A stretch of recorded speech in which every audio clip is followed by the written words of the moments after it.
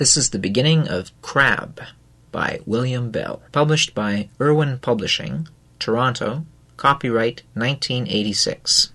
With the permission of the copyright holder, this book was recorded by Manitoba Education and Training for students unable to use conventional print. For Megan and Dylan. St. Bartholomew's General Hospital, Toronto, Ontario.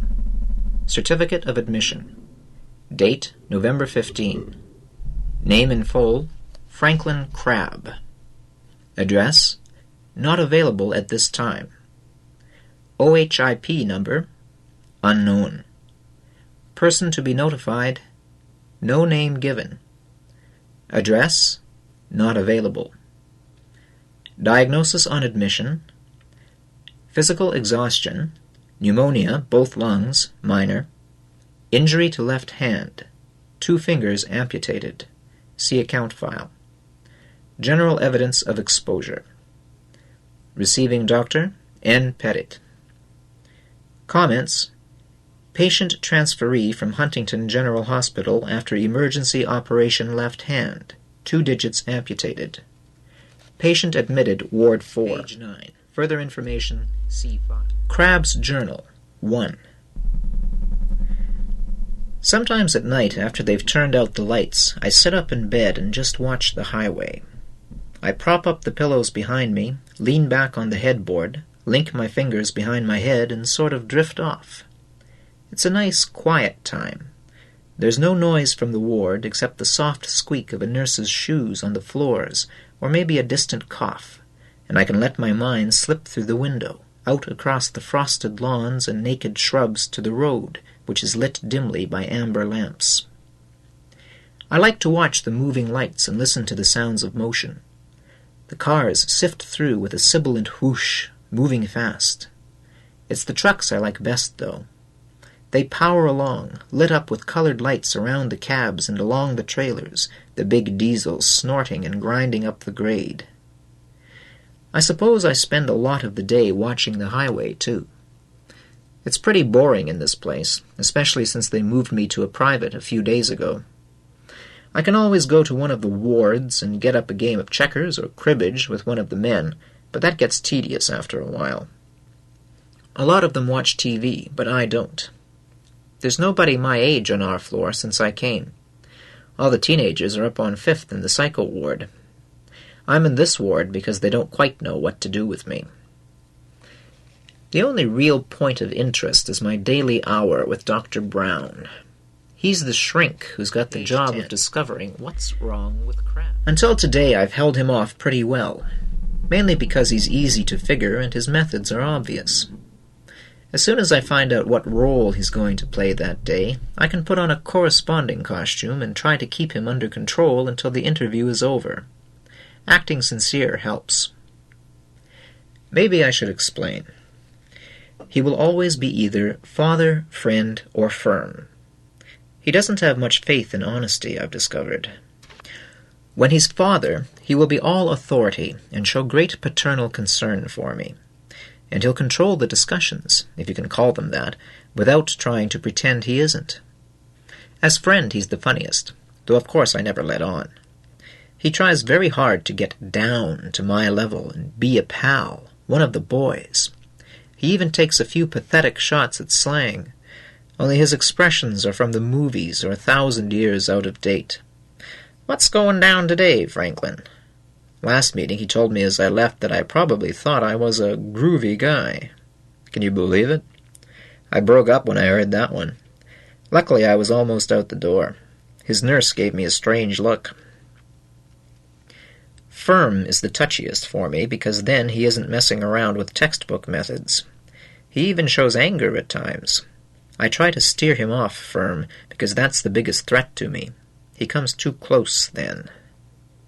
So I play the game with him, by my rules. I know it's cynical, but I have to do it.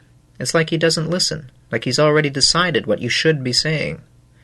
I tried to tell him that I don't want to talk about what happened, that I just want to be left alone. But like most adults, he doesn't hear. "Why did you want to die, Crabbe?" he asked me one time. Useless to tell him that I didn't want to die. But he kept on, pulling out these bloody obvious shrink tricks like the 3 Fs, circling me like a predator looking for an opening. Like most grown-ups, he thinks teenagers are basically stupid and easily manipulated. He thinks he can find feeling with an X-ray machine. People my age may not know how to juggle the books or play politics, but feelings we know about. Last session, for instance, he was father. He kept me waiting outside his office, as usual. When I went in, he was sitting in his customary pose behind his desk. To look at his office, you'd swear he never did anything in there all day. Not a thing was out of place. On his large desktop were a phone, black, a brass lamp, a pen, a green blotter with leather edges, and 1 clean ashtray, all in exactly the same place each day. I did my best to fill up the ashtray with burnt matches. He always looked the same, too. 3-piece suit, dark tie, white shirt, Mr. Respectability. He was short and pudgy with fat little fingers and 3 chins. His heavy horn-rimmed glasses frequently slipped down his nose. He was almost bald, but hadn't accepted the fact yet. In a way, Dr. Brown looked a little like a fat elementary school kid who somehow managed to sneak into the principal's office and was trying out the chair just for fun. I often wondered if his shoes touched the floor. The chair was one of those high-backed jobs with solid upholstered arms, and he looked lost in it. On this particular day he was being father, so my comfy chair was carefully placed a little to the left of center across from him. We made the ritual small talk that was supposed to break the ice. Was I comfortable? Was the food all right? Stuff like that. Then he started in, but with an indirect approach. "By the way, Franklin, I've meant to talk to you about your smoking." He crossed his pudgy legs and rested his hands lightly on the chair arms. On his right little finger was a gold signet ring that looked like a collar on a tiny pig. I was, at that point, in the middle of filling my pipe, which isn't easy when your left hand is bandaged and has only 2 fingers and a thumb. I zipped up the tobacco pouch and jammed it into the back pocket of my jeans. I struck a wooden match on the metal zipper of my pants and put it to the bowl, blowing out a cloud of soft blue smoke. The color of smoke you see on a lazy July morning when your campfire is coaxing the chill out of the air. Then I flipped the spent match toward the ashtray, and missed. The shrink frowned. He reached out and picked up the match between thumb and forefinger, handling it like it was a fly dropping, and let it fall into the glass ashtray. He leaned back in his chair, pretending not to be annoyed that the ashtray had been violated. "Your general health is up to par now," he continued, "owing to the excellent care you've received since you were admitted 2 weeks ago. But as we know, Franklin, smoking is injurious to one's health, and you are well on your way toward developing a habit that may well prove exceedingly difficult to master." Plastering on my concerned look, I flashed what I hoped would be an innocent smile. "Oh, don't worry, Doctor. I don't inhale the smoke." I almost blew it that time. "And anyway," I said, leaning forward, "I read in the Science Canada magazine that pipe smokers develop cancer 87.9% less than cigarette smokers." This was a lie, but I figured he couldn't have read every magazine in the world. I thought the .9 was a nice touch.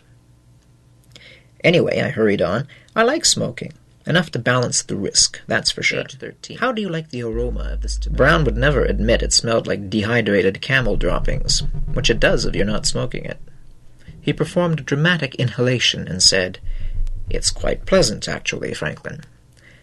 Before he got rolling, I jumped in again. "I know smoking is a vice, Doctor. I really do. But I think most people have at least a couple of vices, don't you?" "Well, I suppose that's true." Off I ran again.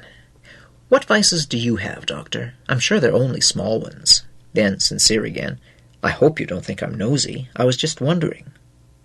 I try to ask as many questions as I can, especially if he's being friend or father. He feels obliged to answer me so he can keep up the con, the pretense that we're having a nice chat. And that uses up part of the hour. Eventually he has to be rude and interrupt my inane questions to get us back on the path he intends us to walk that day. For another thing, Asking questions helps me keep on top and better able to defend myself. He has to begin circling again, looking for another opening. "Well, we are hardly here to talk about me, are we, Franklin?" Brown liked rhetorical questions. He got back to the pipe. "No, I'm just interested in your pipe there. It looks quite old. Briar, isn't it?" Sincere look of concentration. "I'm not sure, Doctor. What's briar?" "Briar is a dense wood. The bowls on the roots are used in making pipes. I believe the best briar comes from the Mediterranean. The wood—" He caught himself and steered back on course. "That pipe looks very well used. You must have got it from someone. A gift, perhaps?" See what I mean? How obvious could he get? The pipe was a gift, sort of, but one I certainly wasn't going to tell him about. It was the basis of his strategy this session. He saw it as a weak spot in the defenses that I fought like hell to keep intact every day. He planned to get me talking about the pipe, where I got it, and so on, until the wall was breached. Then he'd move past my defenses and ransack my head for information. But you could see the attack coming miles away. "Oh," I smiled, "I really can't remember where I got this pipe, Doctor. My memory isn't too reliable at times. I don't know why." Brown had been sitting back in his large chair, his elbows resting on the arms. He was making a little steeple with his fingers. When I handed him the line about my memory, he pounced forward and slapped his hands down onto the top of the desk. "But you do, Franklin, you do know." He was as close as he ever came to a shout. "I've told you several times," he exclaimed impatiently. "We have blanks when our mind is hiding something it does not wish to confront and master. Memory blanks are proof that we need to talk these things out, Franklin. I've been through all this with you before." "Well, yes, I guess I forgot." He ignored that one, and sitting back, rebuilt the steeple. I don't know why he said "we" all the time. There was nothing wrong with his memory, or mine for that matter. Maybe he was trained in a kindergarten class. "I sometimes wonder," he continued, "whether our memory lapses aren't a bit selective, Franklin." "Doctor?" I was playing for time now. My pipe had gone out, so I slowly fished a match out of my shirt pocket and deliberately struck the match under the overhanging ledge of his desk. He pretended not to notice, but you could almost hear him gritting his teeth, imagining the obscene streak of sulphur on the underside of his glowing virginal desk. "What I mean," he explained with the patience of a schoolmarm, "is that I think sometimes you are, putting me on. You forget significant things at significant times." "What do you mean?" I asked, all innocence. "You merely inquired about my pipe, and I said—" "Look, Franklin, let's forget the pipe," he said, a little of the firm approach slipping into his tone. "Let's just forget it. Our hour is passing quickly, and I—" "Yes, so it is," I interrupted, "and I certainly do enjoy—" "Please don't interrupt," he shot back. Leaning forward again, arms on the desk, he linked his little sausages together into one tiny double fist. He meant business now. "And please," he went on, "listen. I'm not pleased with your progress, Franklin. Not pleased at all. All along you've resisted my efforts to help you face your problems square on. But it must happen. It must. We ignore our inner problems at our peril. You were brought to this hospital extremely run down, physically, and on the verge of emotional disturbance. Nobody knows where you've been for the last few months. You refuse to tell us. You refuse to discuss why you ran away. You pretend, yes, pretend, don't give me that look, to forget what transpired during your absence. You will not even acknowledge the effects your actions have had on your poor parents. And most dangerous of all, you avoid altogether the attempt to end your own life. You imagine, apparently, that no one can see that scar on your left wrist." "I think our time is up, Dr. Brown," I cut in. I leaned over and banged my pipe in the ashtray to get the ashes out. I'd had enough of this crap. His pudgy face grew redder, like a round thermometer splashed with hot water. "Don't interrupt me, and sit down in that chair." Brown had never been like this before. His professional calm evaporated. He was becoming human before my eyes. But I'd had enough. My control was slipping too. I will not sit down. Don't order me around. Who the hell do you think you are, anyway? You think I'm a simpleton that you can manipulate day after day? You don't know me. You've never tried to talk to me like I was a human being. You think I'm just another nutcase like those poor buggers you've got chained upstairs. I was really rolling now. A lot of junk was coming to the surface, demanding to be spit out. From the very beginning, you've treated me like a 2-year-old. I'm supposed to bare my bloody soul to a total stranger who's already decided I'm a suicide. Why don't we talk at these stupid meetings? Why— "I think you'd better stop now, Franklin," he said. His calmness returned. He wouldn't look me in the face. He pushed his glasses further up his nose and said wearily, "You are a boy with some very serious "And you," I fired back, "are an impertinent son of a bitch." I stuck my pipe in my mouth and walked out, closing the door quietly behind me. When I look back on my brief, empty relationship with Dr. Brown, I sometimes wonder if, had he been a different kind of person, I'd have let my guard. Probably not, but you never know. There are some experiences you want to share with someone, as if the experience is somehow incomplete until you include the other person in its existence.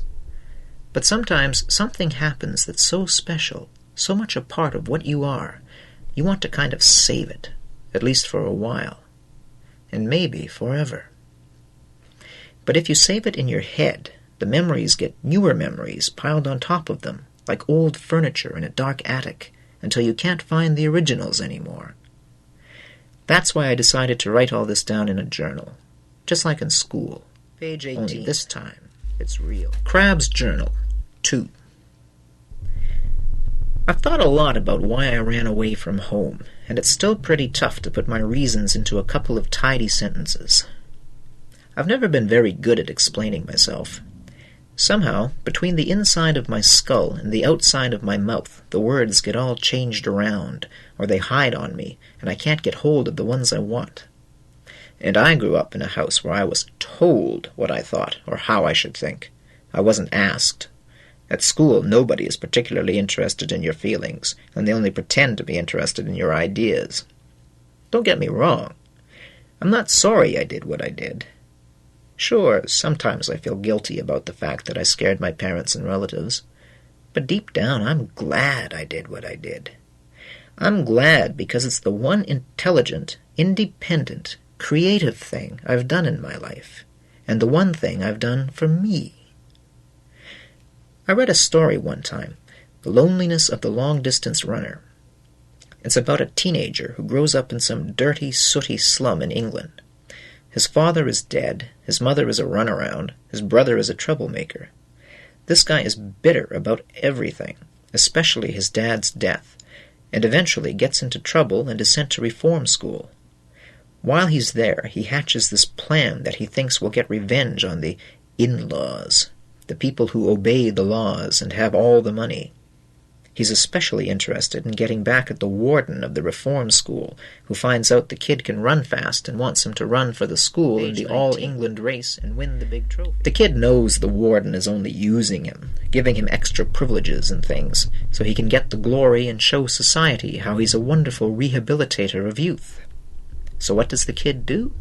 He takes all the extras the warden gives him. Then, on race day, he leads the pack for the whole race, and, a dozen or so yards from the finish, in sight of the warden and all the bigwigs and society types who pretend concern for kids like him, he stops. He just quits cold and stands staring defiantly at all of them. The other runners pass him, and he loses. See? Sometimes words don't count. They fly over people's heads or get trapped in the filters between their ears and their brain. Words are too easy to ignore, misunderstand, or twist around. Sometimes you have to act, and sometimes so dramatically that people are stunned, stopped in their tracks. I don't say I escaped for only one reason, or that it was all revenge. I was sick of my life, and already sick of the future that everybody had planned for me, but nobody bothered to consult me about. I wanted to be free, to opt out of the plan. But, like the runner, I wanted to do something that would symbolize what I thought and how I felt. so I planned the escape carefully. It was to be the one perfect act I'd perform in my life. Pure, clean, page 20, like the edge of a razor. Crabbe's Journal, 3. To most people, running away without leaving a trace would be impossible. They leave breadcrumbs behind them. Clues fall from them like scent. I was lucky. My father had taken me camping with him a few years earlier. It was the only trip we'd ever done together. I guess it was supposed to make up for all the years when he didn't know I existed. Anyway, I had overheard him telling a friend of his about the scenery, but he'd forgotten the name of the lake and everything else about the trip. I was certain they'd never imagined their weak and unathletic son would ever run off to the woods.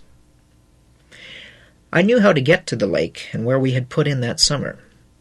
There was a fishing lodge called Ithaca Camp on the shore of the lake. A bunch of cabins owned by a fat, friendly Greek with 8 kids and a collie. You could launch a boat or canoe there for $2. But at the edge of the camp, a flat, calm river meandered into the lake. I knew that a side road crossed that river about half a mile upstream from Ithaca Camp. If I could hide the car in the bush near that bridge, get downriver past the camp and across the lake before dawn, I would simply vanish. It would be like crossing the magic threshold in a myth. Once I'd worked this out, over a period of a year or so, the rest was easy. So in the early spring of my final year, I began to get serious about the preparations. My father had stored all the camping stuff he'd bought for our glorious weekend in the wilds way back in a corner of the basement. I think he wanted to forget about his attempt to get 2 people who had trouble being in the same room together without some kind of spontaneous combustion breaking out to turn into pals over the course of one weekend. There were assorted packs, a little stove, a hatchet, knives, a pot set including dishes and cutlery, ropes, a whole store full of stuff. It was all piled behind and under old bundles of newspapers, magazines, and boxes of forgotten junk. My parents like to pretend this messy and dark part of their house doesn't exist. When they were out one night, I went down and lugged what gear I wanted up to my room over the garage. Then I carefully replaced the junk, and, just to be sure the place remained unvisited, I banged the light bulb to break the filament. Once I had the stuff in my room, I had to clean it and stow it out of sight of the maid. She isn't the hardest worker in the world, so if I suggest there are areas of my room that don't need attention, she willingly goes along with me. The little stove went up on the top shelf of my closet, rolled up in the sleeping bag. The pot set and hatchet went into a big steamer trunk that I keep all my unused sports equipment in. The trunk is hardly ever opened because I'm not very sporty. When my father used to have a flare-up of optimism and think maybe I could become a jock, he'd buy me some expensive implement that was designed to hit, bash, or catch a ball, as if the mere presence of the object would add muscles to my frame and competitive spirit to what he often called my pansy mentality. I hung the packs in the closet behind my clothes. That done, I was ready for Phase 2. I had to get hold of clothing and food in such a way that I left no clues. The clothing was easy. I picked out some old T-shirts, sweaters, socks, underwear, and jeans, gave them to my mother, and told her they were... She always gives our old clothes to the Salvation Army, after she has them cleaned by the Help. I waited until they were ready, and told her I'd drop them off at the collection bin, which is in a shopping center parking lot on the way to school, but I kept them instead. So I managed to get 2 sets of clothes that no one would miss.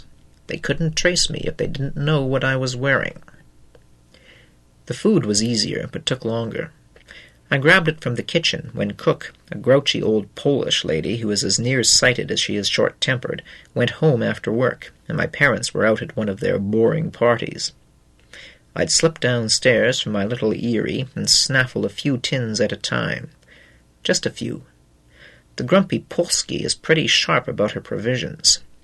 I added to the stockpile by buying what looked like useful and tasty stuff from local milk stores. The food, as the spring wore on, gradually filled 2 of the big canvas canoe packs. That left a third for other gear and a small nylon haversack for clothing. By the end of May, I was ready. I figured I'd leave on a weeknight before my final exams, those big important keys that would, my parents deeply hoped, unlock dozens of university doors for me. In their fantasies, I was to win piles of scholarships, much acclaim, and be the second summa cum laude of the Crabbe clan. You know who was the first. And eventually, I was to be famous. I'd be a rich corporate lawyer, a brilliant physician, specialist, of course, or a big-gun exec in a company that had wealth and power. I'd be my parents' son. That was the plan. But I would not even write those phony and moronic exams. I would slip quietly behind the curtain of the forest. I'd show them. Page By 23. God, I'd show all. Crabbe's Journal, 4. I don't know about you, but I sort of believe in omens. I'm not superstitious or anything like that. It's just that sometimes things fall into place for you, or on you. That's how I decided exactly which night to move out. 3 conversations I had that day convinced me that the bridges behind me were pretty well burned. First, my phys ed teacher, fat-ass Grant, accidentally discovered the Crabbe family secret, which is kind of ironic, because if ever there was a moronic excuse for a teacher, Grant was it. He was king of Jock City, the phys ed department, and his idea of a stimulating lesson was to blow his whistle, roll a couple of basketballs out onto the court and yell, "Okay, scrimmage, warm up for 10 minutes," and waddle back into his office, where he'd lower his 200 into an old swivel chair and flip through a sports magazine for the rest of the period. Grant was lazy as well as fat. His t-shirt tail never did make an acquaintance with the elastic waistband of his track pants, so there was always a band of greasy-looking flesh visible. His rear end was huge. That's what got him his nickname. There was a rumor that he was a frustrated basketball player reject who was on the booze regularly. I guess that qualified him for what he discovered about me. I hated phys ed and everything about it. The swamp smell of the locker room, the silly chirp of running shoes on the hardwood gym floor, the idiotic pointlessness of memorizing football rules or playing basketball with dozens of mini Grants. So, usually, after Fat-Ass hit the swivel chair, I'd slip into the locker room, change, sneak out of the gym, and grab a coffee across the street at Stefano's Grill. The Wednesday I'm talking about, I was sitting on the wooden bench putting on my socks when in walked Grant. He actually looked surprised when he saw me, as if he couldn't understand my passing up the joys of the court. "What are you doing in here, Crabbe? You sick? The period isn't over yet. Why aren't you out on the floor? I said to scrimmage."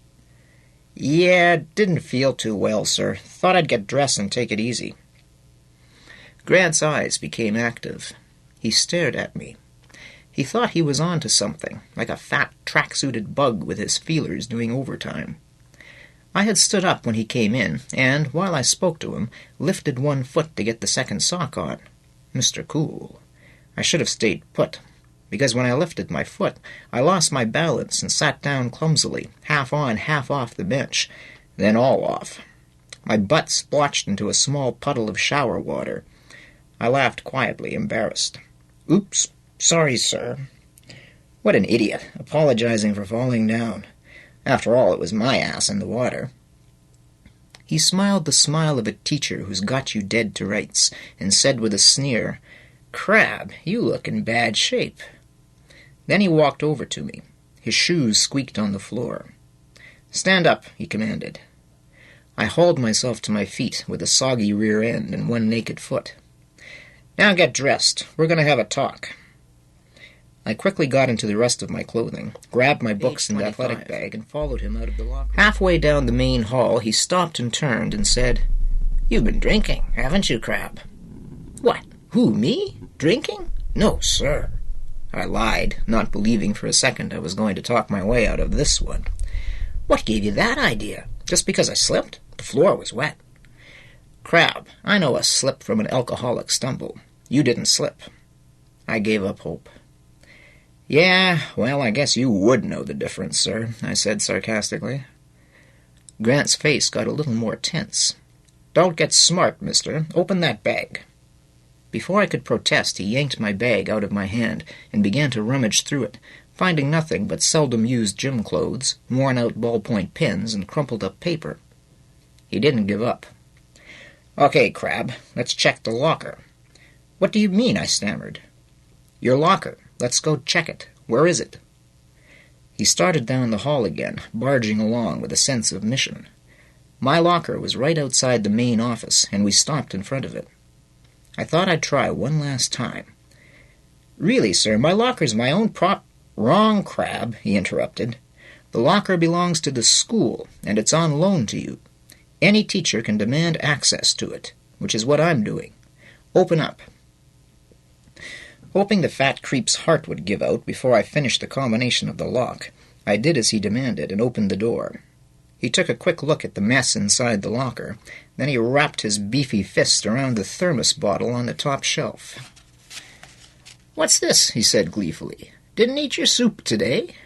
He shook it and heard the liquid sloshing around inside. Page Enjoying 26. his triumph, he took a drink.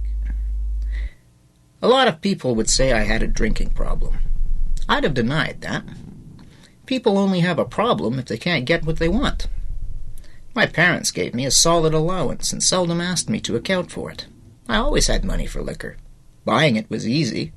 I'd drive to a suburb any time my supply ran low and buy in quantity, mumbling some baloney about a party for my parents' anniversary. Then I'd use it up gradually, as needed. I used Silent Sam vodka, almost impossible to detect on my breath. I never got drunk.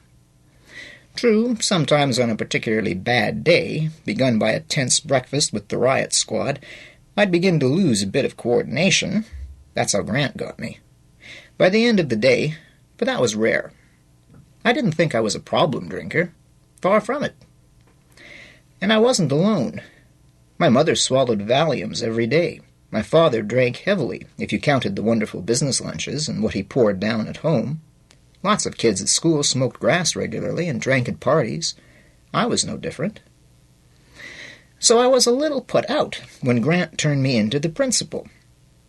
He marched me right in, shoved me into a chair in the salle d'attente, and went into the Beats office as if he were a spy and had found the secret to end the war.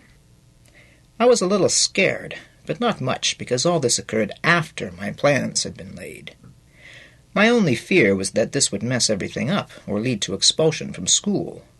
If I were expelled, I couldn't make my point. But I should have had more faith in the system. Remember the loneliness of the long-distance runner.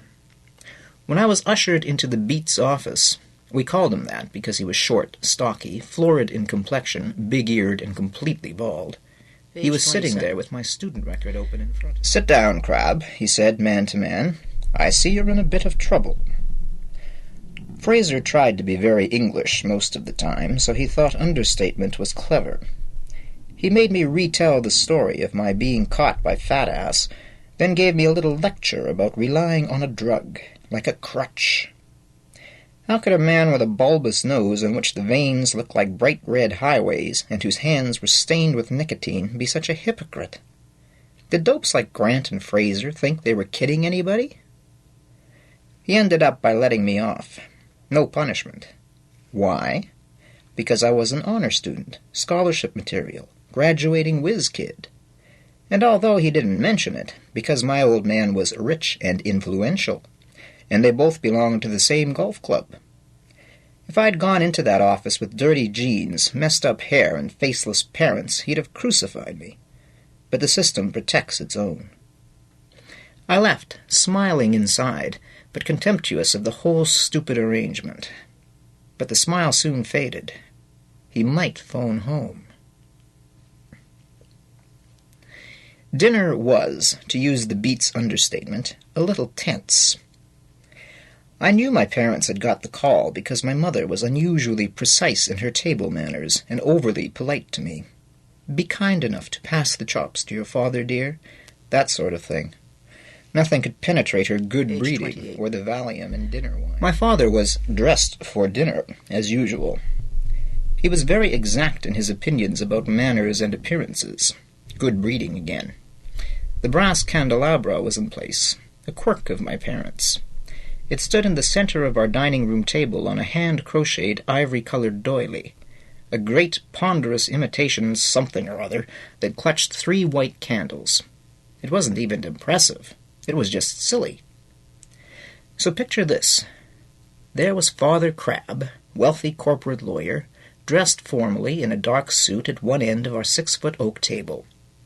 There was the thin, worried mother, placed at the center of one side, dressed in a burgundy pantsuit with a hint of jewelry, and her hair dyed a kind of blondish color.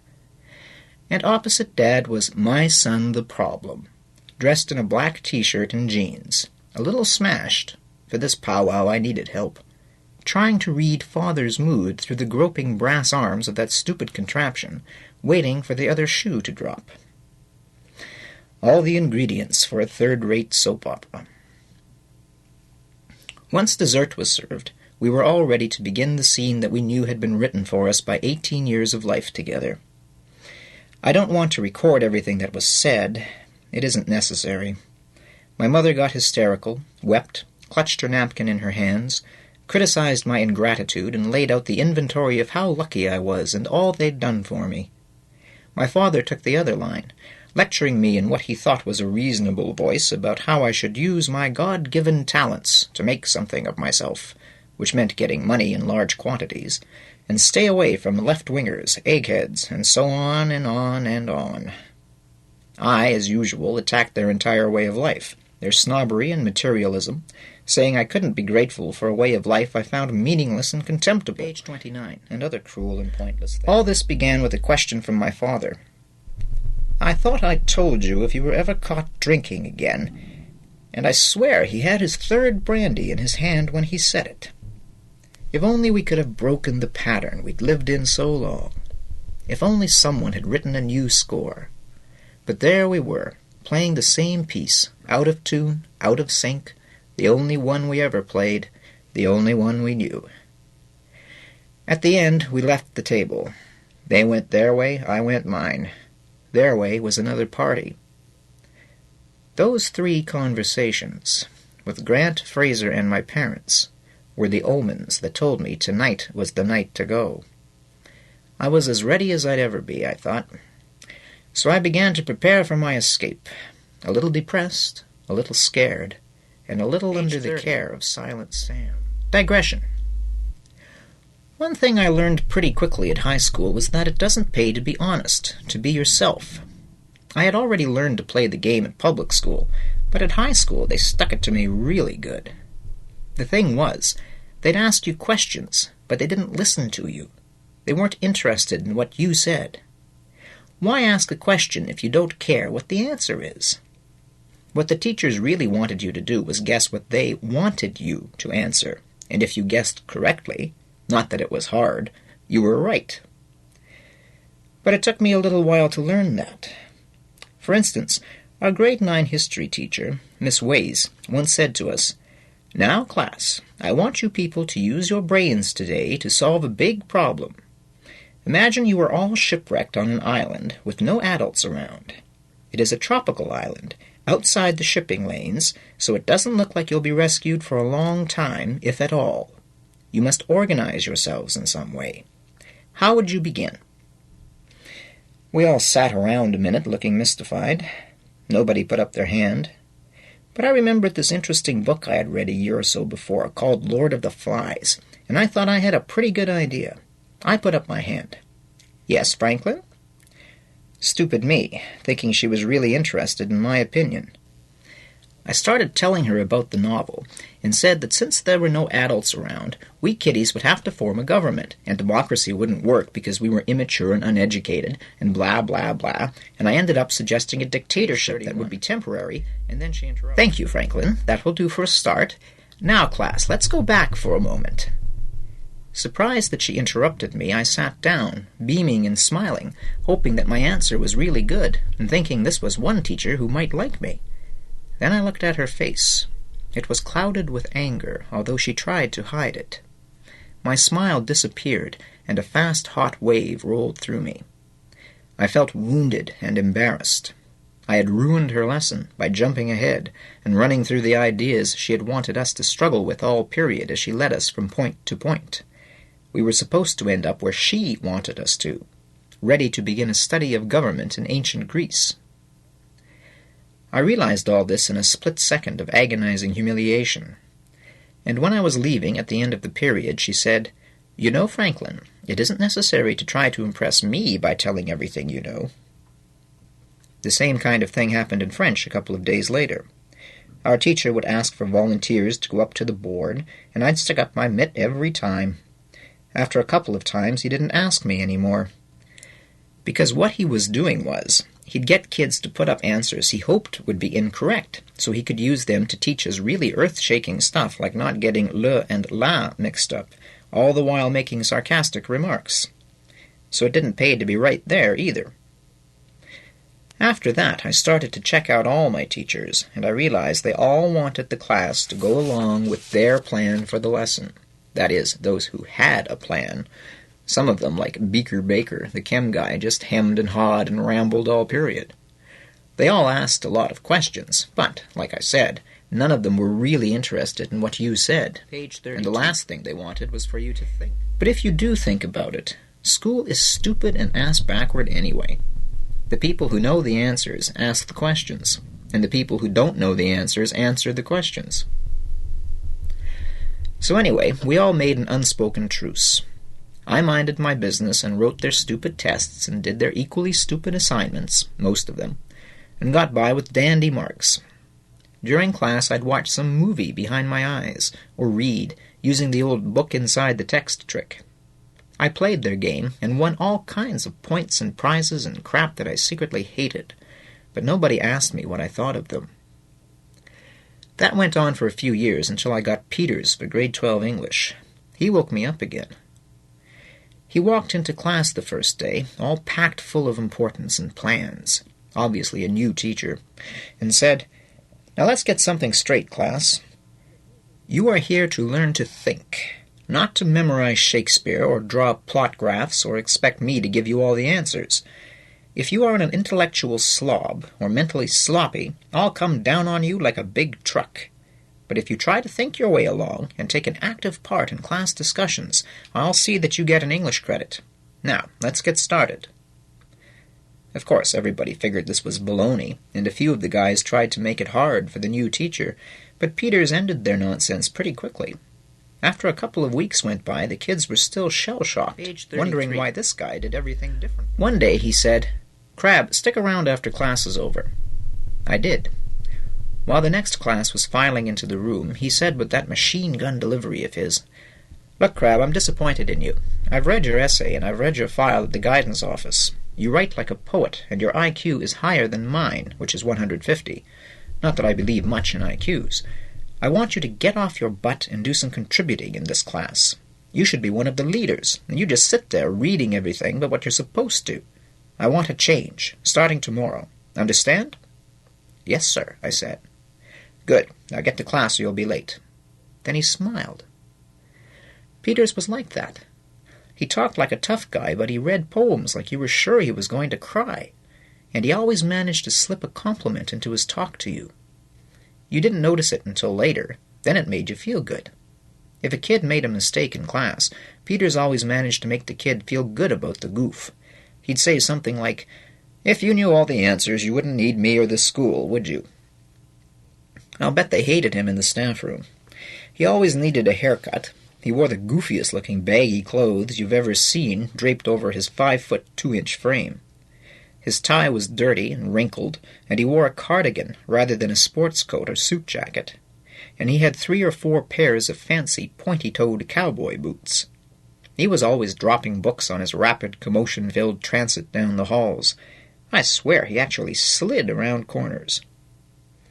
I'll bet they hated him in the staff room, because every time he went in there, stepping over all the old bones and dead wood, he'd remind them, just by being there, that they were all dead, and what they were doing was a hoax, draining all the creativity out of us. Peters was like one of those machines we played with in physics, where you'd wind a handle and wheels would turn, and then a spark would jump between 2 metal balls. He was always charged up, and his energy jumped into his students. My father thought Peters was a dangerous man, who would undermine the school, and in a way he was right, but for the wrong reasons. My father's criticism was based on the clothing. Peter's did threaten the system. He made us think. But nobody wants a thinker. Thinkers are irritating and troublesome, and they don't fit in. Our school wanted everything to be smooth, and I had been going along with them all for years. Peters made me break the truce. I began to ask myself again and again about my future, and eventually I decided to cut out of the herd. The thing with teaching people to think is that you never know where they'll end up. Crabbe's Journal, 5. My parents left for the club at about 8. Since they seldom returned before 1 or 2, I figured I had lots of time. As they left, I was enjoying the last bath I'd have in a long time. When Cook slammed the back door, I was packing my toothbrush. As soon as it was dark, I began. From my room above the garage, a wooden staircase descends to the back patio, and behind the stairs is a door into the garage. It's kind of hard to get at because the stairs were put in after the garage was built. They were a fire escape from my room. The city made my parents put it in when they had the room over the garage built so I could have my own turf. I began to move the gear from the hiding places, haul it downstairs in the dark, into the garage and into the back of our station wagon. Within an hour, I had all the stuff transferred. It was almost 10 o'clock when I started on the canoe. This was tricky. The boat was kept on 2 sawhorses behind the garden shed at the foot of the yard, between the shed and a high cedar hedge. The whole plan rested on my being able to get out of the neighborhood without anyone seeing that canoe, so I had to work in the dark. First, I turned out the lights of all the rooms along the back of the house. The yard was now good and dark. Then I went to the tool shed, slipped behind, and tried to lift the canoe from the horses. Graceful creature that I am, I lost my balance and fell, knocking over the sawhorses, and ended up pinned between the shed and the canoe. I was sure the clatter and banging woke the world. I lay there for 5 minutes, breathing quietly, straining for sounds of alarm or roving neighbors, or suspicious detectives in creased raincoats carrying big, shiny flashlights. Nothing stirred. Dragging myself out of the trap, I grabbed one edge of the canoe and dragged it from the space between the shed and the hedge. Once clear of the sawhorses and pieces of old lumber, it slipped easily on its bottom over the damp grass. I put it down and went back quickly to right the sawhorses and haul the tarp over them. As an afterthought, I took some butt ends of lumber and propped them up under the tarp.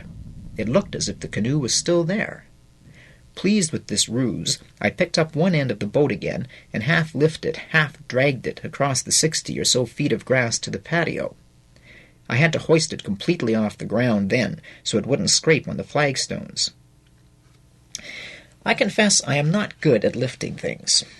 I am skinny, gangly, and not strong. But I don't think even Hercules could get 16 feet of fiberglass canoe behind a staircase and through a door into a garage. I couldn't do it. I pulled, pushed, swore, lifted, yanked, begged. No dice.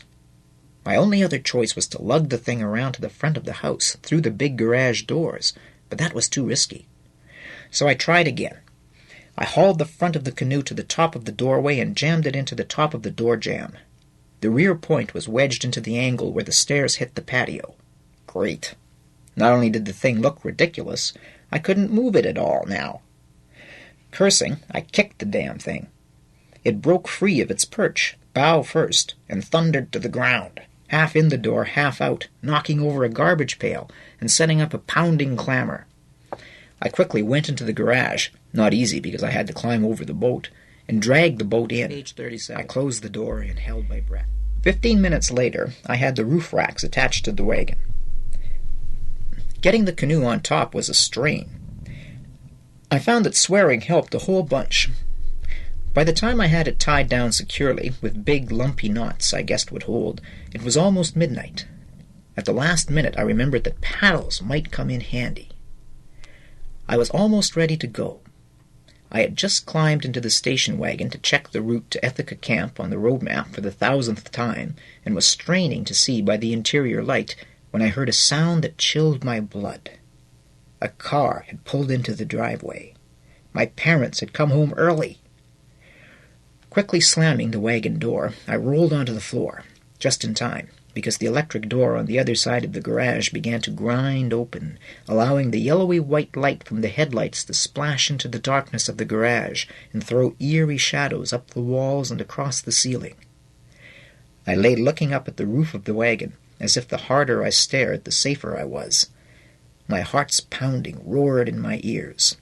If they so much as glanced at the wagon, with that big red canoe on top, I was sunk. The long, black, rocket-like car my father drives growled into the garage. The engine quit. The light disappeared. The garage door clanked shut. There was a moment of dead quiet, then doors opened and shut, echoing. Feet scraped and clicked on the cement floor. The sounds were distant, hollow. So were the tired voices. I don't want to talk about it anymore. The kid's going to have to work this all out for himself. I'm sick of the whole issue. It goes on and on. No, I can find my way. That's easy for you to say. Very easy. But you don't have to watch him flush his life down the drain. Because that's what he'll do if we let him. He's not going to university. You know that, don't you? What do you mean I don't have to watch him? I'm his father, for Christ's sake. The door to the house opened, then closed again, muffling their voices. My heartbeats continued to leap all over the inside of my body for a few minutes. I was sweating through my shirt and surprised to find I was breathing quickly. But I was safe. I sat up in the front seat of the car. I would be behind schedule because I couldn't leave for a couple of hours now. That would mean, I did some quick calculation, I'd arrive near Ithaca Camp just about dawn, early enough to be under the cover of darkness, but too late to set out across the lake. So I'd have to hide in the bush near the river for 24 hours. I sat back in the seat and waited. I felt good on the long journey north, sort of free. It didn't take long to get out of the city and away from the lights, and pretty soon I was sifting along in the darkness, in a moving cave, cowboy music on the radio, and the wind singing in the ropes that held the canoe on.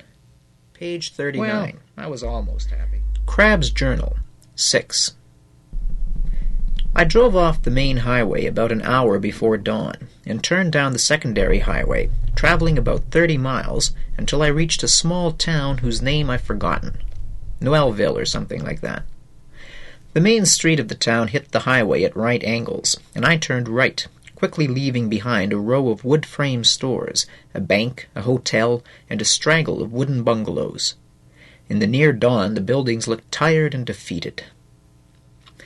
About 20 miles outside of town, well into the bush, signs advertising Ithaca Camp began to appear. The road was narrower here, and the blacktop had turned to gravel a long time ago.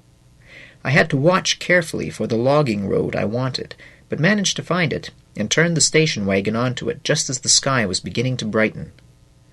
I had met no other cars since I had left the main highway. The logging road hadn't been used since the previous autumn by the look of the heavy layer of leaves, a good sign. I had to drive slowly.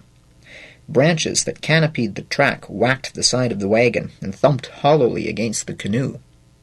I drove for about 10 minutes until I spotted a good hiding place for the car. A big stand of evergreens, packed fairly close together, but allowing room to ram the wagon into the middle of them. I could barely get the door open. Stretching my creaky limbs, I hadn't dared to stop except to take a leak, so I'd driven all night.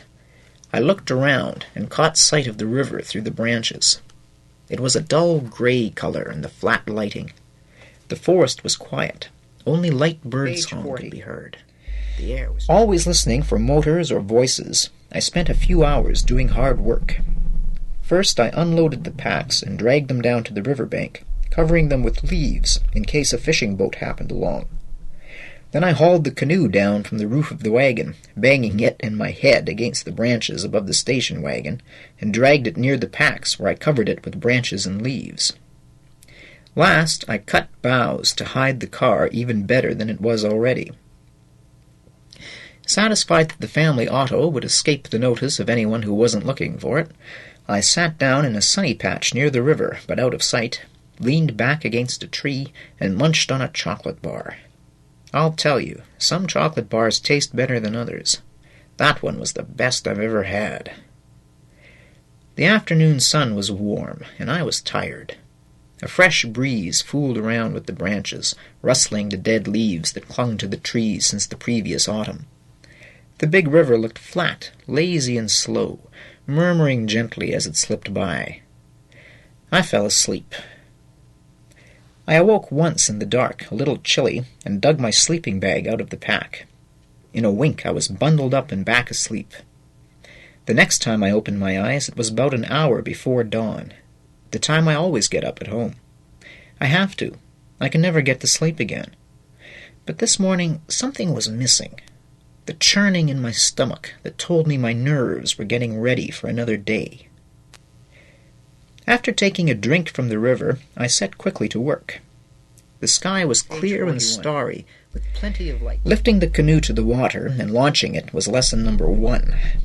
On the first try, I half-dragged, half-lifted it to the water, but not too well because it went in cockeyed and took on a couple of gallons of river. So I dragged it out again, rolled it over to dump out the water, and tried again a few yards downriver, where the bank sloped more gradually into the water. Fine. I went back for the gear and turned around just in time to see the canoe floating gently downstream. It cost me 2 legs wet to the crotch to retrieve it. That was when I thought it would be a good idea to attach a rope to the bow. That done, I tied the boat to a log on the bank and went back for the packs. Manhandling a huge pack filled with mostly tinned food into a canoe that bobs and tips with every move you make is no easy task, especially when you have to do it twice, and a third time for the equipment pack. It was no consolation that I'd be eating my way through the food. But I did it. I got it all in, stowed the extra paddle, then looked anxiously for a place to sit. I'd only been in a canoe with another person, you know who. Did I sit in the teeny seat at one end that was situated almost at the point, or in the slightly wider one at the other end, which at least had some leg room? I tried the first. I had no leg room because of the packs, and when I sat down, the other end of the boat shot out of the water and remained suspended in mid-air, and my ass was about 1 inch from the water. This can't be it, I thought. I got out and stared at the arrangement for a minute. Then a thought struck me. I, regretfully, dragged the 3 heavy packs, which I had stowed wherever they fit, and placed 2 of them, resting on the long edges, side by side behind the narrower of the 2 seats. I threw the haversack that held my clothes into the little space in front of that seat, almost bouncing it into the river. Then I took the 3rd big pack and put it in the center of the boat, just behind. Carefully I got in again and gingerly sat down. The craft seemed to sit flat on the water. I was very pleased with myself. Until I remembered I had brought no life jacket. Oh well, too late now. Time was passing. I wanted to be past Ithaca Camp and way out onto the lake by light, so I pushed off into the current. I don't know nearly enough funny words to describe the way my brave craft and I traveled down that river. If I'd had to paddle upstream rather than down, I'd still be there, cursing and weaving and turning complete circles in the middle of the river and bumping the banks. I realized in about 5 seconds that paddling a canoe by yourself, in the dark too, was a lot harder than sitting in the front putting the blade into the water every once in a while as the person in the back does all the work. I guess I imagined the thing steered itself.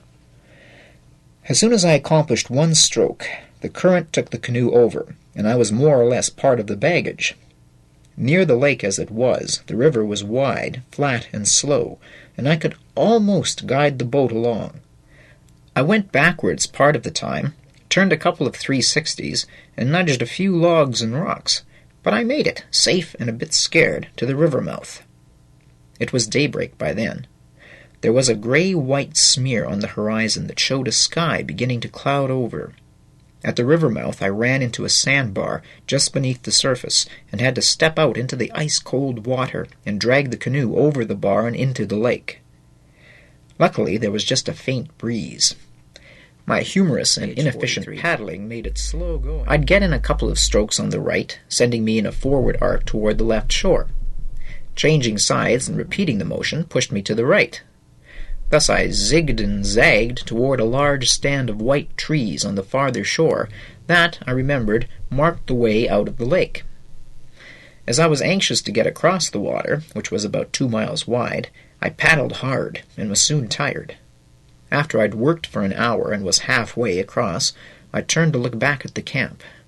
With relief, I saw that I was certainly too far away to be describable.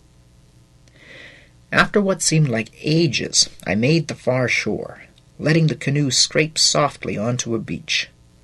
All my muscles were sore and complaining, especially arms and shoulders, and I was breathing hard. Blisters had begun to form across my palms and in the hollows of my thumbs. All this after only 2 miles. Still, I felt a sense of accomplishment. Out of sight of the camp, I was officially free. Strange how that word soon took on new and unexpected meaning. Crabbe's Journal, 7. If the river into the lake was kind to me, moving me carefully from where I left the station wagon to the lintel of the sandbar, the stream out of the lake was playful. For one thing, it was narrow, about the width of a canoe.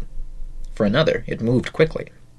It twisted and snarled and backtracked all through a sort of pass between a group of hills. 1 minute the stream was so shallow that I couldn't paddle, even if I did know how. Then the sandy bottom would disappear suddenly into a deep, dark pool, usually on a bend. Occasionally there were log jams or boulders to avoid. The shore was sometimes crowded with bushes, sometimes grassy and swampy for about 50 yards to the trees, sometimes a graveyard of bleached stumps. But I didn't have time to notice how creepy it all was. Through this scenery I tried, with almost continual failure, to control the canoe. I hated those long curves and sharp double-back bends the most, because the current would always move me into the bend and push me into the bank. Then I'd have to struggle and heave and splash my way out of the backwater and into the straightaway below the curve. After what was easily a couple of hours of this bone-grinding toil, I began to get a little bit of control. It was during one of the many rest stops, canoe jammed against a grassy bank by the current, that I decided I might as well experiment with my paddle to try and gain at least some control. I had nothing to lose, so I'd paddle easily in the straight sections, changing sides quickly. Then, when one of those frustrating curves came, I'd drag the paddle and try to steer. I found that by turning the paddle different ways, I could sort of rudder the canoe in roughly the direction I wanted. And by ruddering on different sides, I got even more satisfaction. It didn't work all that well. I still got trapped in backwaters and shoved around into bends, and I still thumped logs and ground on gravel bars. Once I even dropped my paddle over the side while changing hands, barely managing to retrieve it. But things improved. The river began to widen, straighten, and slow down now, and the shoreline was not so hilly. Luckily, I needed the rest, and paddling was easier. Soon I was slipping, in a zigzag of course, across a huge beaver pond. The surface of the coffee-colored water was sprinkled with tired-out-looking lily pads, but I was far more weary than the plants. As long as I kept moving, my body stayed numb, but when I rested, the aches and pains started, and my muscles, apparently every one on my body, began to stiffen. Well, there'd be no rest for a while. At the far end of the pond was a beaver dam that spanned a natural rock cut about 12 feet across. From the dam the water dropped roaring about 6 feet over boulders and fallen tree trunks. If I remembered right from the trip with my father, the creek rushed and jumped through the bush for 1/4 of a mile over many tiny falls. To get from Beaver Pond to lake, you walked along a portage that followed the creek. I was glad to get out of that canoe, I'll tell you. My legs would hardly straighten, but I managed to stand up, clamber over the packs, and step out onto the little sand. It seemed like I hadn't felt land under my boots for a long time. I swiveled my torso a little and flapped my arms, then walked into the bush to take a leak. I returned to find the canoe being dragged from the beach toward the falls. I'd have to watch that. I admit I'd never done a day's work in my life before I escaped. Our house had electric this and power that. What work the machines didn't do alone, they helped with, and the servants did the rest. Clothes always arrived clean, food always arrived cooked, lawns were always mowed. We never walked where we could drive, and if we couldn't drive, we wouldn't go. We even hired someone else to fix the machines if they got sick or died. So that portage, after many hours of paddling, was an ordeal completely beyond my experience. When my father and I did it, we had much less baggage and a portage wagon, a sheet of plywood with a bicycle wheel underneath, to help. All we had to do was pull the thing. I dragged the packs out of the boat and put them to the side. Then I hauled the canoe up onto dry land. I'd seen pictures of guys carrying canoes, jaunting along happily through a natural wonderland, heads invisible under the noble craft that rested lightly on their shoulders. Sure, you bet. Just try to get the damn thing up. I attempted everything, from every direction, but the canoe just rolled out of my hands and fell to the ground with a hollow thump. Luckily, it was fiberglass. Then, in desperation, I rolled it onto one gunwale, crawled in under it, settled the center thwart on my shoulders, and staggered to my feet. Success! I had it off the ground, until the front end slowly descended and thumped the ground, sending hollow echoes drumming into my ears. I slid my arms further forward on the gunwales and heaved, sending the bow skyward at great speed and ramming the stern into the dirt behind me. More echoes. Easy now, I thought. I adjusted the position of my hands again, pulled down on the gunwales, and slowly raised the back, and then, gingerly, because the balance wasn't good, I began to... 1/4 of a mile isn't far. Once around a track, a few city blocks. But when you're trying to balance a clumsy chunk of fiberglass and wood, whose weight is concentrated into a 3-inch wide thwart across your already aching shoulders, while bumping over rocks and slipping in mud, 1/4 mile is a journey. Not only that, it's a boring journey, because with the boat overhead, all you can see is a yard of ground in front of your toes. After a couple of forevers, I caught sight of water through the bare trees, and finally reached the lake. So as not to drop the boat, I knelt down on the gravelly shore and tried to ease out from under. I ended up sort of rolling it off my shoulders as I fell sideways. I lay there for a while, panting, then sat up. The walk back through the open bush, mostly tall hardwoods, seemed heavenly in comparison. I could hear the brook racing over the mossy stones, birds telling their chirpy stories, my boots thumping on the dry ground or slicking through mud in the low spots. But it didn't last. Carrying the packs was worse than the canoe. Each of the big ones was heavier than the boat, and I'd packed them like a fool. They were shapeless blobs, like ripe grapes or water bags, except the food tins or equipment stuck sharp corners out. I probably looked pretty funny trying to get them on my back, one at a time, of course. I couldn't lift them on, so I tried a few experiments and ended up dragging a pack to a flat spot on the embankment and sort of half-sitting, half-leaning against it from below, slipping my arms in under the straps. I stood up and staggered off down the trail. Within 2 minutes I had decided to repack those bags first chance I got, because, aside from the leather straps cutting into the already tender muscles of my shoulder, cutting off the blood so that my arms began to buzz, all kinds of corners and ends of objects, mostly hard objects, dug into my back, like cruel fingers prodding me along. I put out more sweat on that portage in one go-round than I had in all my life up till then. After 4 trips, I was soaked. At the end of the last trip, I sat down dizzily and looked out over the lake. A breeze had come up during the hour and a half I was on the trail, and the lake had a bit of a chop to it.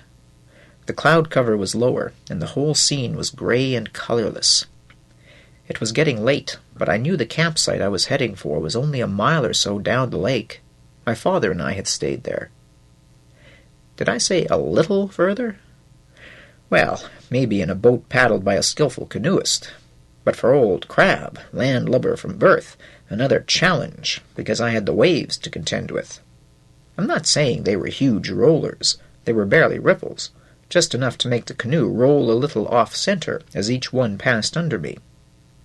I was traveling at right angles to wind and waves, and the breeze, just enough to flip my forelock every few minutes, was no help. The Crabbe zigzag almost worked on flat, calm water with dead, still air. Here I traveled in 4 directions at once: the zig, the zag, the gradual forward motion toward the campsite, and the sideways drift caused by wind and wave, breeze and ripple. It took another hour and a half. But I did it. I got to the place, a narrow rocky peninsula about 50 feet across the base and twice as long, covered with pines. I groaned with relief when I heard the bow grind into the rock. Climbing stiffly out of the canoe, I stood up and stretched as much as my muscles would let me. Then I dragged the canoe up on shore, manhandled the packs out, and hauled them up the slanting rock onto flat, needle-covered ground. I was worn out, beaten thin, and what I wanted was sleep.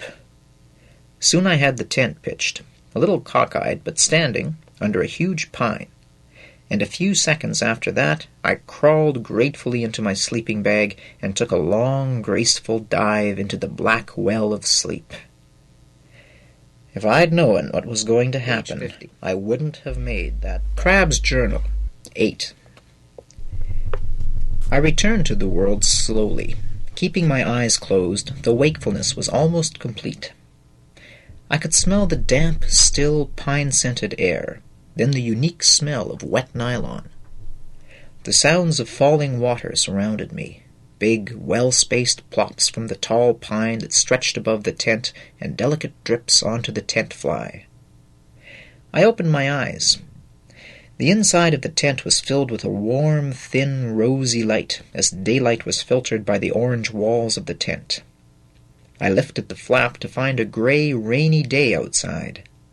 The lake was tea-colored and calm. I was warm and cozy inside the down sleeping bag.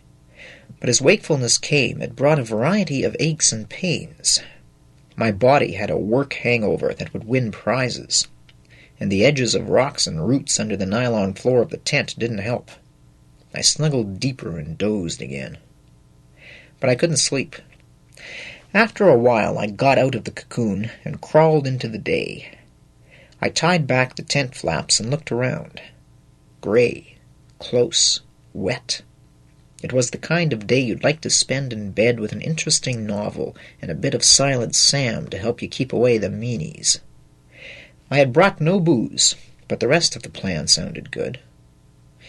First I ambled back into the bush a little ways, muscles complaining the whole way. The soggy, needle-covered ground was dead. While I was taking a leak, I looked around and saw some strange animal droppings, almost like cow flaps, all over the place. But there were no cows around here. I took no further notice and went back to the campsite. Foresight has never been a strong point with me, as I was reminded when I started to rummage around in the packs. I had left the one holding the equipment wide open last night, and now it was soaked inside and out. One of the food packs had come partially open with all the handling from the day before, and the rain had invaded it, too. The few thick novels I'd packed were sopping wet all through. The pages separated when I tried to turn them. No booze, and now no books. This trip was going to be a challenge. My snacks were wet, too. Since swimming peanuts have never been my favorite food, I scattered a half-pound of them around for the squirrels, and dug out a tin of smoked herring and a bag of chocolate dreams. Then I retied the packs, took a long drink from the lake, and hauled my aching frame back into the tent. With my boots off and stashed in a front corner of the tent, I climbed back into the bag and managed to pack it around me in such a way that I could sit cross-legged with my arms free. I peeled back the lid of the kipper can and gorged on the oily fish, stuffing the morsels into my mouth with my fingers. Boy, what a classy guy. But I was famished. I managed in my talented way to spill fish oil on my sleeping bag, the tent floor, and the ground in front of the tent. Otherwise, I was very neat. The chocolates tasted dreamy, as advertised on the label. I munched through half the bag and stuffed the rest into one of my boots. Then I did something I've never done. I just sat and looked out through the rain across the campsite. past the well-spaced pines and over the... My mind was unusually calm. Little wavelets of thought rippled across it, leaving no trace. It was nice. It was nice to sit and look away at nothing in particular. Because ordinarily my mind felt like a telephone exchange, constantly jabbed and zapped by frantic messages. Test coming Monday. Mother mad again. Project due 2 days ago. Kids laughing behind me in the halls. On, over and over. Current never turned off. Switchboard never shut down. Messages unanswered. Circuits overloaded. But here I noticed the millions of tiny currents that streaked the surface of the dark water. The far shore was a soft, dark gray line. Shreds of cloud changed shape quickly, moving across the somber sky. Water, land, and sky were blended together, unified by the hiss of the rain. Imagine, I thought all these thoughts as I sat like a skinny, aching Buddha in my little orange cave. Tough Crabbe, who hated city rain because all it did was move the grime from one place to another. Resting in that orange tent, I looked out into a very small world, shut off by rain and distance. I was contented. I was even almost happy. I was also tired, so I rolled over and fell asleep. I woke up with a start from a dream, troubled by dark wings, one of those nightmares that leaves you with no memory, only fear. The tent flaps were still open, and through them lay a black night, like a wall. It was dead silent, no wind, no dripping of rain. The air was chilly and damp. Rolling onto my back, I pulled the bag up around my neck and stared at the tent roof. I couldn't shake the feeling of foreboding that enclosed me as if it were part of the night air. Had I had a nightmare, brought on by the food I ate just before sleep? I remembered. Anxiety attacks were not new to me. They had introduced me to Silent Sam and visited me regularly. But this was different. This was a dark, nameless fear that I seemed to breathe in with each breath. And I could hear nothing and see nothing. My senses were useless. Then a strange sound separated itself from the night. A soft tearing sound off in the woods behind me, like the ripping of wet paper. Then nothing, only my breathing. My heartbeat picked up. I strained to hear and to see. Another sound, different, closer, a brushing noise. Then, as one slowly becomes aware of a rising breeze, I felt an eerie huffing sound, almost like the snort of a pig, but not as sharp, or the pant of a dog, but more threatening. It was rhythmical. It got slowly louder. A twig snapped back of the tent. One of the guy lines jerked. By now my pulse was hammering in my ears, but I could still follow the movement of the huffing noise from behind the tent along the side, coming closer and louder. I jerked up onto one elbow as a searing terror burned through me. A shape blacker than the night loomed in the doorway. The huffing was loud now as the shape pumped stinking breath into the tent. I was paralyzed, convinced that some shaggy monster had shambled from a horrible fairy tale to tear my flesh and break my bones. The shape stopped moving. Oh, God, I chanted, my eyes fixed on the shape. The air inside the tent reeked from the foul odor. Unable to keep still any longer, I shrieked and tried to scramble to the back wall of the tent. The shape leaped at me, snarling.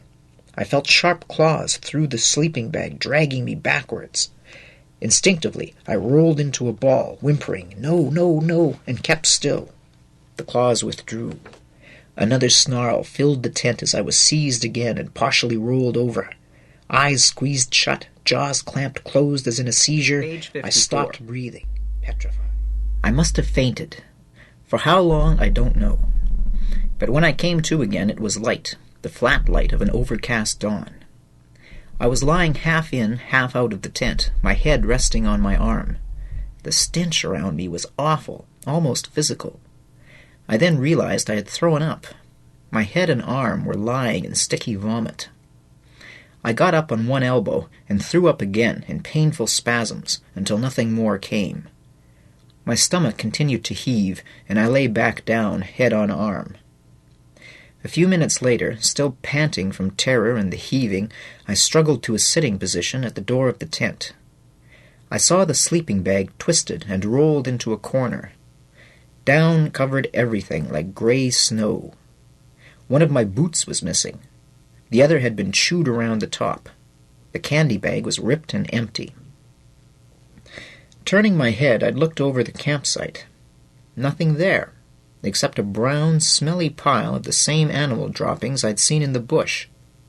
Then I noticed that the food packs had been dragged around a little, but neither had been torn open. When I got to my hands and knees, I realized with disgust that sometime during my ordeal, my bowels had emptied a liquid, stinking mess into my pants and down both legs. I had pissed myself, too. The disgusting stench of myself nauseated me further, and I began to retch again as I crawled toward the lake. Slowly, looking fearfully around, for I half expected to be attacked again, I removed my clothing. I searched for claw marks, but found nothing.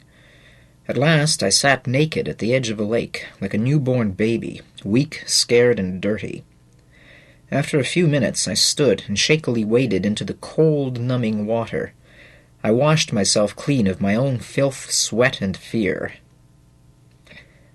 The clouds began to lift and allow the sun to bring a little warmth. After I washed, I lay on the flat granite shingle.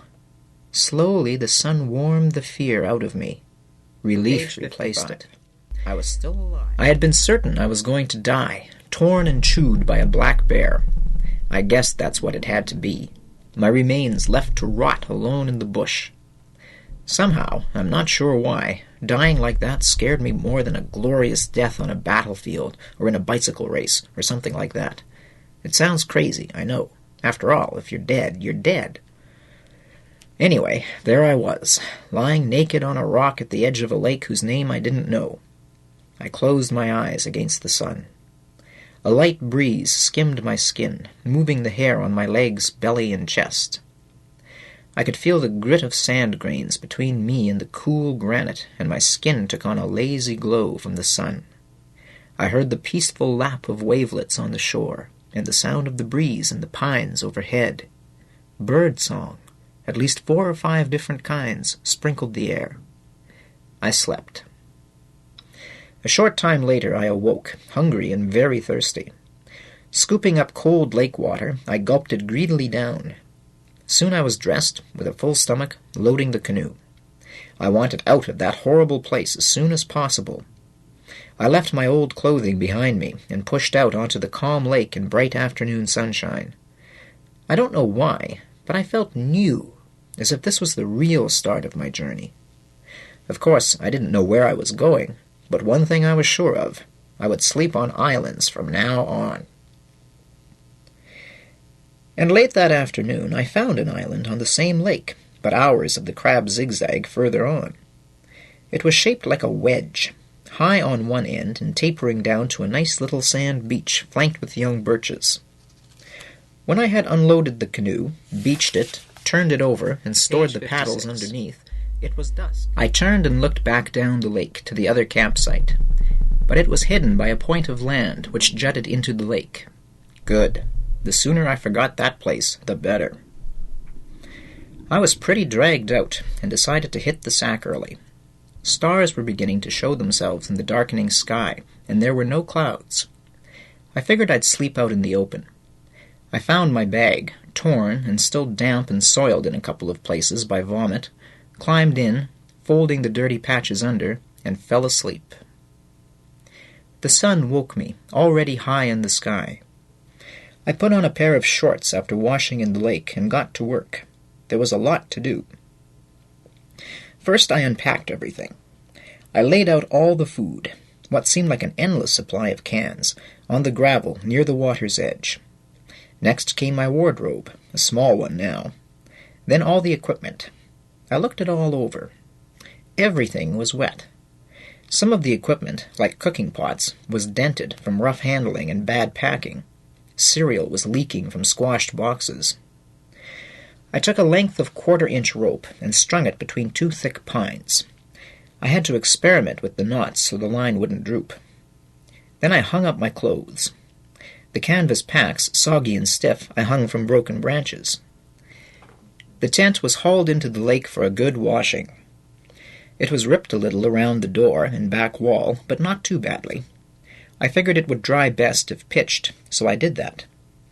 I got a pot of water to rinse the sleeping bag, dipping the dirty patches in, soaping them, rinsing again. That took ages, because I had to be careful not to get the down too wet. After spreading it over a low bush in the sun, I repacked the food in some sort of an organized fashion, so the packs could be carried without giving. All this made me hungry. As the afternoon wore on, I began to picture and to taste a thick, savory beef stew with rich brown gravy. But when I found the matches, my vision disappeared. I had lots of matches, all right. Paper ones. 50 packets of paper matches, all soaking wet. Damn it, I thought. And other worse words. My feeling of optimism disappeared in a cold wave. I grabbed a book of matches in desperation, ripped out a soggy match, tried to strike it alight. But the red sulfur match head crumbled. The sand on the striking patch was torn from the paper backing. It was useless. For the first time, as I sat back on the pine-needled ground, I really wanted a drink. Where was Silent Sam when I really needed him? How good it would feel to have him soothing me, dissolving the angles and edges from my anxiety and depression. I ate cold, glutinous, sticky stew that night on a darkening beach, right from the tin. How could I go on without a fire? No heat, no cooking. Not that I could cook worth a damn anyway. No defense. Maybe I'd meet someone, a fisherman maybe, and borrow some. But I wanted to avoid people. That was the reason I was here in the first place. I couldn't turn back. I just couldn't. To go limping home like a fool, the great outdoorsman, too stupid to waterproof his matches, I couldn't do it. I'd get too many I-told-you-sos to count. I'd only confirm everybody's opinion that I needed them to run my life for me. I would go on. After all, it was June. Warm weather was coming. I could exist on cold food. I went to bed thinking, if I could survive that bear, I could survive anything. By noon next day, I was on my way again, after a breakfast of raisin bran and lake water and cold instant coffee partially dissolved. Page 59. I headed off. Crabbe's Journal, 9. It's kind of embarrassing to admit this now, but you've probably already noticed that when I set out on my escape, I had no idea where I was going. And I had no map or compass, which was logical in a way because I didn't know how to use either anyway. But at the time, I didn't know there was anything wrong or crazy in what I was doing. If I had thought about it, I'd have figured it was all pretty simple. For example, you go down a river, across a lake, throw in a few portages, and when you want to come home, you just retrace your route. Easy, right? Wrong. When you recross, say, a lake from the opposite direction, especially after a day or so, it looks like a different lake altogether. Everything, shoreline, shape of islands, looks different. So map and compass are essential. But the thing about someone who is escaping is this. He's more concerned about what he's leaving than what he's going to. I was lost from the time I left Ithaca Camp, and what was worse, I didn't know I was lost. So on I went that afternoon, looking for the river mouth where my father and I had gone fishing that long-ago summer. It took a while to find it, because there were several small bays at this end of the lake. It was shallow, about 2 canoe lengths wide, and had almost no current. It was getting dusk by now, the air taking on a chilly dampness. I could see quick, dark birds darting along the water's surface, and all sorts of chirrups and clunks were coming from the grasses. I decided to camp there and get an early start in the morning. There was a small campsite at the river mouth, so I headed for it, the marsh grass whispering as the canoe parted it. The shore was flat, and the campsite was canopied and surrounded by dark evergreens. By the time I was set up, it was almost dark. I went down to the shoreline to eat a can of cold pork and beans and look out over the narrow bay. You know, people say that darkness falls, but it doesn't. I don't know how many times I've read that sentence. I do a lot of reading. Darkness fell. But as I watched the shore, which was covered with dense evergreens and the odd silver birch, I realized that darkness seems to rise from the floor of the forest, and as the sun sinks, the light seems to climb up the trunks as if to escape the blackness that wells up from the earth. Soon only a few stars shone weakly, then disappeared behind the clouds that were moving in fast on the breeze. I don't know how long I sat there. It was quite a while, before I noticed something else that surprised me. The forest is noisy at night. What's all this stuff about the quiet nighttime woods? I could hear the breeze in the spruce branches, a loon laughing out on the lake, rustles, chirrups, frog thunks, and other noises I didn't recognize. And I'll tell you, after a while it got to me. I didn't feel so good. It was very dark, so dark that I could barely see the calm surface of the bay, protected by the trees from the night breeze, and the damp air chilled like a wet coat. I began to imagine all kinds of threatening sources for the noises I couldn't identify, like insane killers who would invade my campsite and knife me with huge curved blades, or another bear seeking to chew me up, or the same bear come back to finish the job.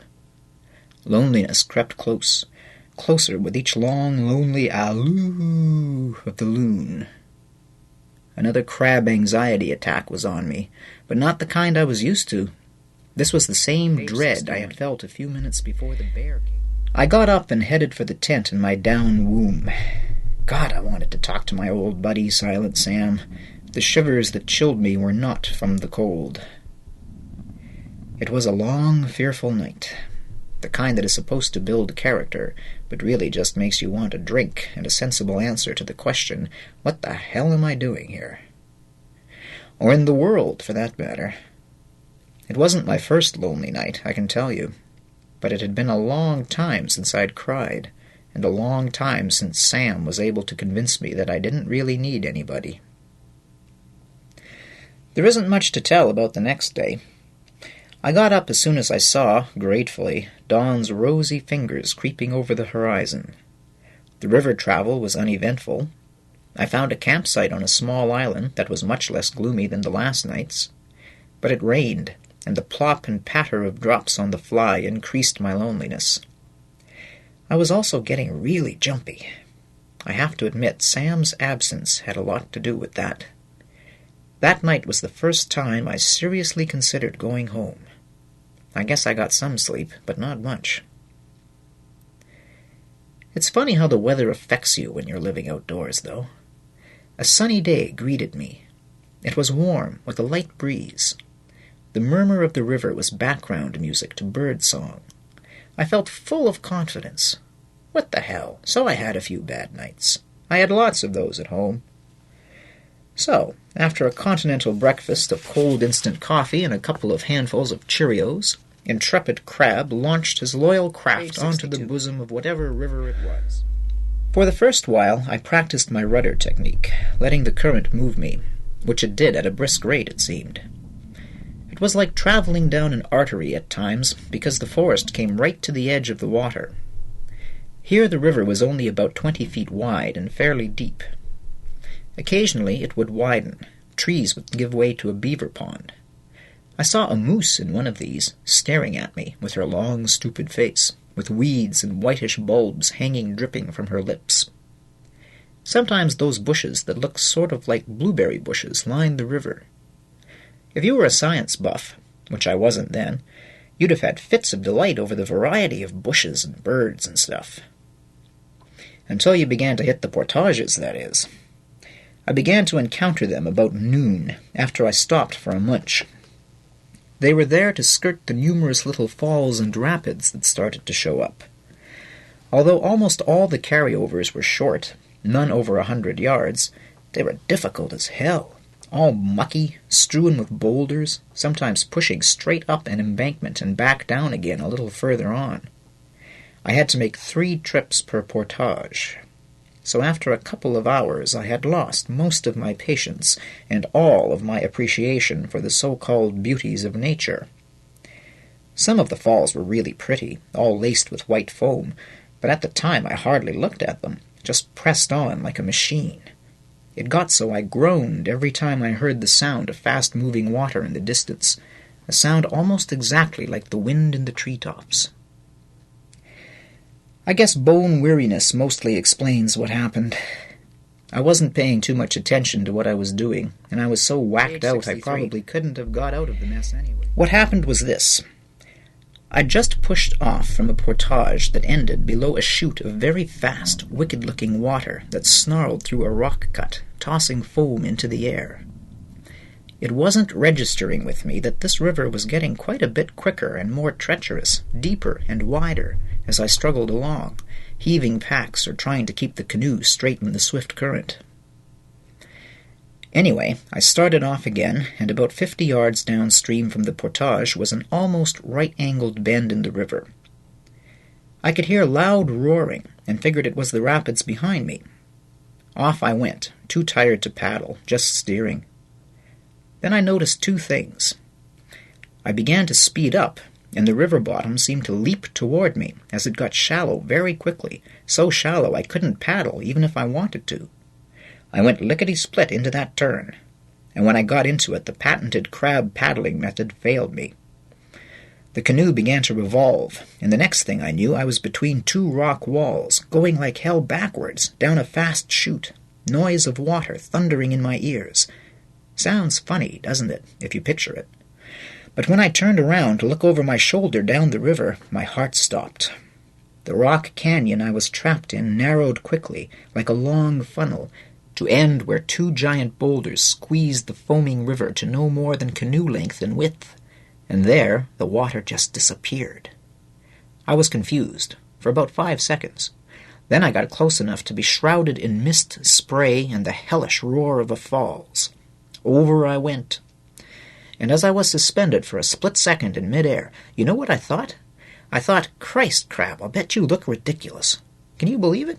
For that microsecond before a very likely death, I felt embarrassed. But I didn't have time to blush. The stern of the canoe dropped crashing onto a boulder just beneath the surface, and water, walls and ceilings of water, smashed down on me. The packs rolled onto me, propelled by the rushing water, pounding the breath out of me.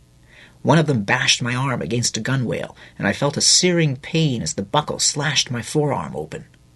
A second pack came square against my face and knocked me backwards into the pandemonium of leaping water. Then, as they say in the whodunits, everything... But that was just the beginning. Two things, impressions, I remember. Darkness and cold. I felt darkness and cold. Everybody has. But this wasn't the same. The dark was a dead, chilling liquid, and it was like I was slowly sinking into it, and it flowed into my ears and nose and mouth, and filled me, dissolved me in blackness. Cold is always white or blue, and it pinches you. But this cold was like the blackness. It invaded me, crept to the center, congealing like black slush. It took me over, turning my bones to dark ice. And all the while, this sinking, forever, down and down. There was no fear, strangely enough, just the feeling that I had gone away. Then the sinking stopped. The cold and darkness began to recede. Then, this is a little embarrassing, I had an erotic dream. A graceful woman walked naked from the sea and lay down with me, holding me firmly in her arms. She melted the cold away, now embracing me from the front, now from the back, and I could feel her life warmth on my naked skin.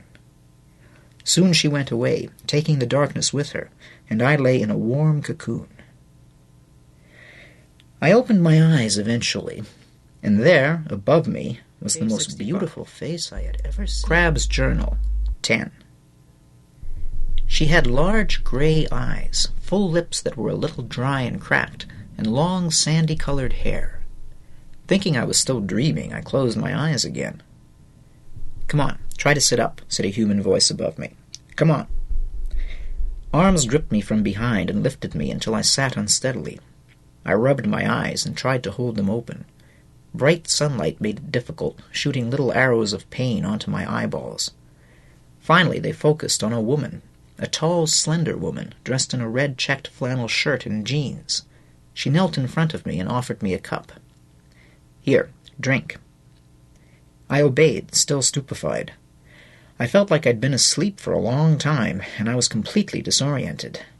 I drank down the delicious warm soup. The more I swallowed, the hungrier I got. Having drained the cup, I handed it back to her. She took it with rough, calloused hands, the nails short and a little dirty. "Do you feel warm now?" she said, a little like an interrogator in her tone of voice. "Yeah, I guess so." "Well, think, do you or don't you?" Yes, I'm warm." "Good. Count from 1 to 10. "What?" "Just do it," she commanded. Her voice was firm, but not nasty. No cream puff, that's for sure. Page 66. I counted, feeling a little sick. "Okay, that's good." Her tone softened a little. "Now, give me your name and where you're from." I must have been fully to my senses by then, because I balked at that one. "No, I don't want to do that," I said. "Why?" "Just because I don't want you to know. I could make something up." She smiled then and said, "You too, eh? Well, that's okay. I just wanted to make sure your mind is working right. Hypothermia disorients the mind somewhat. You appear to be all right, though." "What's hypothermia?"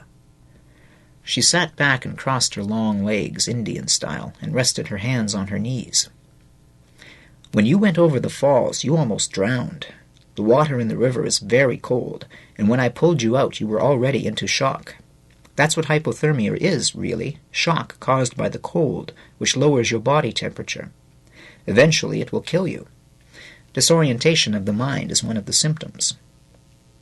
"Oh," I said weakly. She smiled. "Sorry, didn't mean to lecture. Want more soup?" "Yes, please. I'm awfully thirsty." She got up and walked over to where a blackened pot sat balanced on a ring of rocks around a little smokeless fire. What had she meant by saying, "You too, eh?" I wondered. She came back with more soup and handed me the cup. "Thanks," I said. "This is good. What's in it?" "Oh, let's see." She folded her long legs under her and sat down again. Fish heads, flour, some salt pork, lily roots. You might think I'd throw up at that description, but that was the best soup I'd ever tasted. I was famished. It was hot, savory, full of tasty chunks of potato-tasting stuff. "How did you find me?" I asked. "I don't remember anything after I went over." I had to shift my weight because I began to notice a pain in my chest now that I was fully awake. Putting my hand to my ribs, I saw my left arm was bandaged from elbow to hand and splinted with 2 round peeled sticks. Funny, as soon as I saw the dressing, which was bright blue flowery cloth, my arm began to throb. "Careful," she warned. "You've got a couple of cracked ribs. I've bound your chest. That's why it's hard to get a deep breath. Is it very sore?" I nodded. "Your arm was cut pretty badly, and it may be broken, but I'm not sure. I splinted it just in case. To answer your question, I saw you go over the falls. I was downriver a bit, putting out some night lines, and I looked up just in time to see you disappear into the water. I thought you'd be dead by the time I got to you. It took me a while to fish you out of there, but everything seems to have worked out okay. I think you'd better go back to sleep now. You've had a near miss, and you need lots of rest." But I wanted to thank her, to say something. "We can talk later. There's lots of time." I didn't argue, because I could hardly keep my eyes open, and I felt weak. So, handing her the empty cup, I lay back and blanked out immediately.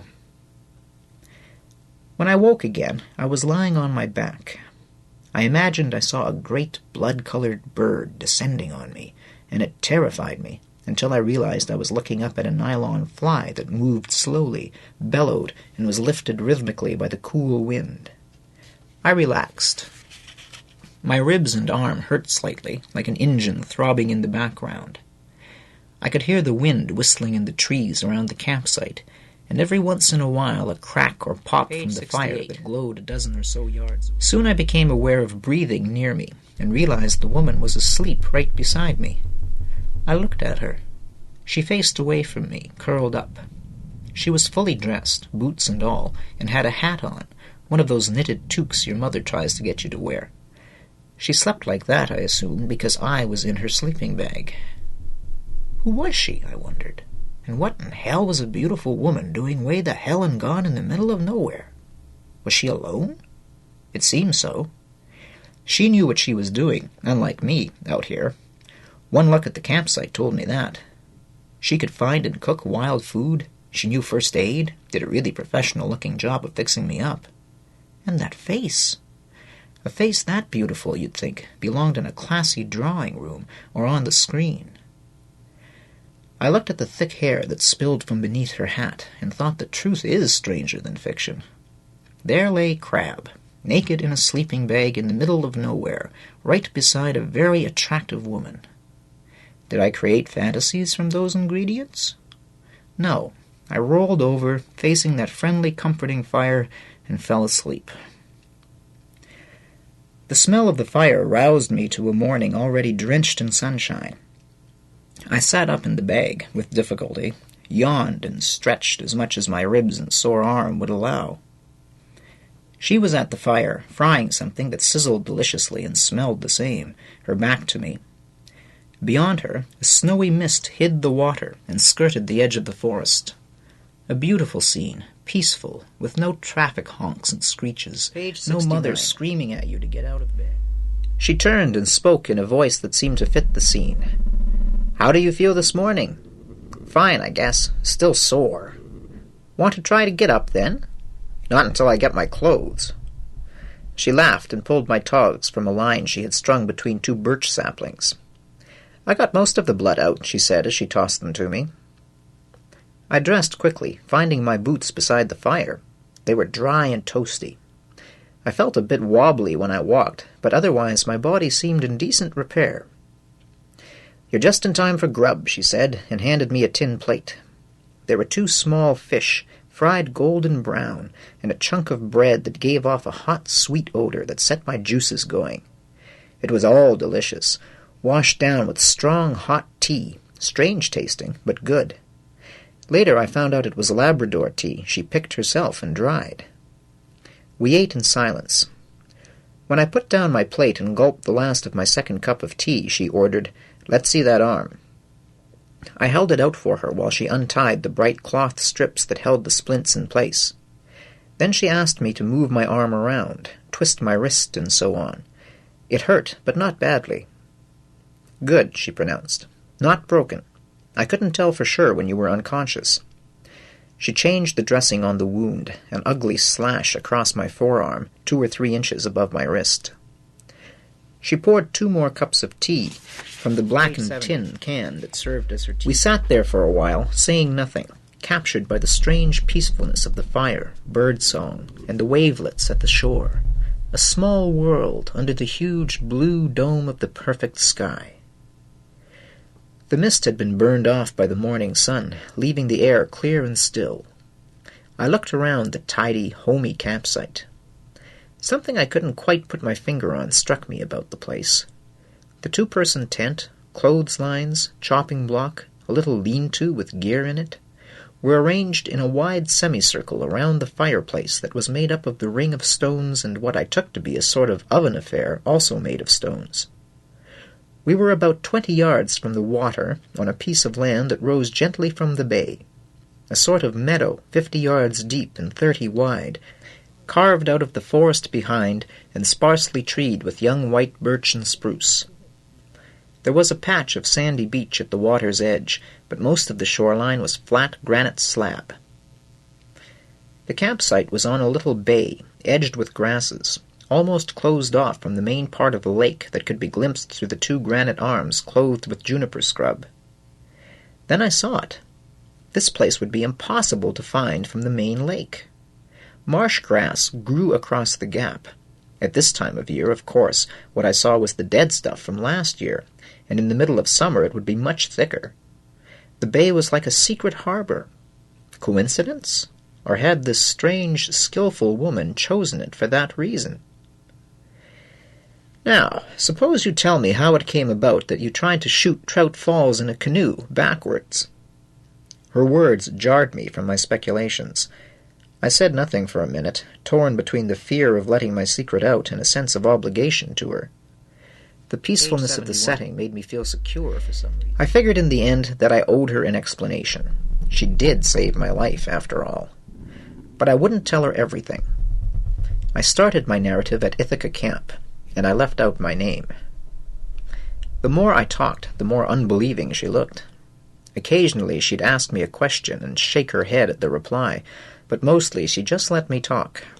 She was amazed that I just took off without really knowing where I was going, and was totally shocked to learn I couldn't read a map or use a compass. "It's already clear," she said, almost snapping at me, "that you can't paddle a canoe." I went on. I got a little miffed when she laughed about the bear attack. I left out some of the results. "What's so goddamn funny?" I said angrily. "I almost got killed." "Oh, I doubt that. The bear was rolling you around. It was curious to see if you had any more food, or if you were food." She giggled this time. Giggled, for God's sake. "If that old Bruin wanted to hurt you, you'd be a mass of claw marks now. You were smart to roll into a ball and lie still." "I wasn't smart at all. I was terrified, and then I fainted." "Yes, I know. It must have been horrible." I searched her face to see if she was making fun of me. Her eyes were serious, sympathetic. "But you asked for it," she said. "What the hell do you mean?" I shot back, not satisfied with her sympathy. "Well, look, it's spring. Bears have been out of hibernation for only a few weeks. They're hungry, and it's around mating season, so they're also bitchy. And the ones in that neighborhood are well used to humans. What do? Throw peanuts around, spill fish oil all over yourself, and leave candies in your tent. You invited every bear within miles to check you out. All you needed was a sign and an ad on." She laughed again. So did I. It was pretty stupid of me, come to think of it. Then she stood up. "Well, enough of this merriment. I've got to check the night lines." "What are they?" I asked. "It's a way of fishing without being there." "Can I come?" Although I still felt weak and not really up to going anywhere, I didn't feel like being alone either. "If you like," she said casually. She started walking toward the water. There was a little copse of black spruce right at the shore to the left of the beach, and from it she lifted a 16-foot cedar-strip canoe and placed it in the water, neat as you please. This was no weak woman, I'll tell you. She handed me a paddle. "Put this at your feet. Don't try to paddle. You're too weak. In you get." In I got, after she showed me how to do so properly. She shoved off, and we headed out of the bay, across the open water, then through the marsh grass at the gap. Once out, I turned and looked back toward the campsite. I had been right. The place was invisible. We were in a decent-sized lake, and to the left of us, a river, called the North, entered it. We moved upriver, past the dense spruce forest that marched right to the shore. The deep water reflected the flawless sky. And I'll tell you, that woman could handle a canoe. After 20 minutes of swift, straight progress, we got into strong current. The water got shallower, and occasionally a menacing boulder stuck a finger into the air. But she just took that boat exactly where she wanted to go. The roaring of Trout Falls came upon us suddenly as we rounded a bend. We moved slowly now, but steadily, and finally entered a small pool at the foot of the cascading water. She maneuvered us toward a little sand beach where the powerful current backed up on itself and left a calm spot. We, me with one arm, pulled the boat up onto the sand. The falls was about 20 yards across the turbulent pool and about 8 yards high. Don't get me wrong, I'm not saying it was Niagara or anything. And it was quite narrow because of those big boulders up top that squeezed the river thin. But it's hard to describe the feeling of naked power and energy it conveyed as the tons of water leaped to crash in a boiling rage onto the black boulders scattered around the base. The woman said that the pool was incredibly deep and a vicious tangle of opposing currents. She showed me where she had pulled me out and pointed to what was left of my canoe, a shapeless mass of smashed red fiberglass jammed between two boulders around which angry water boiled and churned. The packs were at the bottom of the pool somewhere. I'll tell you, I stared at that scene with my mouth hanging open for a long time. How on earth had I survived that? I asked her how she had fished me out. Very matter-of-factly, no bragging, like she was writing a newspaper report, she pointed here and there and described the events, how she had got me out, carried me to this beach, taken me home. It's a good thing the current is strong, she said. It pushed you to a relatively quiet spot of water, and I was able to get to it. I thought about it, hard, while she told it. Tried to picture the whole thing. She must be incredibly strong, tough, and brave, I thought. She risked her life for me. She brought me back into the world. I stared at her in awe. "Don't look at me like that," she said, embarrassed, I guess. "It's no big deal. You'd have done it for me or someone else." And then she headed toward her night lines. "No, I wouldn't," I said to myself. "I wouldn't have done it for anybody." Page I 75. followed her, ashamed. Crabbe's Journal, 11. We spent an hour or so checking the lines, removing the fat little speckled trout from the hooks and resetting them. She had a weight on one end of each line, from which 6 or 8 shorter lines dangled, with a baited hook on each. She tossed the whole contraption out into the current and tied the free end to a strong stick jammed into the sand. The trick was to set the line in such a way that it didn't tangle or get swept downstream. On the way back to the campsite, we made better time, being with the current. I got a good view of the lake from that direction as we left the river mouth, but I couldn't find the campsite. She could. After we got back, she showed me the wonderfully interesting job of gutting the fish. What fun that was! Blood and insides all over my hands, surrounded by unhappy-looking fish heads and white entrails. Just as I threw all that stuff into the lake and washed the slime and blood off my hands, she served up the grub, as she called it. Bread, tea, and some tiny wild strawberries that tasted wonderful. Not like those fat red blobs you get in the supermarket. She called the bread bannock, and cooked it by packing the heavy dough around a peeled stick, jamming the other end between the fireside rocks, and letting the sausage-like thing rest just above the coals. It cooked up steamy and aromatic and delicious. After lunch, I got her mad at me. She wanted to change the bandage on my arm again, and sent me to the lean-to at the edge of the trees to get some clean rags out of a pack, while she mixed up more dough for supper. Not having listened too well to her directions, I fumbled with the buckles and straps of the first pack I laid eyes on. I just got the top flap open. It was one of those big canvas packs like I had, when she screamed. I mean, she didn't just yell. She shrieked like a banshee. "Get the hell out of there! What do you think you're doing?" She shot across that clearing like a crazy hornet and slapped my hands away violently, sending spears of pain up the wounded arm. "Get away! Don't you ever go into this pack! Do you hear? Do you?" Her red face was contorted with anger. "Yes," I stuttered. "I'm sorry. Stepping backwards, clutching my aching arm, I caught a heel on a root and fell back, squatting heavily on my rear end and driving the air from my lungs with a whoosh. My ribs began to throb as I gasped for breath. I must have groaned. Looking over her shoulder at me as she buckled up the pack, she said, "I'm sorry," in a more normal tone. She took the rags from a small duffel bag and said, "Come over to the fire and I'll redress that arm." She would not look at me as she did so. "There's very private stuff in that pack. You must promise me you'll never look into it." She spoke in an embarrassed tone, but there was no mistaking the fact that I had to promise. So I did. "Sure. Yeah, I promise. I wouldn't cross this woman. I'd never survive." I spent the next couple of weeks or so not doing much of anything. Just lazing around the campsite mostly, doing little odd jobs for her. I slept a lot. Nightmares visited me once in a while. Bears chasing me over waterfalls of vodka I tried to drink but couldn't. And I woke up sweating and screaming occasionally. The woman talked to me for a few minutes, and I'd fall back asleep. The urge to visit Silent Sam was kind of strong sometimes. I would putter around the campsite, trying to learn to make bread and brew decent tea and build a proper cooking fire. You make it small, using softwood for a fast hot fire for tea, or with hardwood, which you let burn down to coals for a hot, long-lasting fire. If I felt spunky, the woman took me up to the falls or for a long walk into the bush, where she checked and set snares on the edge of a swamp for rabbits. After I mastered bread and tea and fires, I graduated to the important task of tending the smoke fire.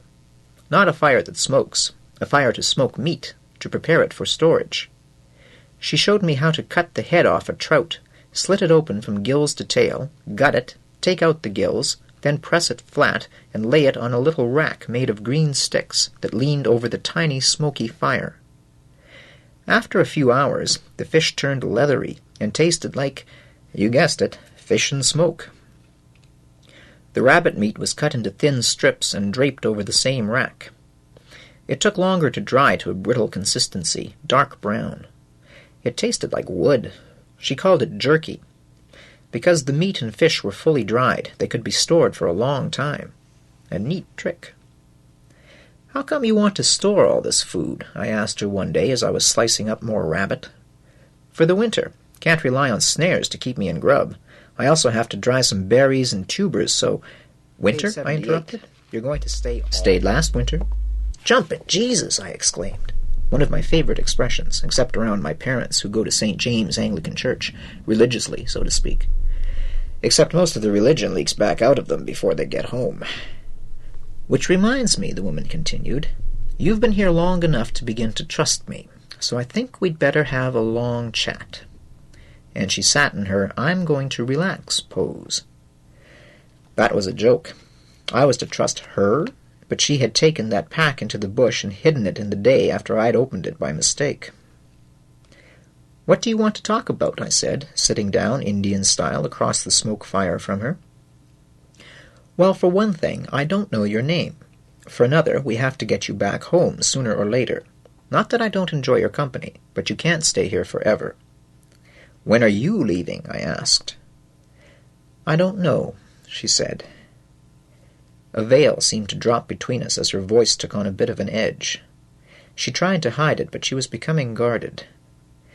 "But when I leave has nothing to do with you." "Why not? I could play this game, too.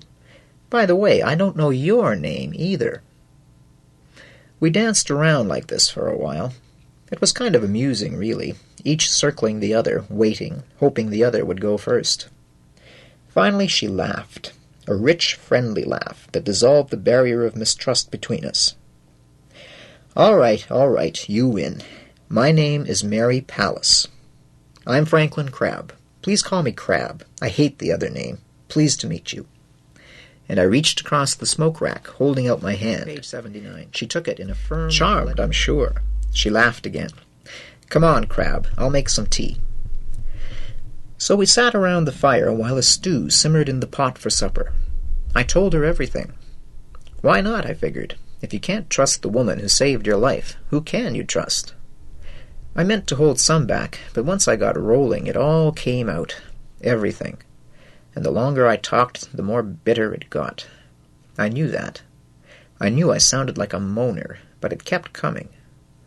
Mary, the warm, sun-washed June day, the light breeze off the lake, the savory aroma of the stew, all worked together to soak out the poison. And everybody got slashed in my narrative. My teachers, my friends, especially my parents, especially them. By the time I wound down, I was sobbing. And that's something because I've never cried in front of another human being since I was 3.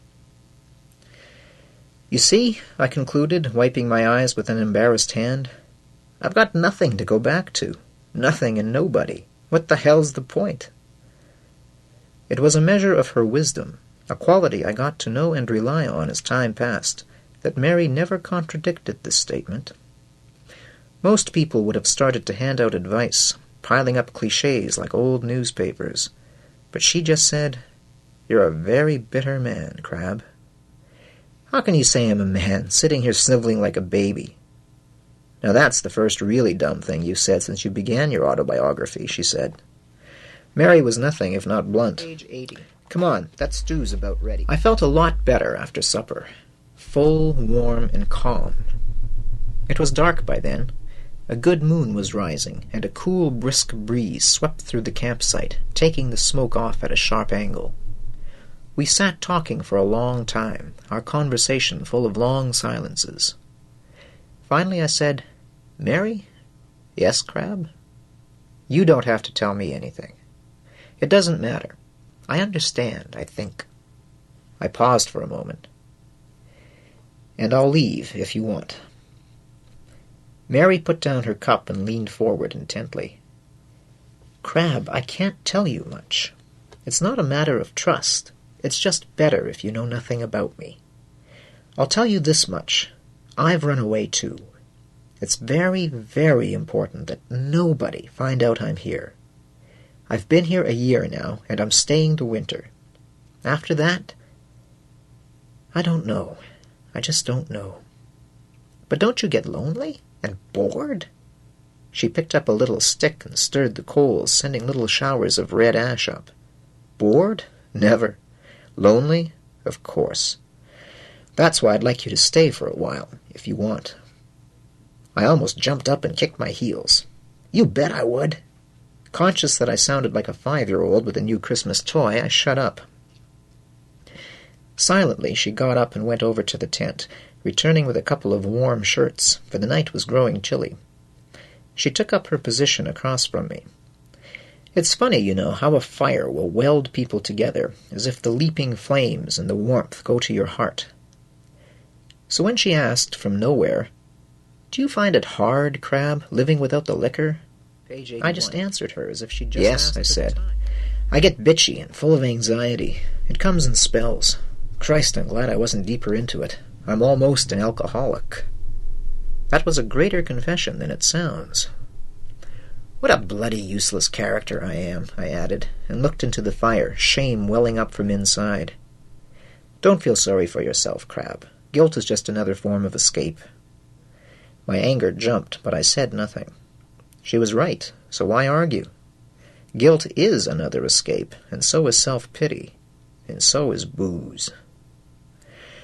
Although I was terrifically pleased that I'd been asked to stay, I felt empty and a little afraid when I sacked out, as if I could open up my head and look into myself, I'd see only empty space, a shred of darkness wrapped in skin.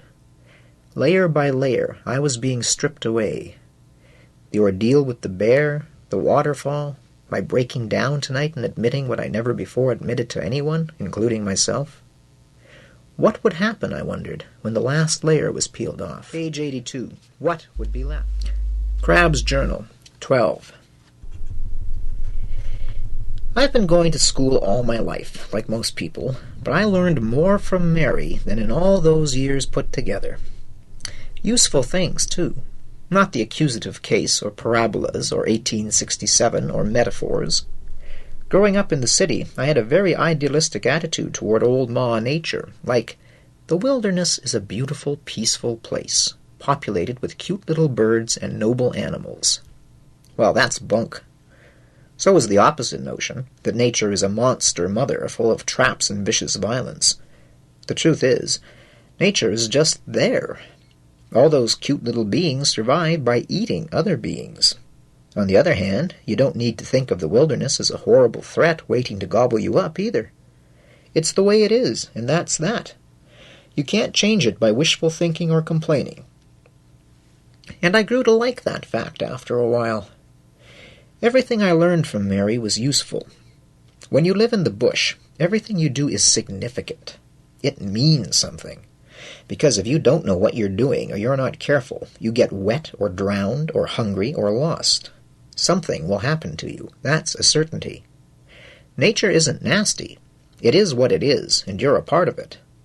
You aren't in control like you are in the city. You work with the environment, not against it. Like a sailor. He doesn't fight the wind, he works with it. And he can't do that until he learns about it. In the city, nothing I did mattered. If I left my clothes lying around, somebody picked them up. If I forgot my raincoat, I called a cab. I left my calculator on the subway once. I just bought a new one at the nearest store. But out there in the bush, as I said, everything mattered, and I learned that fast. Sure, life meant a lot of hard work, but if things are important, you get a feeling of satisfaction when you do them well. A few days after our long talk, Mary and I were back in the bush setting some snares in an area she had never tried before. I walked along behind her, watching her slim, lithe figure move gracefully through the sun-shot hardwood bush. She walked in long, easy strides, her sand-colored hair swinging back and forth across her back. From time to time she stopped, checked her compass, turned and looked in the direction from which we'd come, then moved on, her boots barely rustling the dry leaves on the forest floor. Presently the land sloped, and we approached copses of spruce and cedar, and the ground was wet in patches. We set snares for an hour or so. When the last one had been carefully arranged, Mary straightened up, wiped her hands on her pant legs, and looked at me, smiling. Her gray eyes looked mischievous. "Okay, Crabbe," she said nonchalantly. "Lead us home." "Oh, yeah, right, sure." "No, really," she said, all innocence. "Take us back. Which way, leader?" "Haven't got a clue." She then leaned against a windfall. "What would you do if I weren't here, if we got separated?" I answered, "Oh, I don't know. Let's see. First I think I'd panic for a few minutes, then scream, then run around like a chicken with its head cut off, then call a cab." She laughed. "Okay, come on." And off she went, trailed by her faithful follower. That night, right after a supper of fish soup and bannock, we started compass school. And the next day, in a fine drizzle, Mary took me for a long walk in the greening woods, and we practiced taking bearings. It's pretty easy.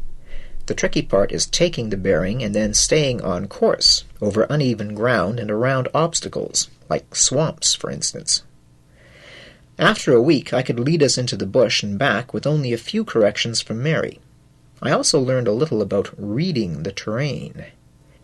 Mary claims that if you live somewhere long enough, you get familiar with the bush, just like you get used to the buildings and streets of a city.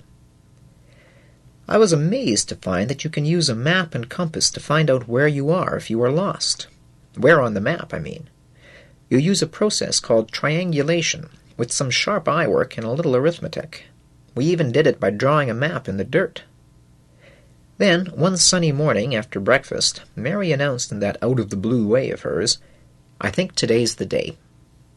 She looked up at the sky, made a big show of looking around the campsite. "Yep. No rain tonight, no pressing work to do. It's a good day for it."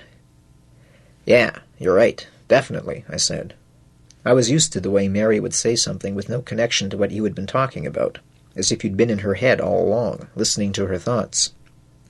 "A great day for the big test," she continued. Page 85. She stood and clapped her hands together. "Come on, Crabbe, exam time.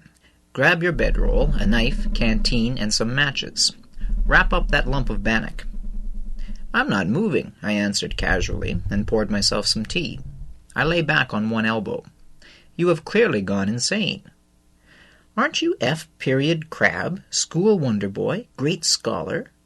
Her eyes were wide in mock wonder. "You got it, that's me. And you are a crazy goddess, talking in riddles." "Well, today you proved that compassing is one of your many accomplishments, so move your butt." Half an hour later we were on the other side of the lake, standing on the tiny beach there. The sun still shone warmly, and the merest ripple could be seen on the lake. "Turn around," Mary commanded. I don't know if you've ever been led blindfolded through the bush. Believe me, it's an experience. Mary led me for what seemed an eternity and finally stopped. "Sit." I sat. The blindfold came off. After squinting against the light for a minute, I looked around. I was sitting on a large boulder in the middle of the bush. Of course, I recognized nothing. Suddenly I felt very uneasy. It had just occurred to me that only I had brought a bedroll. "Mary, Don't talk, Crabbe. Listen. Take this." She handed me a piece of birch bark. How pioneerish, I thought, with writing on it, and her compass. "Read that later. It has bearings and directions on it. Now, follow the directions exactly. I mean precisely. Got it?" "Yeah, right, exactly." I wondered if she noticed the tension in my voice. "And," she paused dramatically to get my attention, "if you come across water, you've screwed up.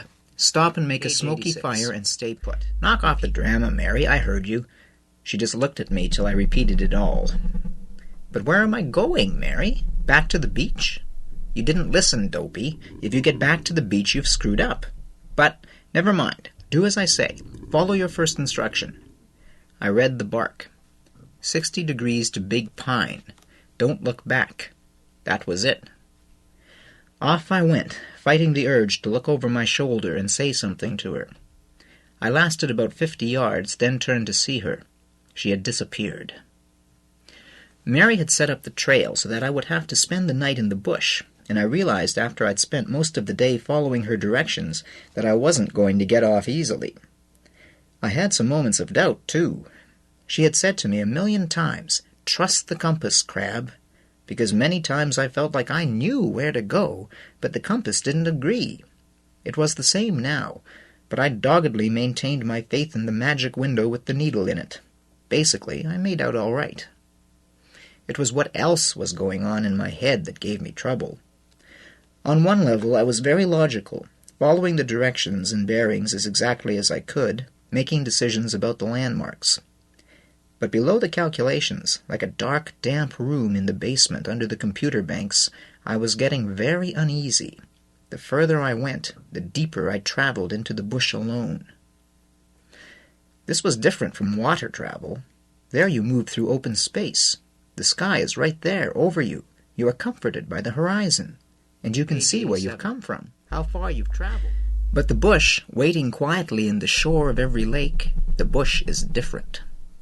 Even in spring, when the buds are beginning to unfurl, it swallows you down. The trees crowd you, and the sky is distant, held from you by millions and millions of strong branches. You walk and walk, growing more and more fatigued, sweaty, and irritated as you slip and stumble or get slashed across the eye by the whip-like branch of a sapling. Swamps and bogs, dark, wet, and even more crowded, threaten you and cause time-consuming detours. And no matter how many hours you travel, you have almost no sense of progress. Not until you reach terrain that you recognize, if you reach such terrain at all. I didn't. I didn't know where I was going or when I would get there. And there was always the chance that I wouldn't get there at all. So, by the time the forest began to darken, and I spread my bedroll on a bed of piled-up leaves on a piece of flat ground in the lee of a rock outcropping, I was very tired and very uneasy. Fear isn't the right word, although fear was a part of it. I don't know if you've ever felt totally isolated, but that's sort of what it was like. There was, literally, no one but me there, out in the middle of nowhere. As I lay rolled up in old blankets, settled in for the long wait for dawn, I thought a lot about loneliness. How I sometimes felt alone in a crowd of other kids. In the school gym at an assembly the beat called for some stupid reason like a pep rally, American style, for the football team. How I went through my day with no real friends. How our formal dinners at home were 3 people in solitary, condemned, it seemed, forever.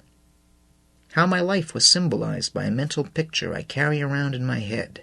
A teenager alone in his room, staring into the TV screen, hating whatever program is on, sipping on vodka, waiting for... And how it was mostly my fault. Oh, I like to blame them all, but it was me. Nice way to spend the night in the bosom of Ma Nature, eh? I lay there all night, trying to figure the answer. Was my life very different from others? Were we all alone, in spite of the illusion of comfort from other people? Or was I only depressed by the dark, alien bush that wrapped me like a cloak? By the time the bush was filled with soft gray light, I was sitting up with my back to a big sugar maple. Naturally, I had no answer to those questions, and naturally they seemed less urgent with the return of dawn. Who does have an answer, though? All I knew was that my loneliness was mostly my own fault. It was very hot by late afternoon. My shirt was glued to me. Grimy and bitchy, I sat down on a huge fallen oak that Mary had chosen for a landmark, the last landmark on the list of instructions she'd given me. I chewed hungrily on some bannock, took a pull on the canteen, and tried to ignore the few black flies that the heat had brought out. "About time you got here." It was Mary's voice. My head snapped back and forth. I stood up and spun around. I couldn't see her. "Where are you?" I demanded, trying to keep the sound of relief from my voice. She stood up, not 6 feet from me. She'd been lying among a clutch of maple saplings. "Right here, Crabbe. You all right?" "Yeah, I'm fine. Nice to see you. I missed you," I blurted. "Well, well, well," she said half-seriously. "Do you know that's the first time you've admitted to a positive emotion since I met you?" I smiled. "Yeah, well, Page 89. I feel pretty good today, I guess." As she turned and began to walk through the hardwoods, she said over her slender shoulder, "Tell me." "Tell you what?" I walked along beside her. Our feet rustled the dry leaves. "Tell me how you feel, dummy." "Oh, well, I don't know. Sort of proud, I guess. Like I did something good." "You did do something good, Crabbe." "That was a tough route I worked out for you. I won't ask you if you were scared, because I know you were. I would have been. By the way, you were safe all the time. I had you working back and forth on a big peninsula, so even if you went off course, you'd have hit water and I could get you out." We came out of the bush, right onto the little beach we were at yesterday. I had ended up 100 yards from where I'd started. That didn't surprise me.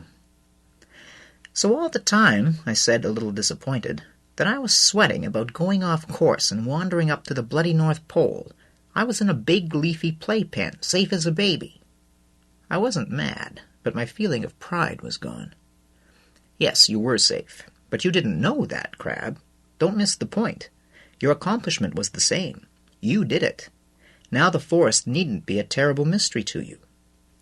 She handed me a paddle and we lifted the canoe into the water. "You don't have to be blind anymore," she added. "And listen, Crabbe, if you've got a good reason to feel good about yourself, and you do, then do it. You don't need anybody's permission." Before we had paddled halfway across the lake, I felt good again. Page 90. Living with her was like that. Crabbe's Journal, 13. That first month or so was pretty rough. Oh, I don't mean the work or the demands Mary made on me to learn skills that would raise me to a notch above useless on the evolutionary scale.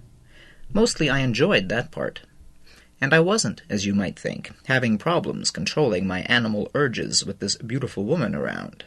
I had them, I'm not saying I didn't, but Mary didn't come on like the women on TV, either syrupy smiles, big fluttery eyes, and an air of helplessness, or more manly than a truck driver, to prove she was liberated. No, she was just Mary. Hell, I was the helpless one, not her. The real problem was that I was still having trouble getting along without my pal, Silent Sam. It wasn't easy, stopping dead like that, and I don't know what made me think that I wouldn't need it when I ran away. I never really lost the desire for a talk with Sam during the day. It was a bit like a slow burn. But once or twice, usually if it was in the afternoon, and usually if I was taking a break, I'd really get the craving. I'd get jumpy and bitchy and lose all my patience. This state would pass after a while. Mary was pretty good about it. She picked up pretty quickly on what was happening and began to watch for my bad moments. She would often suggest we do something distracting, like go for a swim or have a canoe lesson or go pick wildflowers along the ancient disused railway line about a mile away. I'm ashamed to say I told her to bugger off and leave me alone a few times. One evening after supper, I was washing up the dishes, cans, tin plates, bush knives, porcelain-covered tin cups, while Mary sat sipping Labrador tea. She'd been quiet for quite a while, and I recognized the look. Her graceful brows would tense up, her eyes seemed to go out of focus, and she tapped the end of her nose with her right forefinger. "What's up?" I said, more to break the silence than anything. She looked up. Her eyes locked in again. "I think I have an idea, Crabbe. Yep, it might just help." And, standing, she turned on her heel and walked casually across the campsite into the bush. I knew where she was headed, too, to that big pack she kept hidden from me, the mystery bag.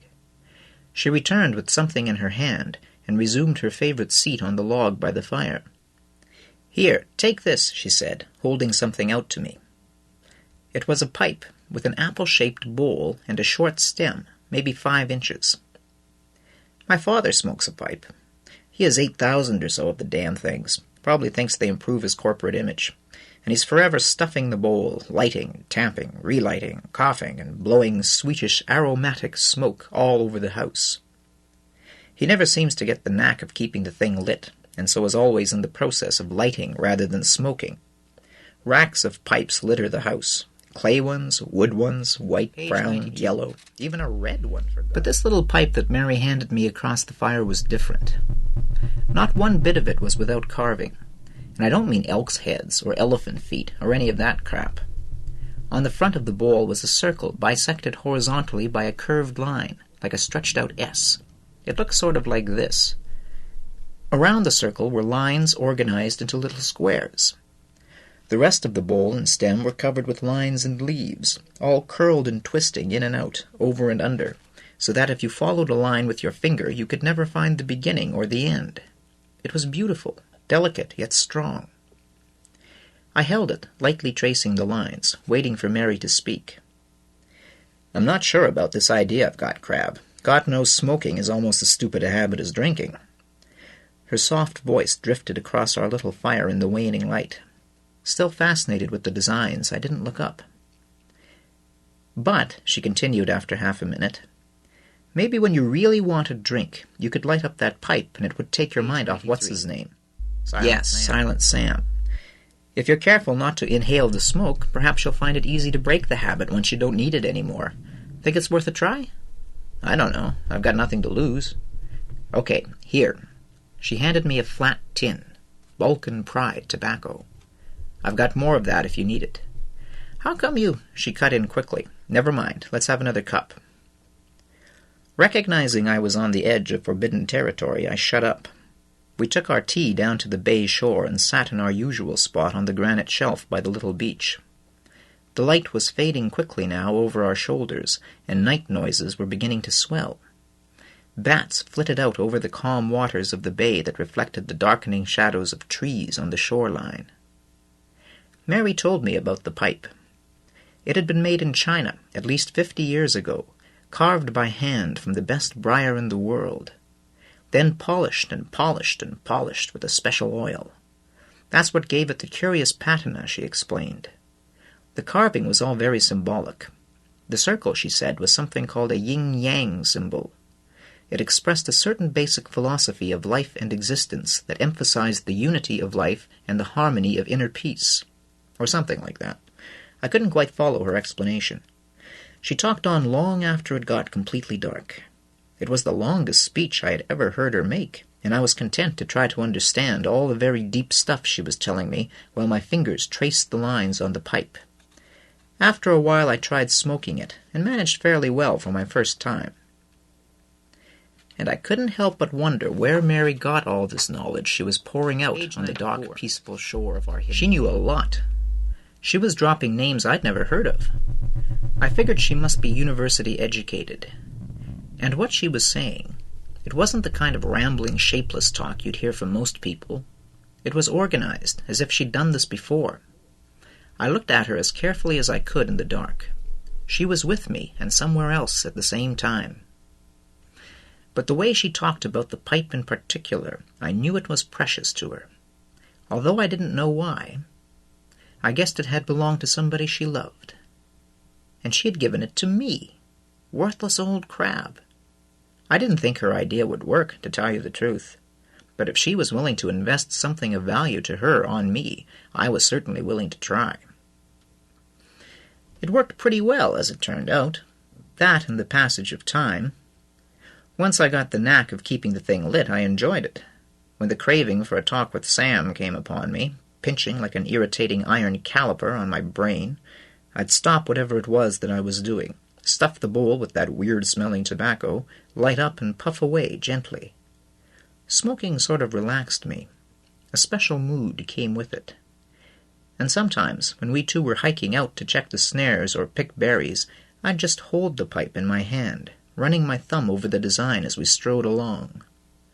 The wilderness and those never-ending hand-carved lines had a special effect on me. Crabbe's Journal, 14. Once I sort of fit into our way of life out there, the days melted and ran together. We lived in a gentle rhythm. To bed with the sun and up with the sun, or maybe a little earlier on a nice morning, to watch the dawn come spreading over the hills and across the lake like red gold syrup. There were days when I forgot where I'd come from. And of course I refused to think about the future, even when the weather began to turn a little colder. I grabbed a little self-respect out of those days, too. I was in good shape for the first time ever. I could walk at a good pace all day through the bush. The canoe no longer bullied me on a portage. I flipped it onto my shoulders just like they do in the movies, and shuffled along, one arm dangling, the other balancing the craft. I was strong. My limbs felt light and supple. I ate like a starved army.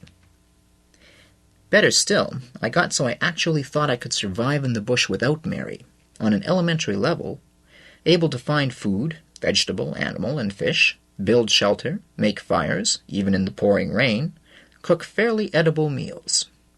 I filed away lots of names for the thousands of living things around me. Of course, I was just beginning to tap the huge well of Mary's knowledge, and winter would soon send me packing toward civilization. I knew I'd turned a corner in my struggle with Silent Sam, too. I was healthier, and the craving came less often and more mild, and I was bugged more by curiosity than the desire for booze. The mystery pack. It contained answers to the millions of questions I had about Mary. I was sure of that.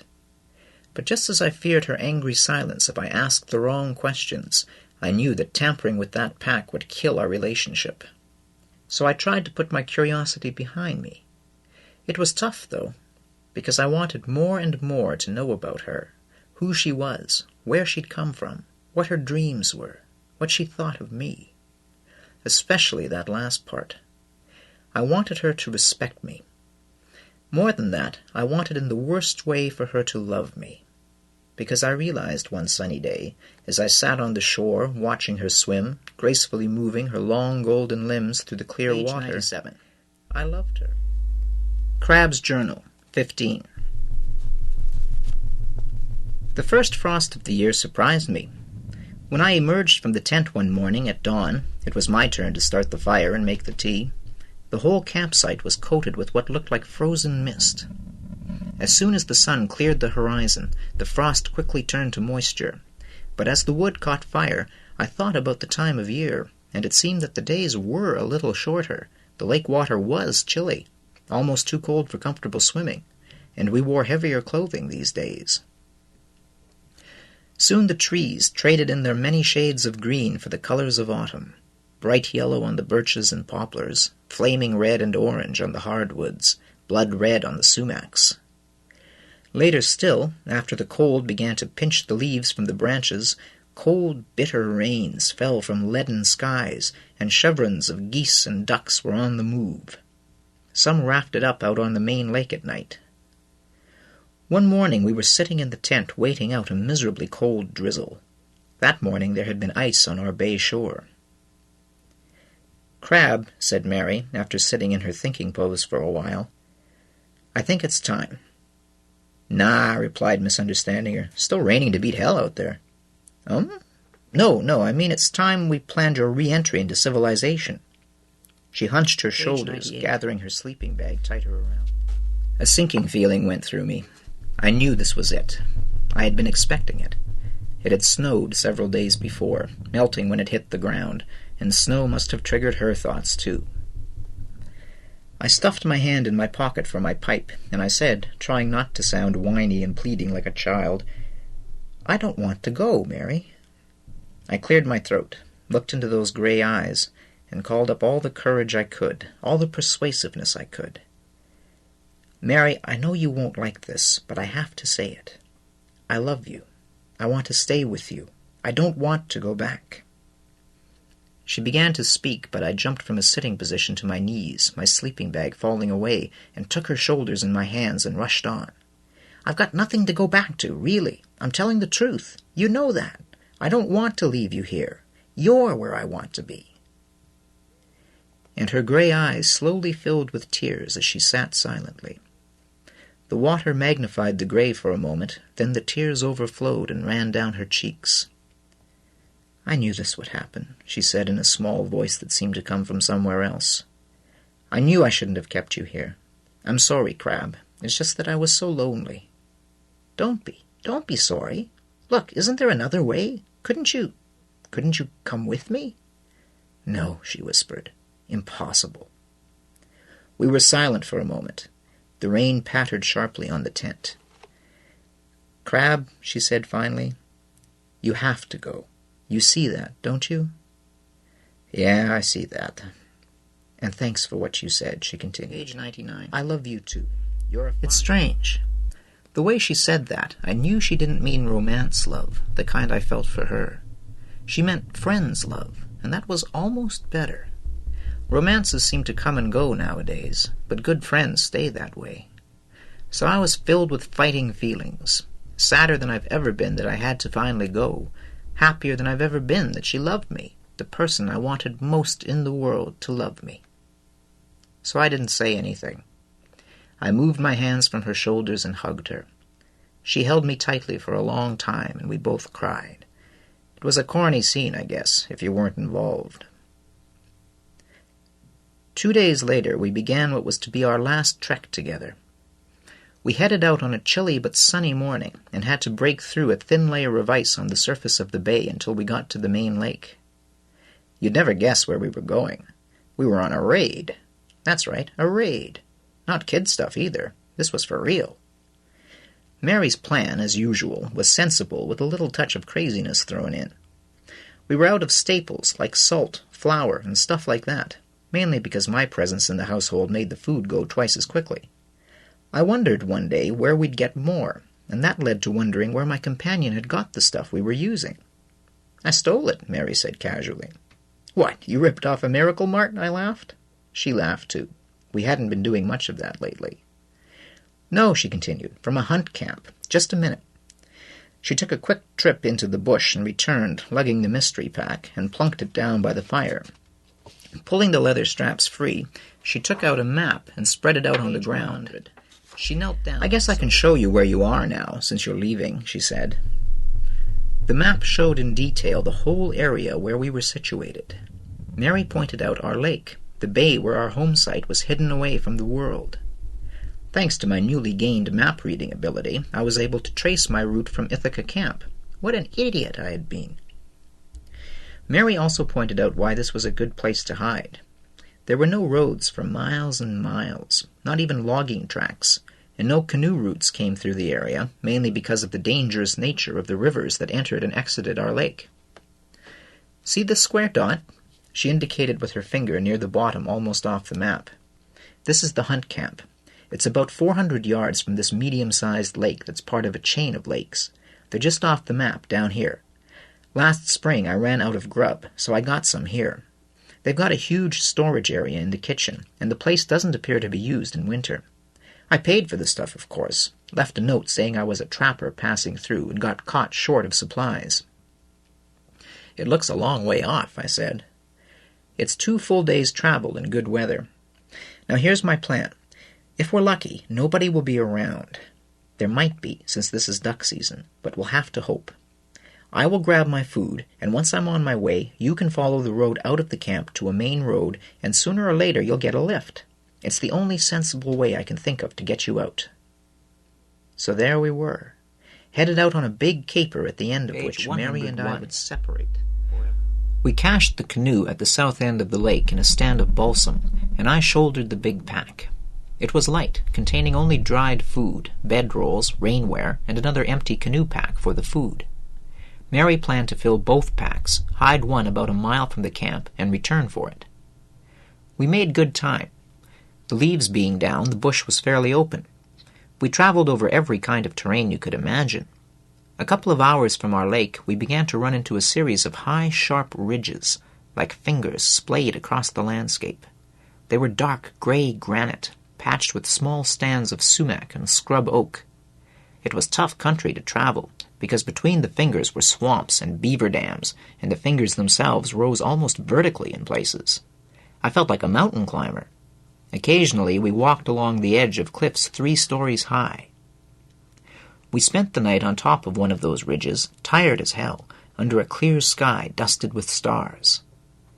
Next morning was cold and clear. A couple of hours got us into gentler landscape, rolling hills of hardwoods with a few creeks to cross. The only thing that slowed us down was the occasional patch of swampy ground that we had to skirt. There was still absolutely no sign of humans. I felt like a coureur de bois. Just about dusk we began to approach the lake. The land began to descend, and we ran into softwoods, evergreens, and birch. Mary stopped just before we broke free of the trees. She pointed across the kidney-shaped lake. And there on the far shore, on a small promontory of maybe 2 acres, was a group of long buildings huddled in the trees. Page 102. Smoke was coming from one of the chimneys. Crabbe's Journal, 16. "Damn," said Mary in her disappointment. "This is going to complicate things." We retreated into the trees again and flopped down in a copse of spruce, weary from the forced march. Over a snack of dry, crumbly bannock, Mary explained the layout of the hunt camp, drawing a map in the dirt with a stick. There were 4 buildings, a kitchen dining room cabin that could handle maybe 20 people, a rec hall with games tables and a big stone fireplace, you know, she added, like you see in all the ski ads, and 2 small bunk cabins. The log buildings were bunched on the tip of the peninsula. A big dock of logs and planks stuck out into the lake. The kitchen building was our objective. The owners stored food in there all year round, staples mostly. No perishable stuff, of course, but that wasn't what Mary wanted anyway. She planned to use the same routine she used last time, leaving money and a note in block letters, printed, supposedly, by an old trapper. As we lay there resting, waiting for darkness to complete its rise, I began to get nervous. The atmosphere was perfect for the jitters. The breeze had brought cloud cover with it, and the sky held no light for us. A chilly ground fog rolled in off the lake. And old Crabbe, never brave at the best of times, got second thoughts. And when we began to hear voices floating across the lake and out of the mist, I got nervous as hell. Somebody over in the rec hall was having a great time. Jagged bursts of laughter cut through the fog, and as far as we could tell, every window in the building blazed with light. As time passed, the noise seemed to increase, the laughter and shouting to burst out more often. I suggested that we forget our plan and head back. I didn't like the sound of those voices, but Mary insisted that we at least take a crack at it. "The weather is on our side," she said. "No one will see us if we're careful." So a couple of hours after dark, we moved out.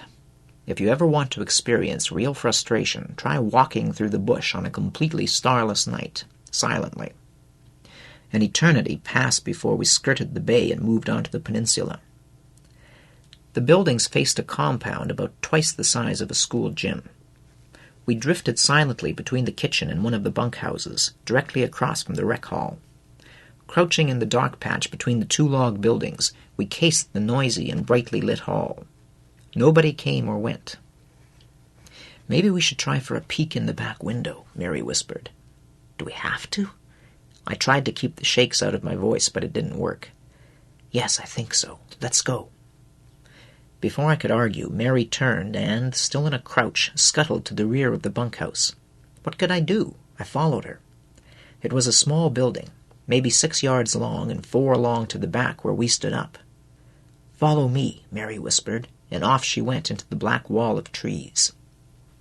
A few minutes later we were behind the rec hall, hunkered down on the damp, needle-carpeted ground, up against the rough-peeled logs. There was only one small window in this wall, just above my head. From the raucous noises inside, we figured 2 things. 104. They were men, and they were drunk. There were 4 of them, dressed very outdoorsy, like those dummies in the sports section of a big department store. Except these were mean-looking beggars. None had shaved for a few days, and each was juiced to the eyeballs. You could tell from the way they moved with careful clumsiness as they played cards at a deal table before the blazing fire. One of them, the only one not overweight, damn near fell into the fireplace when he got up to poke the logs. Occasionally one would slam his cards onto the table with a roar, sending poker chips dancing all over the table and onto the dirty hardwood floor. The others would explode in braying laughter, or shout what were probably curses. I couldn't quite tell. The portion of the room that I could see through that bathroom window was littered with beer and liquor bottles. I was too scared to be envious. Boots and a few cigarette packages. In spite of my uneasiness, I thought, what a bunch of jerks. Why come all the way up to a hunt camp in the middle of nowhere to get gunned up and play poker? Next morning they'd probably be barfing all over the landscape, afraid to shoot a gun off for fear of cracking their aching skulls. Then after a couple of days of this stupidity, they'd pile back into the city, bragging about their macho exploits and the quiet beauties of nature. I got down off the splitting stump I'd been standing on and reported to Mary. She seemed pleased. In a few minutes we were back at the cook shack trying to jimmy the lock on the back door. No sweat. We stepped into the dark storeroom and shut the door behind us, slowly, because of the hinges. Mary fished a candle stub out of her shirt pocket, placed it on the floor, and lit it, shielding the match with her hand. The candle threw a weak, watery light in a small pool, giving just enough illumination for us to work. We located a 50-pound sack of flour and hiked it into one of the canoe packs. "Listen," Mary whispered. "I know where most of the stuff is kept, so I'll bring it to you and you pack it." "Gotcha," I replied with phony enthusiasm. I wished we were out of there. But on we worked, 2 little mice, sneaking food from the kitchen. I packed sugar, salt, and 6 one-pound packages of loose tea. The first pack was full, and I strapped it closed. "Mary," I whispered into the darkness. "What's the matter?" She sounded rattled, too, now that I came to think about it. "I'll take this one out and hide it in the trees," I said. "Oh, yes, all right." Easier said than done. That bloody pack was almost as heavy and awkward as mine were at the beginning of my trip. But I wrestled it outside and across the little yard behind the cabin and into the trees. For a moment I dreaded our walk back to our home, carrying the heavy packs. Then I remembered. I wasn't going back. I stood there, just inside the trees, staring through the clammy fog into nothing. It's funny, but that's when it hit me. I wasn't going to see her again. Ever. I'd promised I wouldn't try to contact her or break her secret. I'd sworn an oath, very formally, too, with my hand on my chest and the whole bit. Now I felt empty, yet at the same time full of sadness and loneliness. What the hell would I do without Mary? I began to cry, standing there in the black bush with the idiotic rumbling of the card players in the background. I wanted to stay with her more than anything I had ever wanted in my life. Page 106. But it just wasn't going to work out that way. Well, there it is, I thought. Why stand around wishing it was otherwise? It's decided. So get your ass in gear. Get moving. Don't think about it. Just do what has to be done.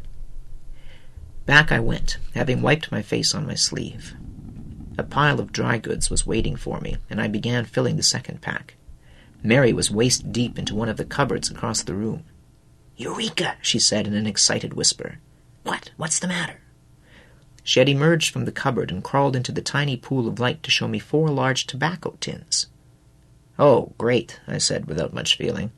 Although I was almost finished the tobacco Mary had brought with her to the bush, smoking was the farthest thing from my mind. It was just like her to think of something like that right in the middle of what I thought was a dangerous caper. A shout from across the compound saved me from having to say anything else. I went rigid instantly. Mary spun on the balls of her feet and scuttled over to blow out the candle. We kept still, straining to hear. A quick hiss told me she had wet the candle wick with her fingers. There were 2 voices now. They were talking, half hollering, but the harsh voices came no nearer. Without really thinking, I said, "Stay here. I'm going to take a look." Before she could answer, I crawled to the back door, opened it slowly to prevent squeaks, and slipped out, leaving it ajar. I ran silently across the wet ground to the corner of the bunkhouse and stopped to take a look. Nothing. Nothing but noises. In a crouch, I stole along the side wall, brushing the logs lightly. I was almost to the front door before I could get a full view of the rec hall. They were still trying to light up the countryside. 2 of them, the skinny one and the short, pudgy one, were standing on the deck that ran the full width of the building, leaning on the railing. I could hear only part of their conversation, just enough to pick up a lot of obscenities, another requirement I've noticed when men get together to rough it, and a few snatches of sentences. The skinny one had a laugh like a mule with one of its ears caught in the barn door. Pudgy guffawed with a deep, harsh laugh.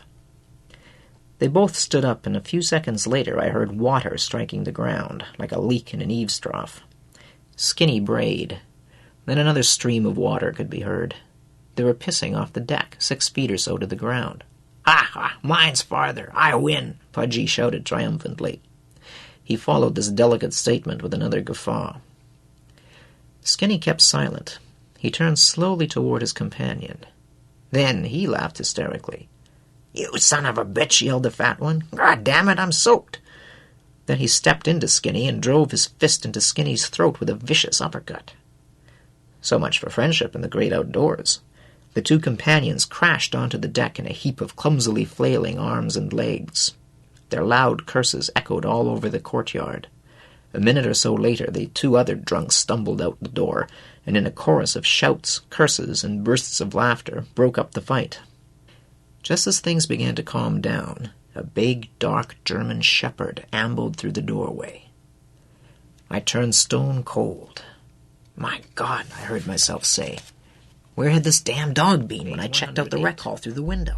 Every molecule in my body focused on that animal. If it smelled a stranger, we were done for. As soon as it came onto the deck, the shepherd began to growl and snap and bark at the scuffling men. When the men quieted down, so did the dog, but not before one of the drunks yelled, "Shut up!" and cuffed it a few times. After about 5 minutes, I think I held my breath for that long, the 4 friendly outdoorsmen began to go back in.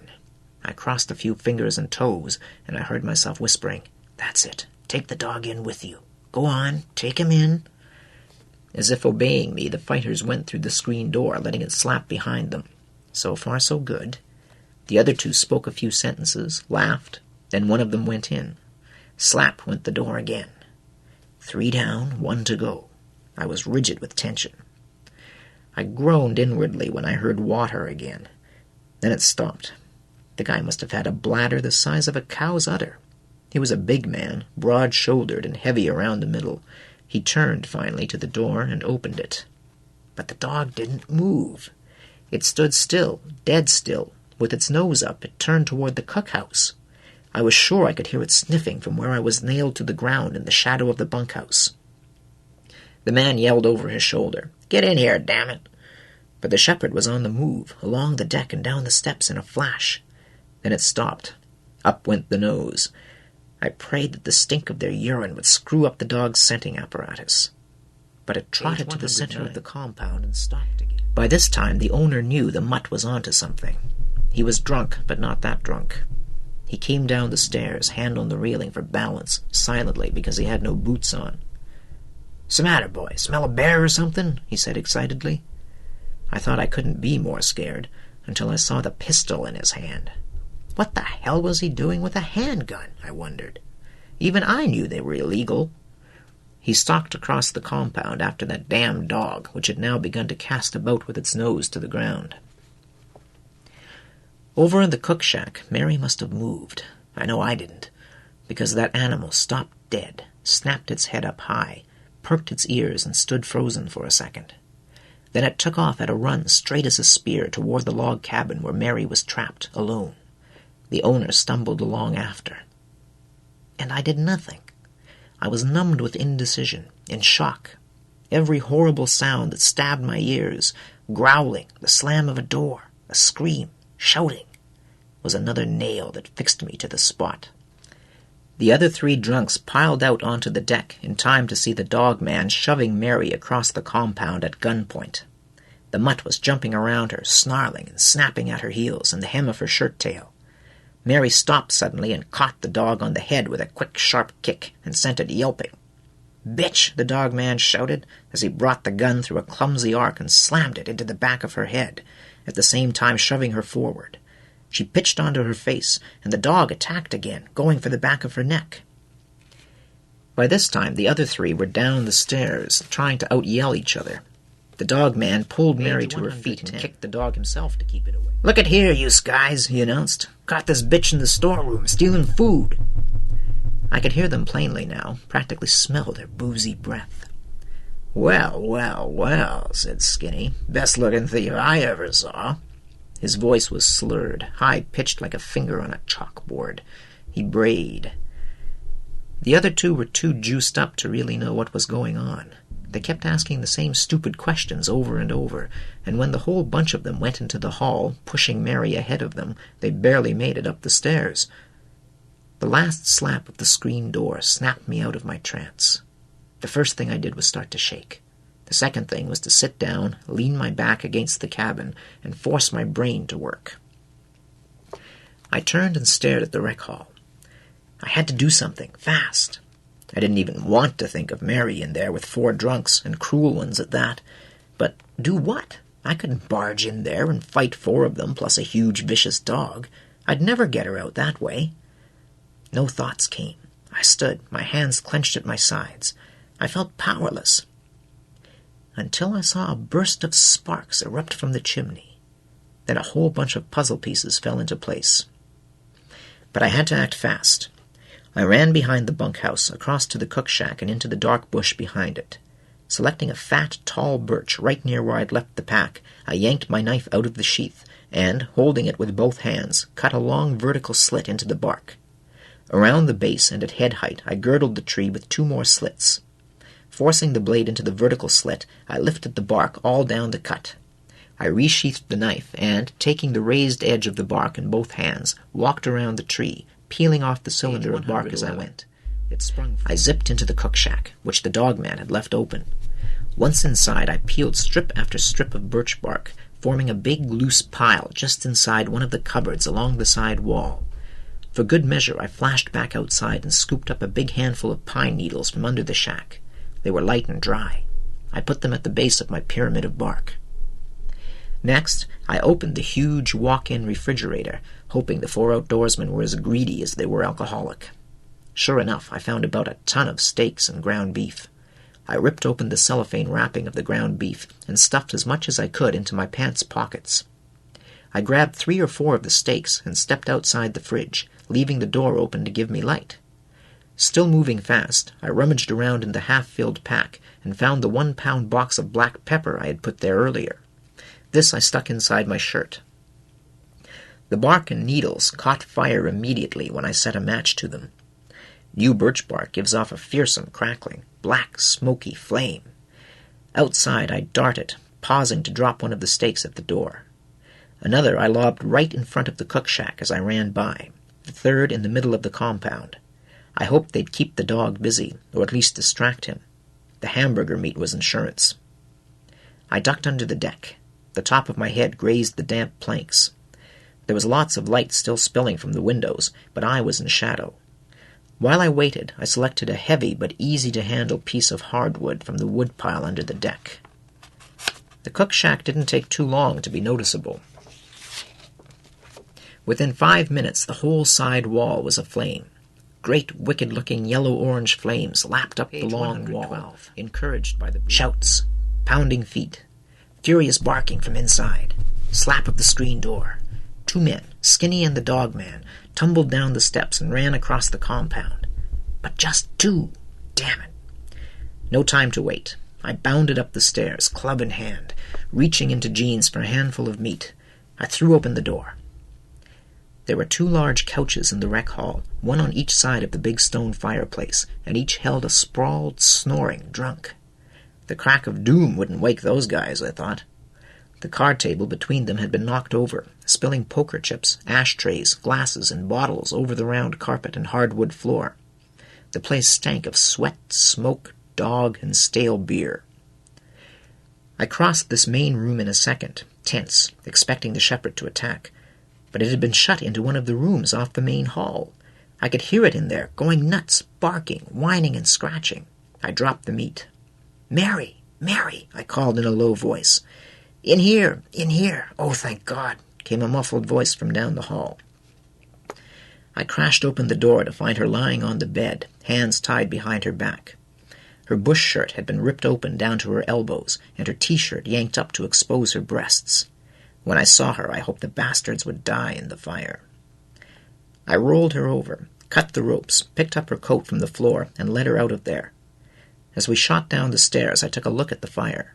The 2 idiots were running back and forth, hollering at each other. They hadn't caught on yet, but they soon would.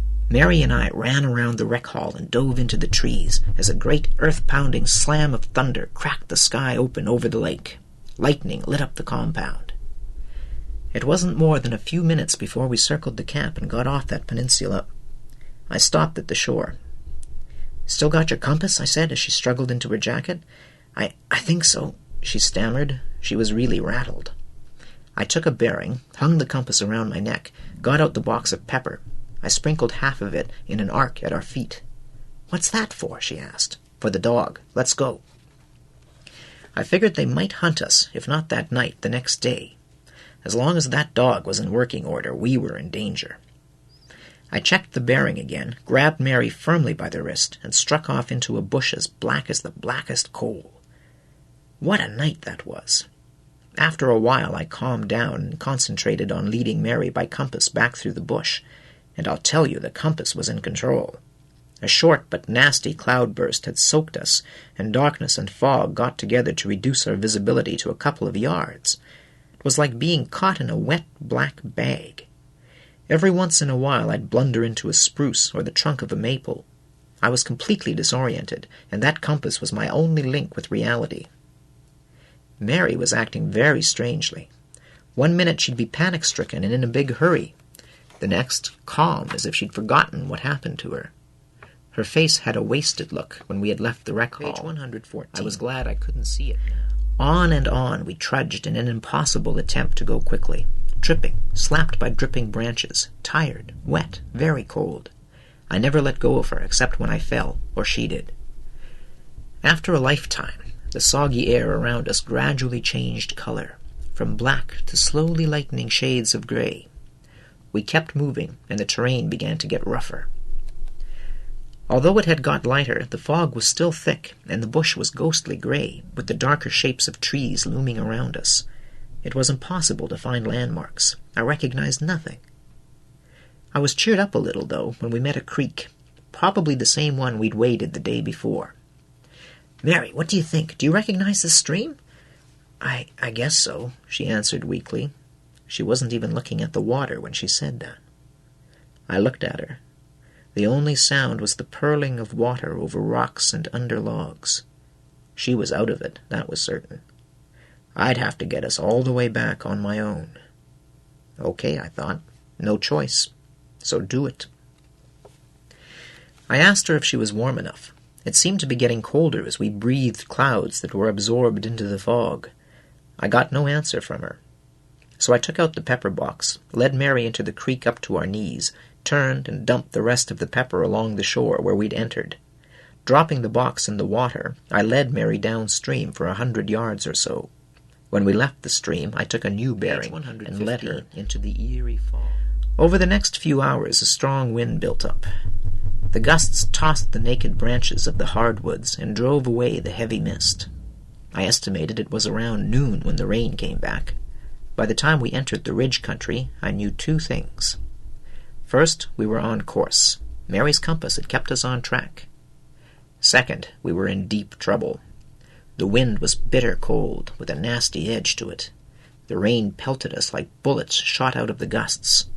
Our clothes were wet through, and we were in danger of hypothermia. To stop moving might mean allowing those maniacs to catch up with us. There was no telling how they would take revenge. If they were smart, they'd stay in on a day like this. If the pepper worked, the dog would be useless to them. If. Lots of ifs. Not sure what to do, I pushed on, deep into the rough country, climbing the first of the steep granite ridges. Once up on top, I tried to catch sight of the pursuers, but in that weather there was little visibility.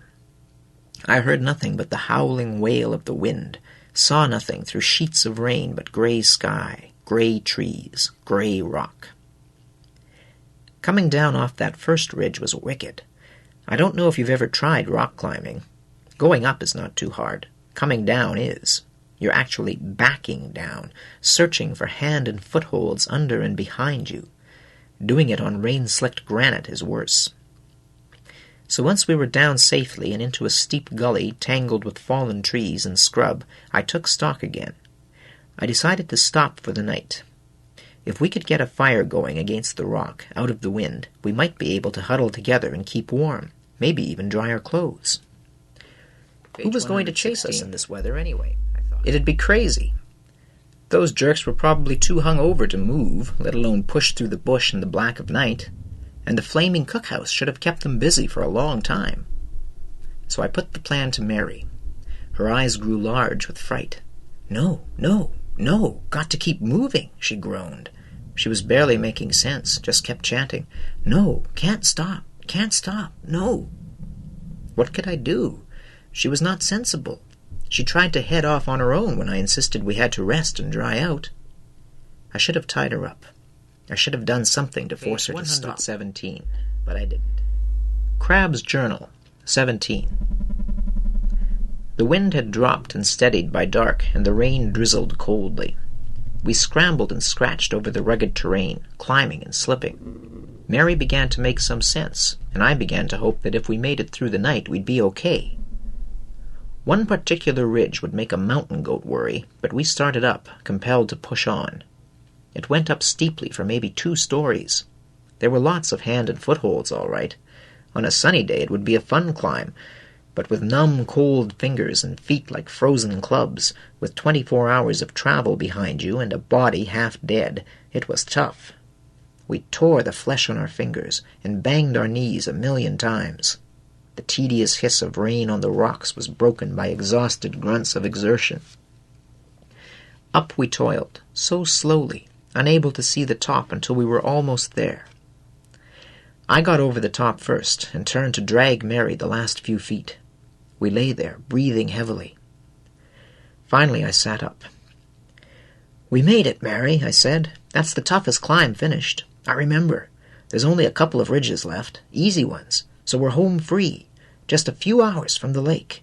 We'll never be chased this far." "Let's rest," was all she said. But I took that as a good sign. She was over her panic, and she was back in touch with herself, enough to know she was tired out.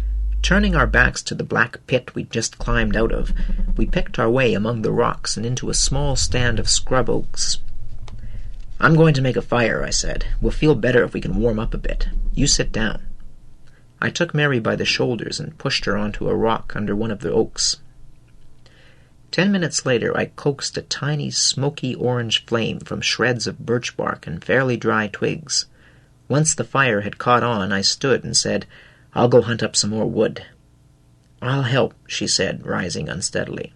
No, you stay here. I can manage." "No, I could use the exercise," she said, and laughed weakly. I was so happy and relieved to hear that laugh that I didn't argue with her, just turned and walked a few yards into the black curtain of the bush and groped around in the dark for wood. When I came back a few minutes later, the little fire was smoking and dying out, so I had to work on it to nurse it back to the point where it would accept bigger sticks. I could hear only the snap of burning twigs, the hiss of rain on wet ground and rock and on the branches that gave only a little protection. The fire looked almost homey. I could feel a little warmth from it and began to think we'd really made it. We had survived. We would go back, get dry clothes, build the biggest damned bonfire ever, and crawl into our toasty down sleeping bags, and sleep for days. But I guess it doesn't work that way. After a few minutes I grew concerned that I couldn't hear her. I called her name. No answer. Then again. I retraced our steps. I fretted and ran around, growing more and more frantic. The brave little fire was forgotten and soon died. Around me were only the dark of the woods and the hiss of the rain. I suppose all along I knew what had happened. After a while I stopped looking and calling, and when the cold dawn leaked enough thin gray light into the landscape, I set my jaw and forced myself to look over the edge of the steep rock we had worked so hard to conquer. Mary was down there. She lay on her back, twisted and broken by her fall to the jagged rocks on the valley floor. I don't want to spend a lot of time on this next part. I did what I had to do, and that's all there is to say about it. The strange thing was, at that time, I couldn't cry. Numb and mechanical and calm, I was as empty of emotion as she was of life. I seemed to have complete presence of mind, and after a long time staring at her and building up the courage to climb down and do what was necessary, I carefully picked my way to the bottom. I couldn't take her back to civilization, that was obvious, and I couldn't bury her in the rocky ground. Not even a rock grave would keep animals away for long. I spent all day gathering wood, carefully avoiding looking at her as I returned with each armload. The constant activity kept me warm, and, since there was no rain, my clothing dried out a little. Dusk had arrived by the time I finished. The light breeze that blew all day had removed the clouds and dried the air. The first stars began to show when I lit the fire, using several starter fires with lots of birch bark and branches with the soggy bark stripped off. As the last light faded, I watched from the top of the ridge until I was certain the raging fire would not quit on me. By then it was dark. The stars would give me enough light to travel with the compass, said "Goodbye, Mary," to the flames that crackled and raged, and turned and left the place. The roar of the inferno gradually faded behind me, and the leaping shadows seemed to show me the way to go. Crabbe's Journal, 18. The long walk to the lake was uneventful. It's a little creepy, traveling alone in the bush at night, surrounded by varying shades of blackness. The night sounds are spooky, and your own noises, even in a wet forest, seem loud. But I was too bone-tired, damp, and cold to think about it. Besides, the last, 48 hours had wrung all my emotions out of me. I just obeyed the compass, ignoring everything else. When I reached the lake, I found the canoe easily. Soon I was back at the campsite.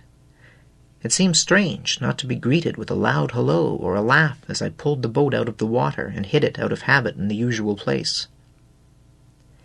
I'm ashamed to say, though, that I did not miss Mary. Though deserted and forlorn, that campsite meant only one thing to me then. I got a fire going quickly, and soon had my damp clothing hung on sticks around it at a safe distance. Once in the tent, I stuffed one sleeping bag inside another and climbed inside.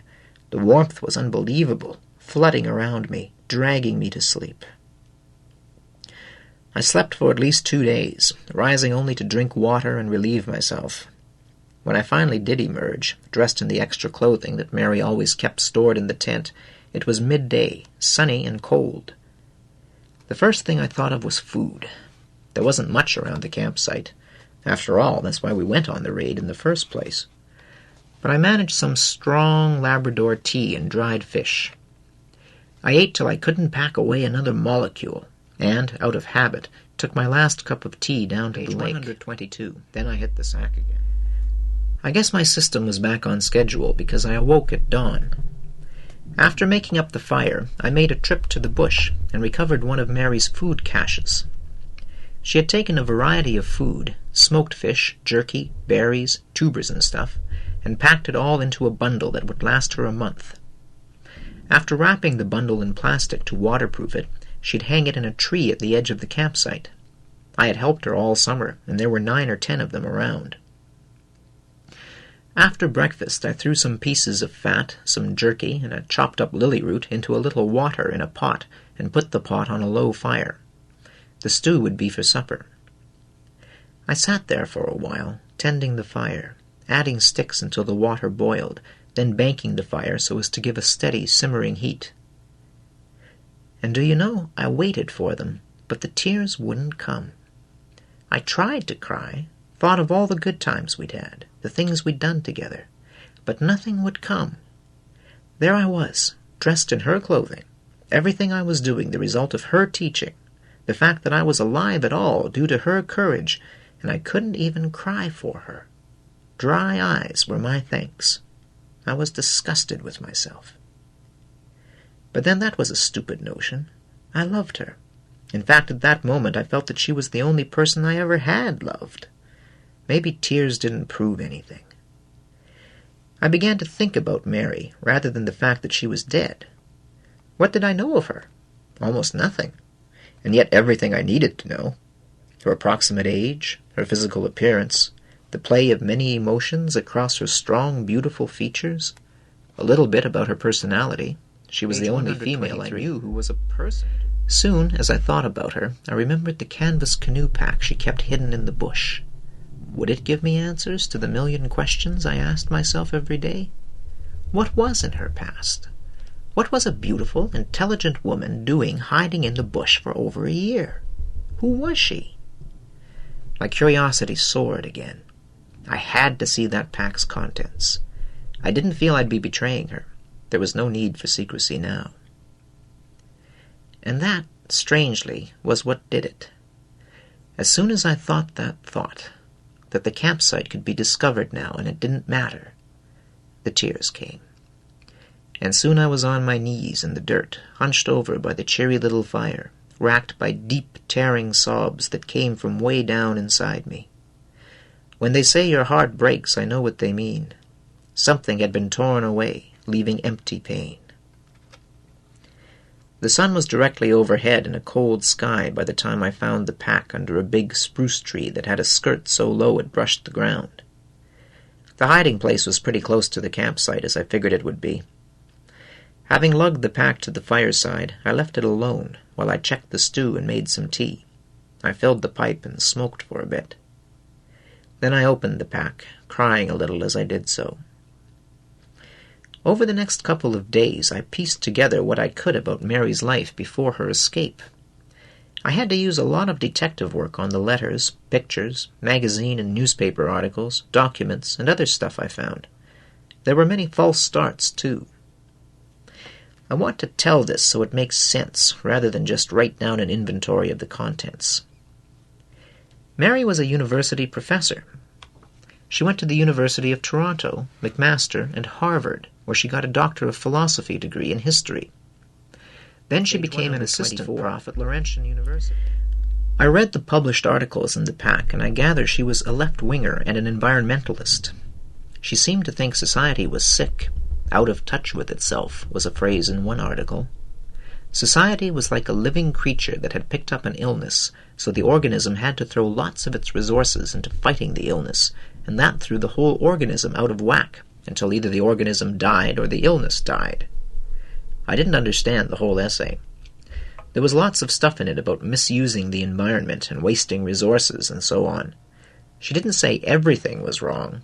I don't mean that. But the wrong things had importance, and the wrong people had control. There were quite a few articles on historical questions, too. Pretty boring stuff. But she was one smart woman, I'll tell you. But she wasn't cold smart. I've met a lot of smart people at different times, and most of them seemed standoffish, unemotional, as if when their brains grew they pushed all the feelings out of the way. And most of them seemed to think that showing a feeling was some kind of weakness. Most of the smart people my father dragged home were boring snobs. He wanted me to be like that. Mary wasn't like that at all. She always seemed to know what I was feeling, and she cared about that. Oh, she didn't treat me like glass or anything like that. Hell, sometimes she told me off and didn't hold back.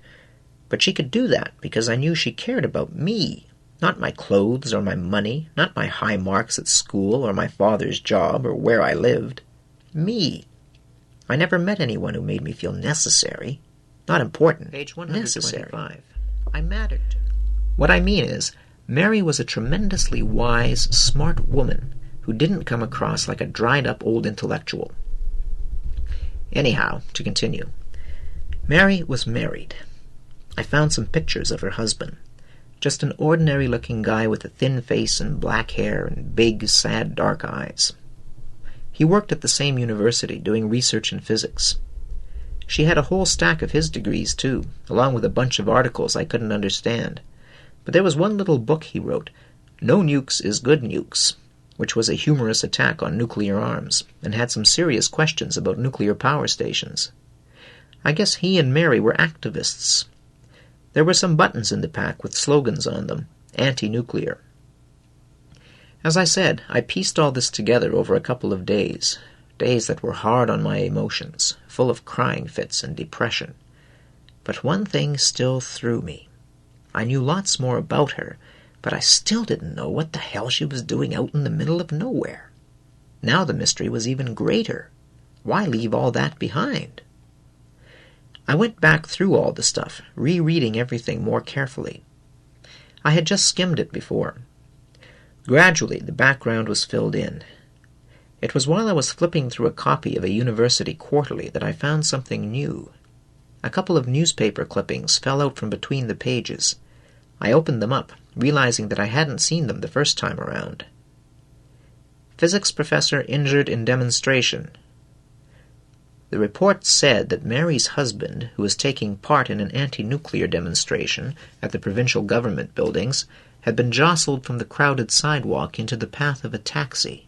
He had been seriously injured and rushed to a hospital.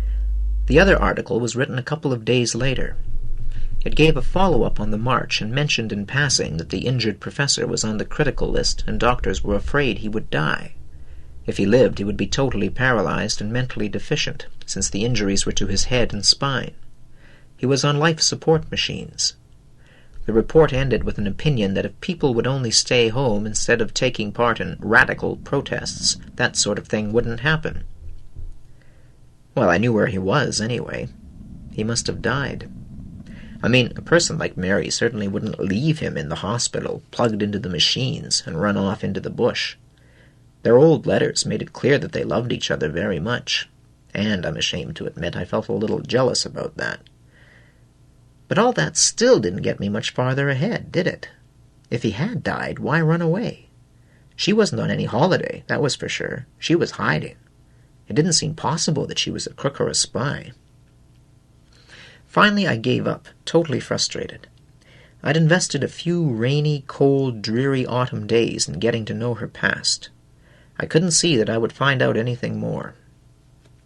Methodically, because I knew she would want me to, I burned everything except the pack in my morning fire. It was a strange feeling. I was pretty upset, crying and sniffing all through, feeding the mementos of 2 lives into the flames. 2 important lives. 2 decent people who loved each other, and certainly others, and were good at spreading their love around. He must have been like that. They lived their lives looking beyond themselves, which is more than I've ever done. Now they were dead. Life isn't fair. It isn't even logical. That was one of her favorite expressions, I thought, as I tore her letters into shreds and gave them to the fire. Life isn't fair, Crabbe, she'd say whenever I was in the middle of one of my complaining fits. She wouldn't say it sarcastically, just stated it like it was a thought that had just occurred to her.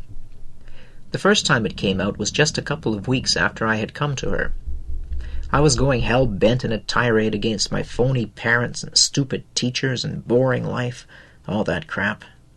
We had been swimming and were sitting on a huge granite slab that rose out of the water near our campsite, letting the hot sun dry us. When I stopped for breath, she said, "Look, Grumpy, you've got a family, a house to live in, a place to make your mind and body grow, money to do some interesting things, parents who care about you, in spite of what you say. What the hell do you want, jam on it?" I laughed without wanting to. I had a great aunt who used that old expression as often as she could. "No, don't laugh, kiddo," she said seriously, getting wound up like she always did when she was trying to make a point. "Look, whose life is it anyway?" "Mine." "Okay, if it's not a life you like, who should fix it?" I was trapped. I had been running through my blame list, as I often did when I was depressed or unhappy, which then was most of the time. "I guess I should," I said. "But never mind guess," she interrupted. "It's a fact, Crabbe. Waiting around for somebody to change your life for you is a loser's game. Who's going to do it? You're not a child, remember? And if some fairy godmother did offer to take on the job, how could she possibly get it right? Only you know what you want. She'd fail, and that'd just give you somebody else to blame." She paused for a breath, then continued. "You know what I think, Crabbe? I think a person reaches maturity when he strikes the last name off the blame list." We talked some more about all that.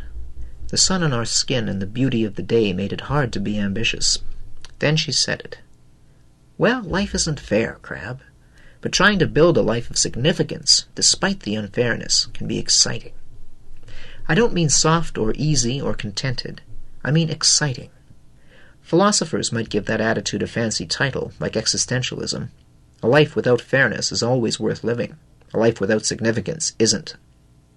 "Who decides what is significant?" I asked. "Whose life is it?" All this I remembered as I sat by the fire on that somber day, feeding the last shreds of paper to the flames. Then, wham! It hit me. She had killed her husband. As soon as the thought hit me, I was certain of it. I don't know what you think of mercy killing. I don't know what I think of it either. But a lot of people are against it, and so is the law. Mary knew that. She took her husband's life, and the rest of her own, into her own hands. She committed murder, merciful murder, then ran away. I pictured her visiting him, standing beside the bed with its starched white linen, talking to the wasted man who had no idea of her presence. I saw her kiss him softly on his pale forehead, then do something to the machines that kept him in a world he should have been allowed to leave. By the time all this was figured out and all the possessions were burned. It was getting dark very early these days. Knowing the answers about her didn't make me feel any better, but it made me admire her more, knowing she had had the courage to do that. Page God, how I wished she was with me. Crabbe's Journal, 19. Remember what I said about omens? Well, sometimes omens are cold and hard and easy to figure. I had spent quite a few days moping around, feeling depressed and sorry for myself, not doing much of anything, when I woke one morning to find 4 inches of snow had fallen during the night. It was still coming down in fat, wet flakes, undisturbed by wind. My firewood and equipment had disappeared under soft mounds of snow, and the landscape looked suddenly and completely whitewashed. So, I had a decision to make. Very soon I'd be trapped for the winter. My exit required open water and portages that had no more than a foot or so of snow. I couldn't imagine plowing through any more than that with a canoe on my shoulders. Our little bay had a skin of ice on it every morning. It was a matter of leaving now, before a real cold snap froze up the waterways completely, or staying all winter. An easy decision. But it took that snowfall to yank me out of the fog of depression I was in. I spent the morning getting fed, checking what equipment I had, and carefully studying the map. Again, I had 2 choices. Go back the way I came, or try to work out a better route, one that was either easier or quicker. I was going to try another route. The time I spent coming down river before I fell over the falls would be doubled or quadrupled going the other way. That current had been pretty strong. And there was still the other, narrow creek after the first lake, the one I tried to learn to steer on. All that upriver travel and the many portages made me shudder. So I studied the map for a long time. I could find Ithaca Camp easily enough, and there were a few possible routes. But I had to try and figure out by the contours whether I would have to travel up or down a particular river, to keep my eye open for rapids and falls, to estimate the length of portages. The length changes with the seasons, and so does the depth of rapids. All that took some thought, but I put together a route that was a bit longer than my original, and, I hoped, a lot easier. It was late afternoon by then, and the snow had stopped. A breeze began to bend the smoke from the fire. That would mean the storm clouds might move off during the night. I searched out another of Mary's caches and lugged it back to the fire. It was then I realized that the deep snow was going to be a problem. My legs were damp from snow melting on my pants, and I knew now that in winter dampness or wetness was my greatest enemy. It's impossible to keep warm if you're wet. If you stay dry and stay on the move, it can get super cold and you'll still be safe, up to a point, of course. Your body heat will keep you warm. So what I needed was leggings. Since I planned to carry only 1 pack, I took another and cut it up, and in the fading light I made a crude pair of leggings that tied on just above my knees. Then, since I was such a wonderful tailor, I took another pack, cut 3 holes in it, and had a coat that would come in handy if I ran into cold wind or more snow. It was just coming on light when I got up. The snow looked light gray, the line of the trees almost black. I was kind of looking forward to the trip after doing nothing for so long. I tried not to look too far forward, though, to my coming back to the city. Page 132. I decided to take 1 day at a time. I didn't bother with a fire. All the equipment was packed up. Just drank some water. I kept a bottle in my sleeping bag each night so it wouldn't freeze, and munched a mouthful of the awful but nourishing stuff Mary kept in the caches. Jerky, fat, and berries all pounded together into chewy bars. After a last-minute inventory, waterproofed sleeping bags, tent and fly, extra clothes, food, map and compass, matches, waterproofed this time, I was standing on the shore, ready to go. After the canoe was loaded up, I turned and tried to work up a goodbye to what had been my home for 5 months or more, but it looked so different, snow-covered and empty. From where I stood, you could hardly even tell anyone had been there. It looked like just another clearing, cold and desolate. So I turned, shook the snow off my boots, and pushed off out onto the lake. There's a strange beauty to the bush in winter. It was still overcast that morning, and the landscape was a blend of black, white, and shades of gray. The lake was the color of shale and smooth. With its brightness muted without the sun, the snow was a softened white, stretching away from the water. There were patches of birch along the shore. The black blotches on the white bark and the dark, smaller branches brought them out of the background in sharp relief. The gray hardwoods stood naked and cold. In the distance, the hills showed a faint touch of reddish-brown. The only color in the scene came from the stands of vivid green spruce and cedars that crowded together in the low places. I won't record all the details of the trip. The weather held pretty well. That's to say, it was cold, but not cold enough to lock up all the lakes. The shorelines were all fringed with ice, though. I got some light snow, some sun, a good mixture. And I made pretty good time, all in all. For one thing, I had only one pack to carry. That meant one trip on the portages, because I could take both pack and canoe at one time. For another, I was in good shape, strong and able to work all day. By the morning of the 4th day, I was ready for the last leg. I had to do a portage of around 8 miles, and I'd end up on the shore of the lake Ithaca Camp was on. My plan was to spend the night where the portage began and devote the next day to the crossing. The map showed the terrain to be rolling hills, challenging, but nothing terrible. I got up at dawn as usual and hung the sleeping bags while I prepared a big breakfast with lots of strong tea and more food than usual. The bags have to be hung so as to dry out the moisture that gathers in them during the night from your body heat and breathing. If you don't do that, the bag will be cold the next night and never really warm up. The wind should have been a warning, but I was anxious to attack that portage. As I cooked and ate breakfast, the wind was picking up speed quickly and turning colder. You should always pay attention to the wind if you live outdoors. Sailors know that. So did I, but, as I said, my mind was on other things. I had no idea I was about to walk into the teeth of the worst and earliest blizzard for years and almost kill myself in the process. I was at water level in hilly country. There's no real horizon in country like that, and the wind is cut down and deflected by the hills.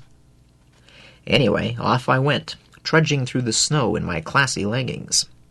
I was following what was probably a fisherman's portage in summer, so, aside from the difficulties of walking uphill in snow, the going was pretty reasonable. Another thing I didn't notice early enough, though, was body temperature. Normally, a while after I started working, I'd be shedding some clothing so as not to get damp with sweat. But today I had no desire to remove anything. As a matter of fact, when I topped a hill later in the morning and put down the canoe and pack to rest, I felt colder and dug out my bag coat to give me some protection against the rising wind. It was bitter cold by now. My breath clouds were snatched away each time I exhaled. Around the edges of my toque and on my sideburns, the water vapor from my breath had frozen to form a rim of ice. I looked up at the top branches of the hardwoods to see them waving frantically. Lots of wind up there, I thought. There was no sun in the darkening sky, a sky of deep gray with a tinge of purple in the northwest. When the snow arrived, tiny flakes whipping frantically around, I knew I was in for something. The problem was, I figured I must be halfway to the lake. It would be crazy to turn back. So I shouldered my burdens and marched on, weaving downhill through the trees, trying not to slide. It wasn't long after that I was wearing every piece of clothing I owned. I had one pair of wool socks stuffed down my neck to make a scarf, and another on my hands. The snow was thick now, and even in the little valleys between the hills it was swirling and driving, piling up quickly on the ground and packing into the creases in my clothing. I must have looked like a ghost. I wore the compass on a thong around my neck and consulted it frequently because I couldn't see very far.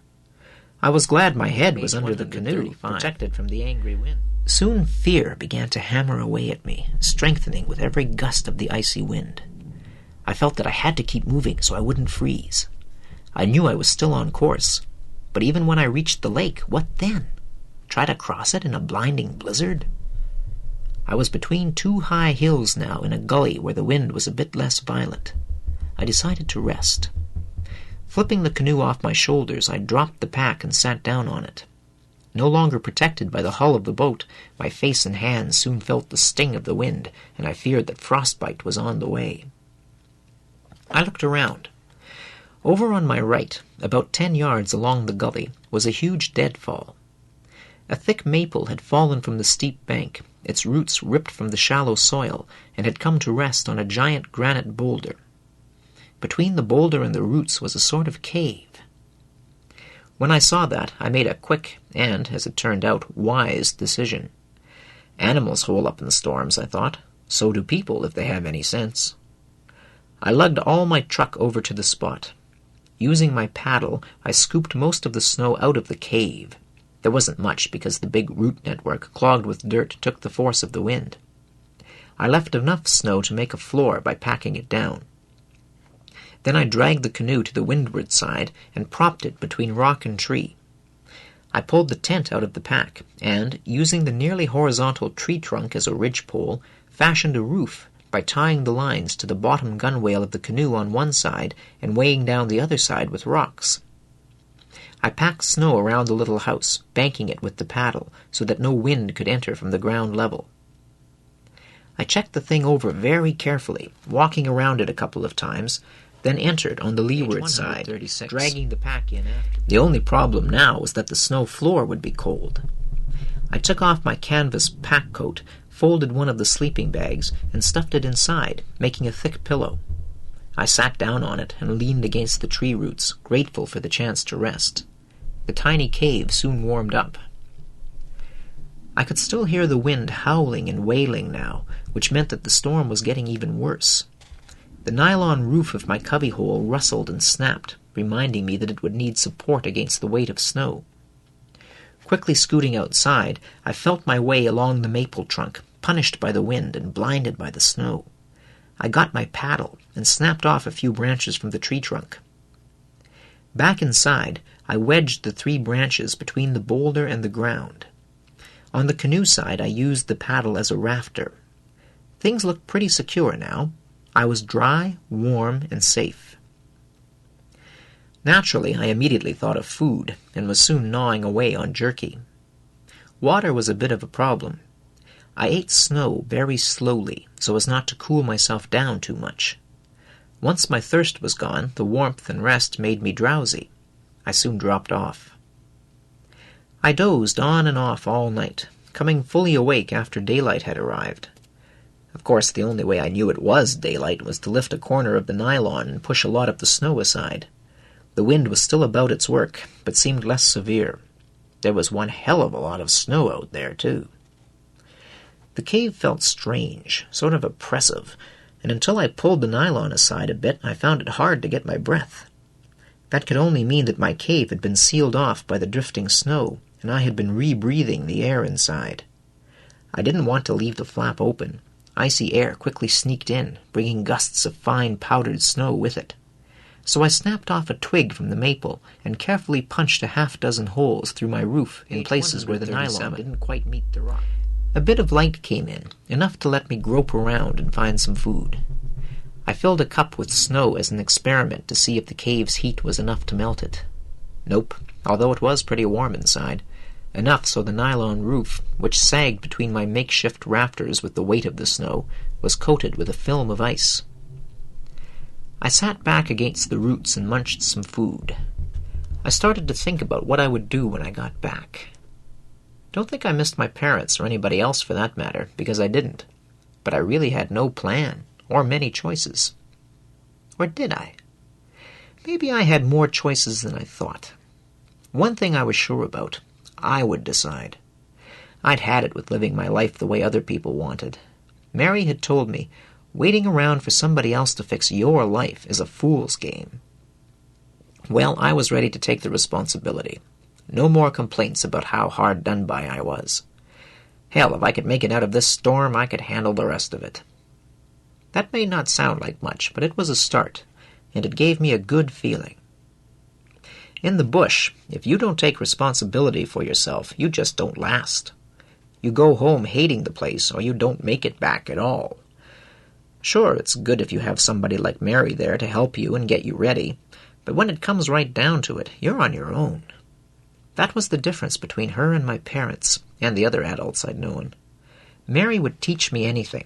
Cooking over a fire, where to find dry wood in a rainstorm, how not to get lost. But somehow she always made it clear that the reason she taught me was so I wouldn't need her around all the time. My parents were the opposite, always trying to make me dependent so they could control me. They picked my school, my career, even tried to choose my friends, then wondered why I never had any. Mary had said to me, "The greatest compliment you can give a teacher, Crabbe, is to say, 'I don't need you anymore.'" Well, I figured I was ready to begin to live my life. I was healthy, strong, reasonably smart, and young. The fact that I didn't have a clue what I'd do with my life didn't bother me at all. One step at a time. Having thought that, I fell asleep again. Crabbe's Journal, 20. I spent altogether 2 nights, 1.5 days holed up, sleeping and thinking. When I finally came out, I found myself in a different world. Around me, the carved lines of great swooping snowdrifts threw shadows across the snow, softening the bright morning light. Above, the sky was a hard, clear blue, and the air was cold. The bush was so quiet I could hear my own breathing. I suppose an artist would have been thrilled to death with the pattern of shadow and dazzling white, the brittle branches against the blue sky. But me, I just stood there calculating how I was going to handle this latest wrinkle in the saga of Crabbe the Traveler. Where I stood, right outside my nest, now shaped like an igloo, I was hip-deep in snow, and God only knew what was waiting for me further on. One thing was sure, I'd have to abandon the canoe. But soon I was packed up again, slogging through the snow. It was hard going, I'll tell you. In the places where the wind had got up some momentum during the storm, the snow was only knee-deep, but I had to plow through drift after drift as I went along. Some, deeper than my hips, I had to go around. Progress was very slow. By late afternoon, the sky was jammed up with low, ugly-looking clouds that came in on a freshening wind, a wind that came head-on against me. But I kept on, mostly out of frustration in spite of the fading light and the unwelcome snow that began to sting my face. I repeated to myself, "Where in the hell is that lake?" I figured the most I had to cover that day was 3, maybe 4 miles, yet here I was, still slogging. Though I was certain I was on course, I checked the compass every few minutes, and even hauled out the map to double-check. Well, I was right. I reached the lake at nightfall. Completely exhausted, I leaned against the trunk of a thick maple as I looked out over the ice, for the lake had frozen during the blizzard for as far out as I could see. My legs felt rubbery, and I panted from an attack on a hard-packed drift that swept up from the shore in a huge curve. As my breath returned, so did my common sense. I had reached the lake, but so what? I was still miles from nowhere and land-bound. In the rapidly fading light, back to the wind, eyes squinted against the swirling snow, I checked the map. Ithaca Camp was the only place near, and it was a few miles northeast from where I was. Though probably closed for the winter, it would at least have shelter. I quickly dug some food out of the pack, stuffing my mouth with jerky. As I chewed, I took a final check of my clothing. This last leg was going to be rough. I would be traveling in the dark, and no light would come from that snowy sky. The wind was stronger here, slamming against the trees, tossing the branches which snapped and clashed in protest. The waving trunks groaned and squeaked eerily. I was wearing every article of clothing I owned, including the canvas pack coat, which was frozen stiff and crusted with ice and snow. My toque was yanked down across my brows and over my ears. My parka, inherited from Mary, was buttoned up tight, but I snugged the drawstring on the hood a little more. Hood and toque were stiff-rimmed with frozen breath. My hands felt okay in the mid-socks, and my feet were only a little chilly. All systems. I set out into the teeth of the wind without the pack. I couldn't carry the thing another step. So this trip was all or nothing. Why didn't I hole up again as I should have? I'm not sure. Looking back, I think the reason was I felt so close. I was only a few miles from where I wanted to go, and I kept thinking, just a little farther, just a couple of hours, and I'd be out of the cold, which wasn't sensible at all, of course. A couple of miles in a blizzard is a long, long way. I tried to stick to the shore of the lake because the land was fairly flat, and most of the drifts, though packed harder here, were only knee-deep or so. But Mommy Nature always makes you pay. Out of the bush meant into the wind, which raced freely across the lake like a steel-cold demon, snatching away my body heat as I stumbled along, eyes on either my compass or the few feet of snow in front of me. It was dark now. There was snow on the wind. Not much, but driven horizontally until the wind struck the trees on the rising shoreline and dropped its burden. I don't know how many times I fell before I lost my mitts. I fell forward in a deep drift and threw my arms out to break the fall, but the snow was deep and I went in up to my shoulders, burying my face. I cursed and struggled in frustration, unable to push my way out because my arms just kept plunging into the snow, nothing to push against.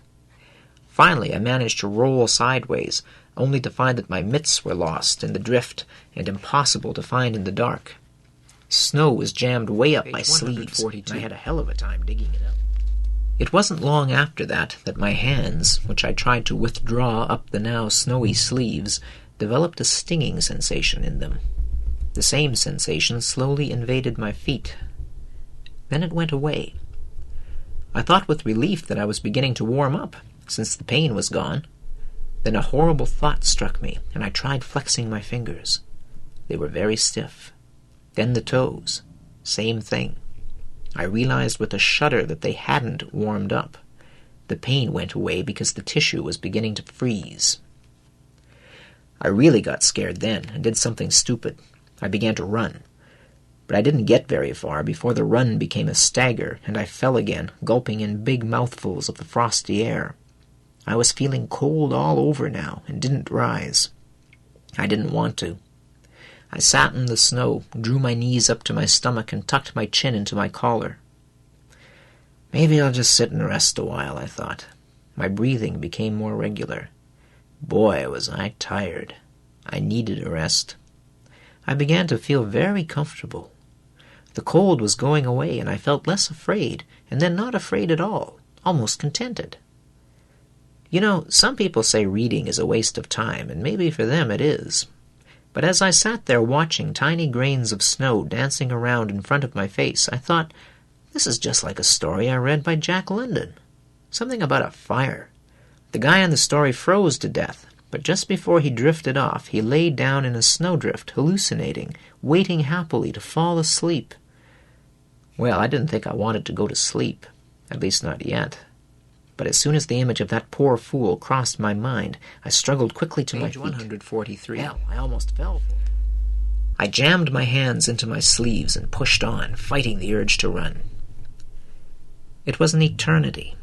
I remember telling myself, chanting, "Push, Crabbe, push. Don't quit after all this." I also remember praying, sort of, to Mary to help me just this one last time.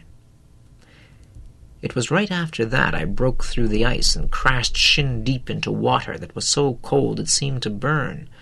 I was so excited I shouted, "I have made it!" in words that were immediately whipped away by the wind. I now knew I was at the mouth of that shallow river that I'd floated down at the very start of my journey, the one with the sandbar. On I charged, exhilarated, breaking through ice all the way across the river and stumbling up the bank. In minutes I reached a cabin that was luckily unlocked. With wooden hands I clumsily unlatched and pushed open the door. It took ages to fish my matches out of my pocket and to light one, since I could barely hold the box. In the dim light I saw a coal-oil stove, bunk, sink, dresser. With the help of a second match, I found a stub of candle. The thin linoleum crackled with the cold as I worked to get the stove alight. In no time, the small cabin began to feel the effects of the stove. Then I stripped off my outer clothing, letting it drop and stay where it fell. After drying my feet on a blanket, I dragged the bunk closer to the stove and climbed in. I'm sure I smiled before I began to doze. But the smile didn't last long. Pain would not allow me to fall into sleep. Burning pain in my hands, feet, and face. I knew that was the frostbite withdrawing, and that there was nothing to do but wait it out. I climbed out of the bunk after a few hours of half-sleep and turned the stove down. The room was stifling by now, the windows fogged. It was daylight, past noon by the look of the bright sun. Outside the cabin was a fantastically bright world of white. It hurt my eyes to look at it, and incredibly, melted snow dripped off the eaves of the cabin. I was still very weak, my legs shaky, and my head light. It hurt to walk, but I was parched, so I found some old enameled pots under the sink and set about melting snow. I drank and drank, coughing all the time. The warm liquid set me off. My chest hurt deep down. I lay on the cot again, soaking in the warmth, the beautiful warmth. I could almost touch it. I continued to doze. By the end of the day, my face and feet were okay. My right hand was much better, too, a bit stiff, but clearly fine. My left hand was in deep trouble, though. The pinky and ring fingers were swollen up like ugly yellow-brown sausages, and the skin had begun to split. Anything that touched them set off ragged waves of pain throughout the hand and up my arm. When I made tea, dusty brown stuff I found on a shelf, and hung my clothes by the stove, it was nip and tuck, one-handed fumbling. The other thing that worried me was my chest. It was still sore and hurt like hell when I coughed. The next morning I pulled on my clothes and shut off the stove. Since I had no mitts, I tore strips from one of the wool blankets and wrapped my hands. Clumsy, but all right. The left I wrapped especially carefully, until it looked like I was carrying a huge red club. It was tough going to the main road. The snow was wetter with the warmer weather, and hard to slug through. I began to hitchhike, and saw my first car pretty soon. It swooshed past, throwing up a great cloud of snow. Shortly afterward, a bright, clean pickup stopped for me. The driver had to lean across and open the cab door for me as I fumbled at the outside handle with my blanketed hand. With difficulty, I clambered up and shut the door. "Gotta put on your belt before I take off," said the driver. He was a big, heavy guy, dressed in a red and green checkered bush shirt, denim overalls, and a wool hunting cap. He was friendly-looking, with fat cheeks and a W.C. Fields nose. It seemed strange to hear his voice, the only human other than Mary I had heard in months. I struggled with the seatbelt buckle for a bit, and he leaned over to help, after slamming the gearshift lever into park. "Some blizzard, eh?" he said as he drove off. "Heard on the news this morning it was the worst in 20 years. "Yeah," I answered. "Pretty bad. We got the roads plowed, though. Worked all last night. I drive a plow." "Oh," I said. He kept looking over at me. "Something wrong with your hand?" he asked. "Yeah, frozen, I think," I said, trying not to sound dramatic.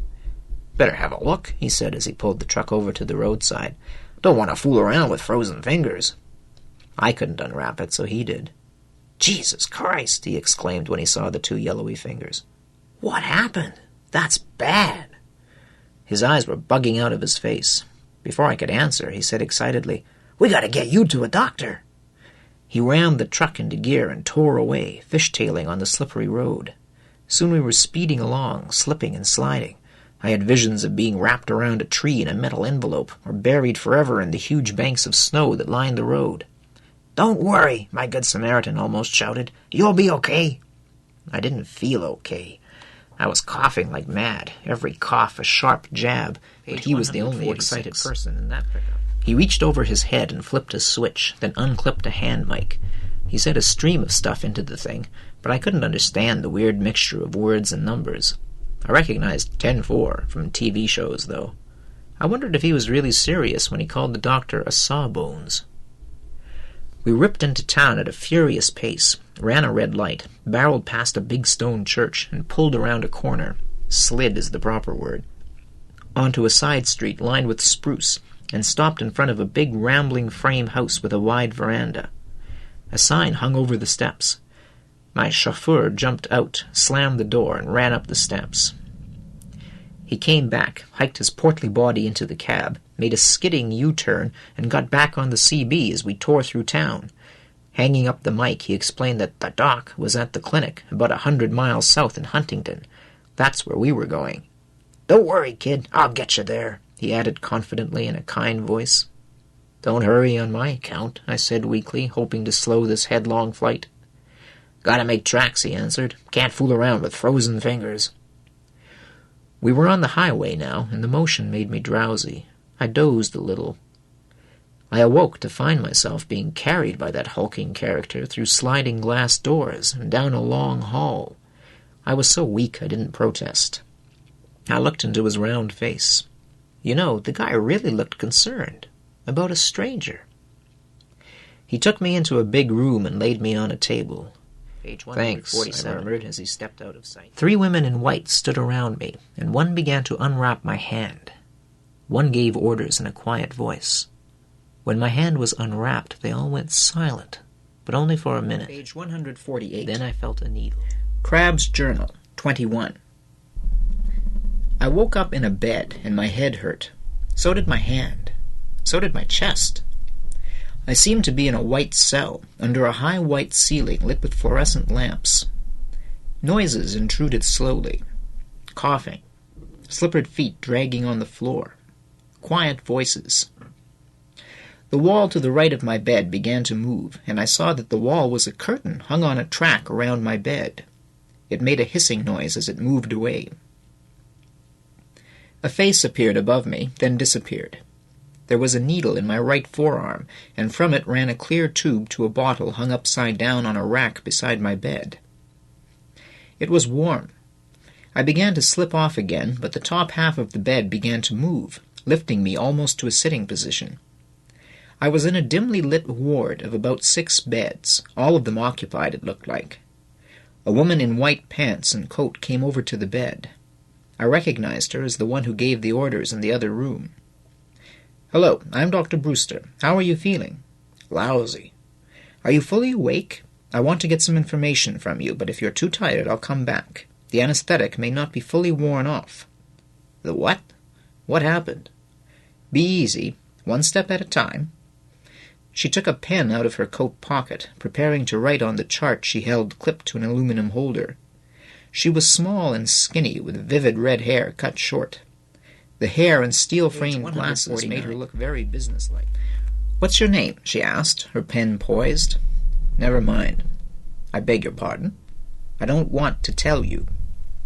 She looked confused, her knitted brows bringing a harsh line to her face. "Don't you want your family to know where you are?" "You might say I don't have a family." "Oh, I see." No, she didn't, but I let that pass. "What's wrong with me? Why am I here?" I asked her. She sidestepped that and tried a new tack. "Are you still in pain?" The harsh line disappeared. "I sure am. I was, too. My head, hand, chest." She turned and mumbled something to the nurse who had just arrived. The nurse walked off again. "All right, Mr. Stranger, it's like this." Her voice wasn't unkind. "You want it straight?" I swallowed. My throat was dry. "Of course. Your head hurts from the anesthetic. It will feel better soon. Your lungs hurt because you have a moderately serious case of double pneumonia. We thought there might be frost damage in there, but so far the x-rays don't show anything." The nurse had returned, pushing a little cart with a tray on top. I saw a bottle of clear fluid and a needle. "Your left hand," continued the doctor, "hurts from the operation. Luckily for you, and thanks to Jack Johnson, the man who drove you here, we were able to save your hand." I lifted my aching, bandaged hand off the bed and looked at it for the first time. "But," she went on, "we had to amputate the 2 damaged fingers." Page "Jesus 150. Christ," I shouted. "You what?" "Take it easy, son," she said softly. "Take it easy." I gulped. Looking at the bandaged hand, you'd never know something was missing. I was shocked, but not surprised, if you know what I mean. The hand had looked awfully bad back in the cabin. I lowered the hand, afraid to think about what a horrible mess must be under the bandages. Strangely, it felt no different, just sore. "I know it's hard, son," said the doctor, "but you almost lost the whole hand. Be thankful for that." I said nothing, still dazed by the news.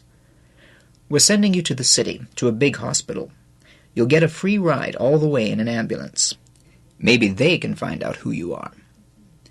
She turned to the tray and picked up the needle. She inserted it into the little bottle. "But why?" I said. "We don't have room enough for you here. This is a very small clinic. Now I'm going to sedate you, so the trip will be easier on you." She leaned over, swabbed my arm, and before I could say boo, I felt the stab, and then nothing. The next few days, maybe 4 or so, it's hard to keep track when you're drugged up, were mostly given to sleeping, getting needles, holding medicine-y tasting thermometers under my tongue, and having an icy stethoscope stuck under the funny nightshirt that tied down the back. I was sort of aware of being in a ward again, but was so tired and groggy I didn't pay much attention. As soon as I started feeling better, they started coming after me about who I was.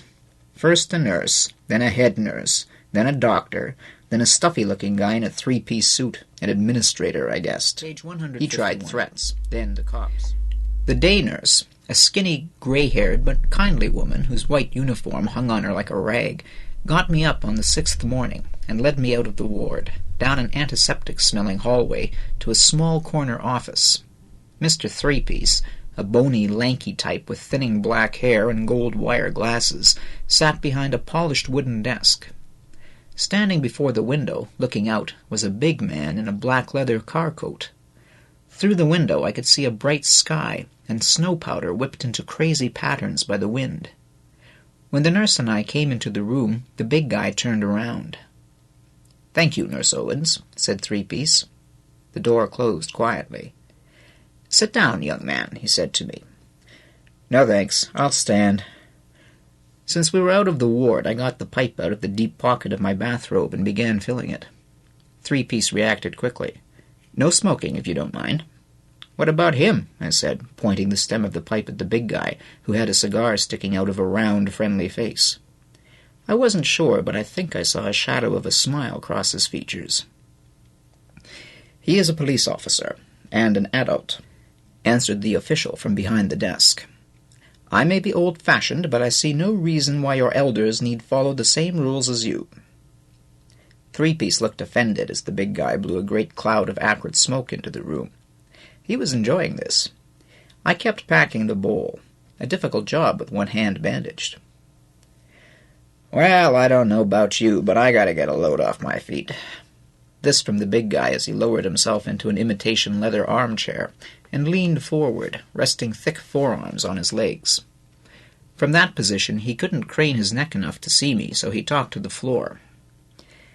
"You got any objection to telling me your name?" he said casually to the carpet. "Yes."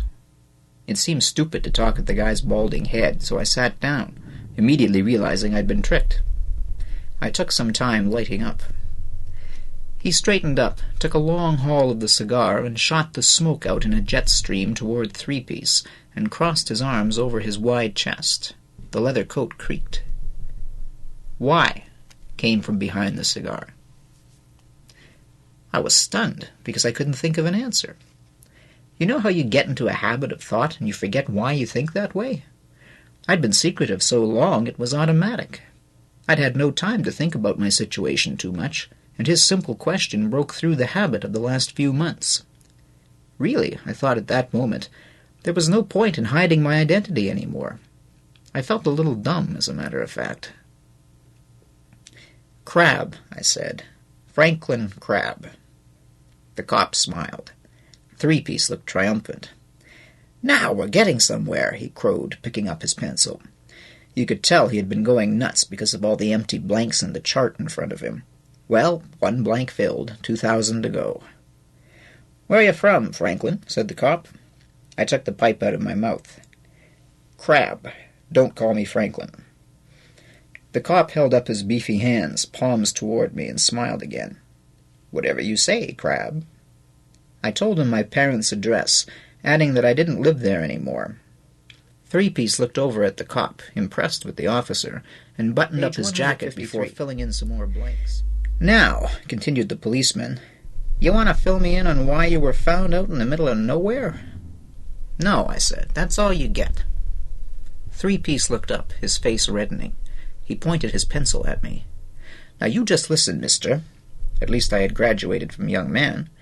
"We have to know the circumstances of your injuries, and we have to know now, so stop all this childish nonsense." Pleased with his cutting tone, he prepared to write. "Mind your own goddamn business," I said evenly, and stood up. As I fumbled with the doorknob, the cop said, "I'm going to bring your parents over here. I have to." "If you have to do it," I said on my way out, "do it." Digression. One thing I noticed when I was pretty young is that people have no imagination. I don't mean the kind of imagination you need to watch TV or read a book and go along with the story. I mean the kind of imagination you need to tolerate something different. To most people, if things don't fit their mental framework, there must be something wrong with the things. Everything that doesn't conform is strange or crazy or sick. Take most teachers. They just can't accept you if you won't go along with the system. Oh, they have fancy words like behavioral problem. I've overheard that one 1,000,000 times. But in fact, that kind of language is a cover for their lack of imagination. I knew lots of kids during my 4 years at high school who were independent. They made up their own minds about what they considered important and went their own ways. When their own way crossed the path of a teacher, or got them at cross purposes with the system, everybody figured they were problem students. Nobody accepted the kids' right to set their own values. So the teachers came down on them, and that only made them more rebellious. I always envied those kids, I guess because I decided years earlier to play the game. People like you to play the game, even if you cheat. They almost expect that. What they don't like is someone who refuses to play. The cheater is accepted. The spoil sport is considered to have something wrong with it. The students are worse than the teachers. Anyone or anything is either in or out with them. If you're out, you're considered insane and fair game for all sorts of attack and abuse. They're like a wolf pack, snarling and snapping at everything alien. For instance, we had this teacher at my school who was very kind and harmless, but very different. For one thing, he refused to drive a car, or to own one. Called them landscape eaters. He rode an old beat-up Raleigh to school. For another thing, he was a vegetarian. Every once in a while, one of the kids would get him going by asking him why he didn't eat meat or drink alcohol. Because he was very naive, this caused more viciousness from the kids than any other characteristic.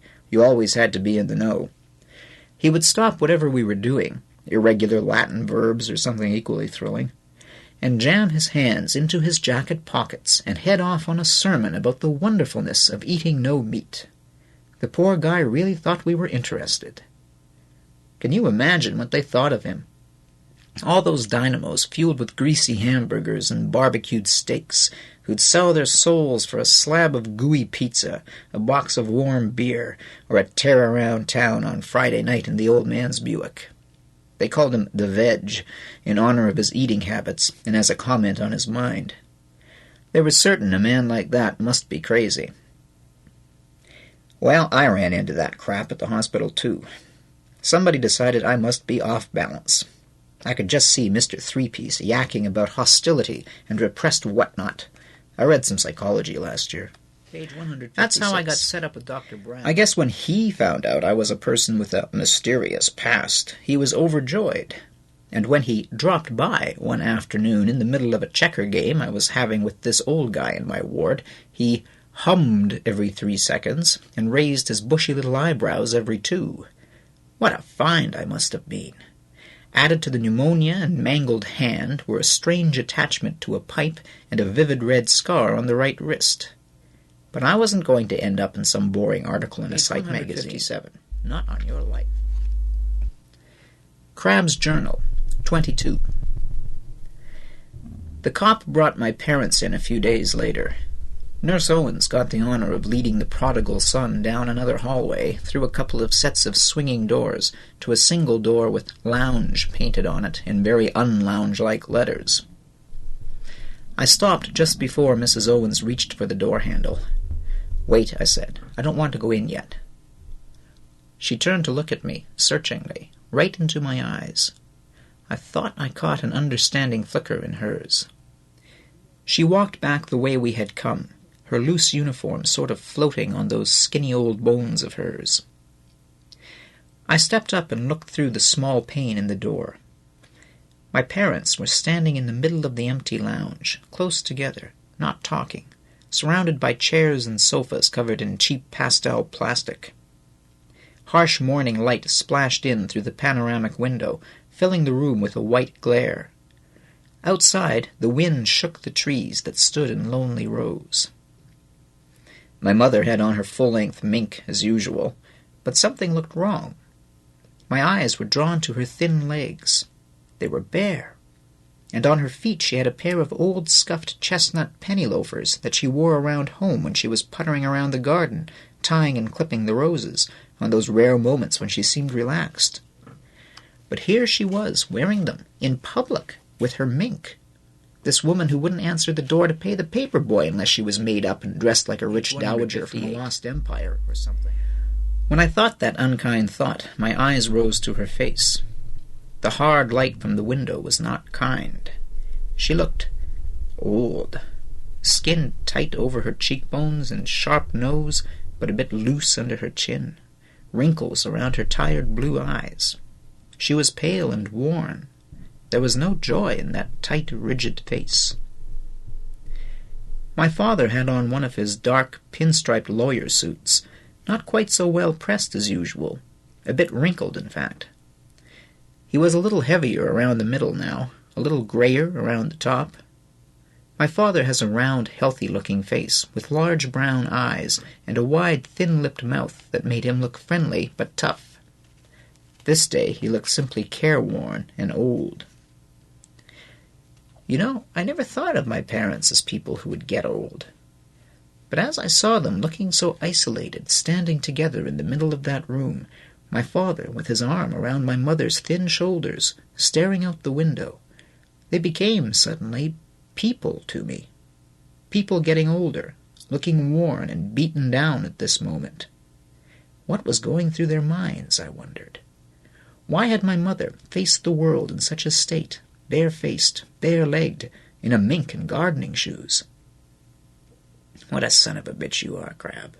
What a son of a bitch," I said under my breath, "to bring them to this." Tears streamed from my selfish eyes over my selfish face. I sobbed, my fists clenched in shame. I wept for the guilt I had caused them to feel. I couldn't face them, drowned in shame. I turned and headed quickly down the hall, bursting through the first set of double doors. "Stop, Crabbe." It was Mrs. Owens. She stood in the hall, blocking my path. Quickly I wiped my eyes. "Let me by," I spluttered, my voice cracked, childish. "No," she said gently. "You have to go back. You have to. You have to tell them it's not their fault." "But it is, damn it," I shot back, shouting. "It is their bloody fault." A young nurse with a bundle of laundry in her arms was approaching us. She looked aside and scurried past. Mrs. Owens said nothing as she took my rigid arm in her skinny hand and turned me around. She began walking me back slowly. "You don't think that. If you did, you'd not be crying, Crabbe. Those tears are your guilt, and it's grief speaking to you." I stopped, pulling my arm free as my anger flared.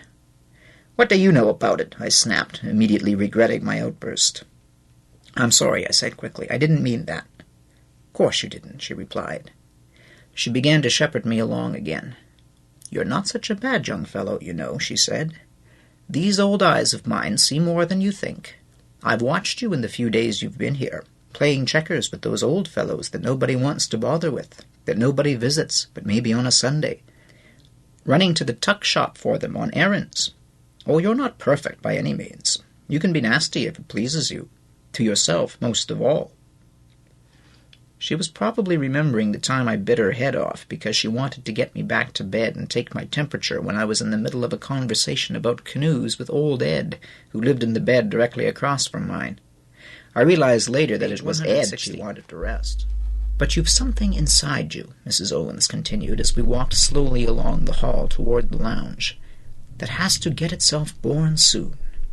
I've raised 5 kids, Crabbe, 3 of them boys, and I know the signs. If you want to be a man, you've got to get things straight between your parents and yourself first." "Yeah, be a man," I said bitterly. "You sound like my father." We stopped. She turned to me, dropping her arm. "Well, yes, there's a lot of nonsense mixed up with that idea, to be sure, but it's not such bad advice, you know. You do have to learn to be a man. You must decide what being a man means to you, and you needn't take your dad's definition by any means." Mrs. Owens paused and looked right straight into my eyes, crossing her thin arms on her chest. "You see, young man, it's like you were a seed, and there's new life inside the shell, and it has to break the shell to get out. And when the shell splits from the force, well, that's a confusing and hurtful time. It's different for all of us, but we must all break free." She took me by the shoulders, turned me to face the door, and said, "Now it's time to go and do what must be done." I could hear her walking away down the hall in the opposite direction as I stood there facing the door. I knew if I wanted to, I could scratch the whole idea, never see them, go away as soon as I got out of the hospital. After all, I had no legal reason to see them again. But all that was just excuse-making. I had to go in. I owed it to them, and to myself. Crabbe's Journal, 23. All that stuff in the TV shows and soapy novels, you know, the long-lost son rushing joyfully into his parents' forgiving arms, honey and syrup dripping all over them, is strictly nonsense. When I walked into the room and shut the door behind me and stood there, the lounge filled with sharp tension. They turned and looked at me, my father's arm slipping from my mother's shoulder. She had a lace hanky in her hand, all wrinkled and damp, and she began to worry it with her fingers. Nobody spoke. I walked over and stood before them in the center of the room. "Hi," I said, immediately feeling stupid at the emptiness of the greeting. "Let's sit down." I sat immediately in an armchair so nobody would fumble around, not knowing whether to hand out hugs or handshakes. They took the couch opposite me. There was about 8 feet of ugly, worn beige carpet between us. Silence again. My mother blew her nose. She kept looking at me, then away, like you do at a party when you want to check out a stranger, but you don't want to seem obvious about it. My father unbuttoned his coat and looked at the floor. "How have you been?" he said, after clearing his throat noisily. "I'm okay now, thanks," I answered. "I'll be leaving in a couple of days." "No, Dr. Brown says you should stay for another week," he said. I'm all right, really," I cut in. "I'll leave when I think I'm ready. Now listen, Franklin." The old look I knew so well had invaded his face, so I cut off what I knew was going to be an order. "Dad, I'm sorry to interrupt. Let's not start like this, okay?" He accepted that and settled back into the sofa, crossing his ankles, an old habit. The plastic covering squeaked under his weight. Silence again. My mother continued to twist her hanky around and around her thin hands. "Will you," she began, "will you be coming home, then?" This question was quite a statement. The very fact that she didn't assume I'd come back, or that my father didn't demand it, told me that things had changed. A breakthrough. I realized then, looking at their uncomfortable postures and hesitant, almost embarrassed faces, that they were as confused as I was. Who was this stranger who confronted them, puffing away on a little pipe, sick and bandaged? Was he crazy, as Dr. Brown had probably told them? Would he blow up in front of them, or fall down in a fit? Mary once told me that the person who cares least about a relationship controls it. I realized that, if I wanted to, I could control this situation. But I didn't want to. And I especially didn't want to hurt them anymore, or get revenge, or any of that crap. I just wanted to be taken seriously. I thought about what Mrs. Owens had said, and it fit exactly with Mary's advice. I was a different person than the one who left these 2 parents months, or was it centuries, ago. Page 163. I did not intend to go back. "I don't know," I answered my mother. I don't know what I want to do yet." More silence. "It's not too late to go back to school, Franklin," said my mother hopelessly, like she felt she ought to try at least once. "The university would probably accept you as a late registration. Your father could speak to them." She rushed on. "You could come home and—" She trailed off after looking at my face. "No, Mom, that's out, definitely. Besides, I missed my diploma. I didn't write the finals." "They gave it to you on your term work, but you missed the scholarship," said my father bitterly. "I don't care, Dad. I just don't." He looked away, out the window. This was hard for him. He and my mother had had it all planned, and I wrecked it. "Mom and Dad," I began a new tack, remembering Mrs. Owens. "I want to say something, and I'm not sure how to. I'm sorry I did this to you." My mother began crying silently. "I just want you to know it wasn't your fault, my running away. I thought it was, but it wasn't. It isn't anybody's fault." "Oh, Franklin," her voice cracked. "We were afraid you were dead. The police, we had to check all the hospitals, the morgue." She broke down. Then anger swept into her voice. "How could you? How could you do that to me?" I said nothing. After a bit she calmed down 164. Again. She blew her nose. My father shifted unseeing eyes from the window to the tattered arm of the sofa. He began to pick at a rip in the covering. I was shocked to see his chin trembling. A single tear rolled down his broad cheek and plopped onto his lapel, unnoticed. "What was it?" he said in a cracked whisper. "Where did I go wrong? What did I do wrong?" He turned toward me. I had never seen my father show grief before. "Ah, Dad, don't," I pleaded. "What's the point? There's no use going back. Can't we just put it behind us?" "What's the point? I'll tell you what's the point, Franklin." His voice was rising. "I want to know. I want to know what was so goddamn terrible about the way you were brought up. You had everything. Brains, the smartest kid in the school, the best of everything, home, family, a promising career, a future." He sort of wound himself down like my mother did. His anger subsided. "Dad," I said as gently as I could, "I was a rich, spoiled, mixed-up, semi-alcoholic teenager who couldn't find his ass with both hands." "You can't blame that on us," hissed my mother, "and you weren't an alcoholic." "I'm not blaming it on you," I continued as calmly as I could. "Can't you see that? I'm not blaming anything on anybody." "Franklin," said my father, "you haven't answered my question. I have to know. I'm sorry I jumped on you a minute ago. I understand you're not blaming us, but I have to know what went wrong. It's driving me crazy." "Don't you know, Dad? Deep down inside, don't you know?" He turned to the window again. "I want to be taken seriously, Dad, to run my own life. I'm not invisible. All my life I've been locked into other people's expectations. Yours, Mom's, my teachers. Everybody wants me to live their lives. Where do I come in? Being wealthy, being smart, that doesn't make it easier, Dad. It makes it harder. People expect more from you, and when you don't measure up, if you're just a normal kid, they figure you're letting down the side. Lots of kids at school hate me because my parents are rich and I don't need to study. You know, I was really rolling, but very calm, not angry. I just wanted them to understand. If I did something well, it was considered natural because I was wealthy. But if I screwed up, then I got the credit for the screw-up. And the craziest part was, all my life, people acted like I was king of the world, like I had life by the short hairs. But I was just a goddamn slave. I looked at my parents, and I said quietly and with feeling, "Well, that's over now. My life belongs to me. If you can't accept that, well, it doesn't matter if you accept it or not." I sat back, exhausted. I had a coughing fit. My chest still hurt a bit. My father turned to my mother and said, "I guess that's that." She nodded. Silence again. They both studied the carpet.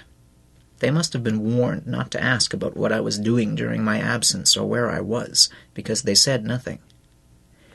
After a while, they left. As I walked back to the ward, I felt like you do when you tidy up a room that has been so messy it's been bugging you for a long time, and you look it over. It makes you feel a little better, putting your house in some sort of... Crabbe's Journal. End.